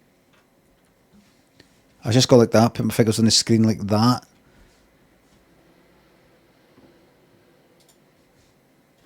Anyway, here we go. Have you got an electronic one that so I can just walk on it with it pushing it? It's just it's sore on my feet. We're gonna have to get that bit there, look. That bit there. It keeps stopping. It keeps stopping at that bit.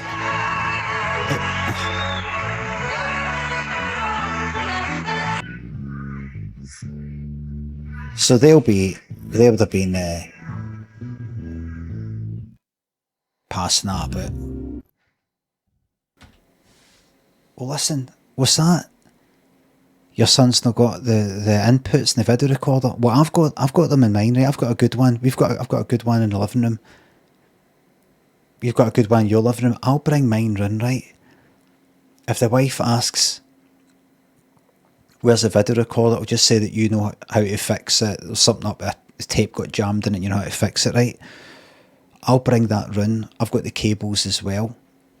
We'll pop round to Tandy, get cables, and then you guys are recording of that, right? We could make a fortune with this, by the way, selling copies of that up at Barras. You know what we could do? We could loop it. Loop. Play the bit at the beginning when she pulls the skirt up, right? And then play that bit at the end when she's walking there, right? So you do that, right? So you play that, you record it with other video recorder, with cables, right? Pause it with the pulling the skirt up, pause it there, right? The recording that is. Forward to the credits, play that, and then record that, right? So then on that tape, the blank tape, you've got Cilla and her pulling the skirt up, her walking at the end, right? Now what you do is you take that tape that's got that new recording on it, put that in the first video recorder, swap them there, right? Get another blank tape, and then you just play that recording, and then put that onto the second tape. You know, that wee 2 collection, that wee pulling the skirt up, and then the walk at the end. When you get to the end of that, pause the recording, rewind, play, and just like do that. Maybe record about 10 of them back to back.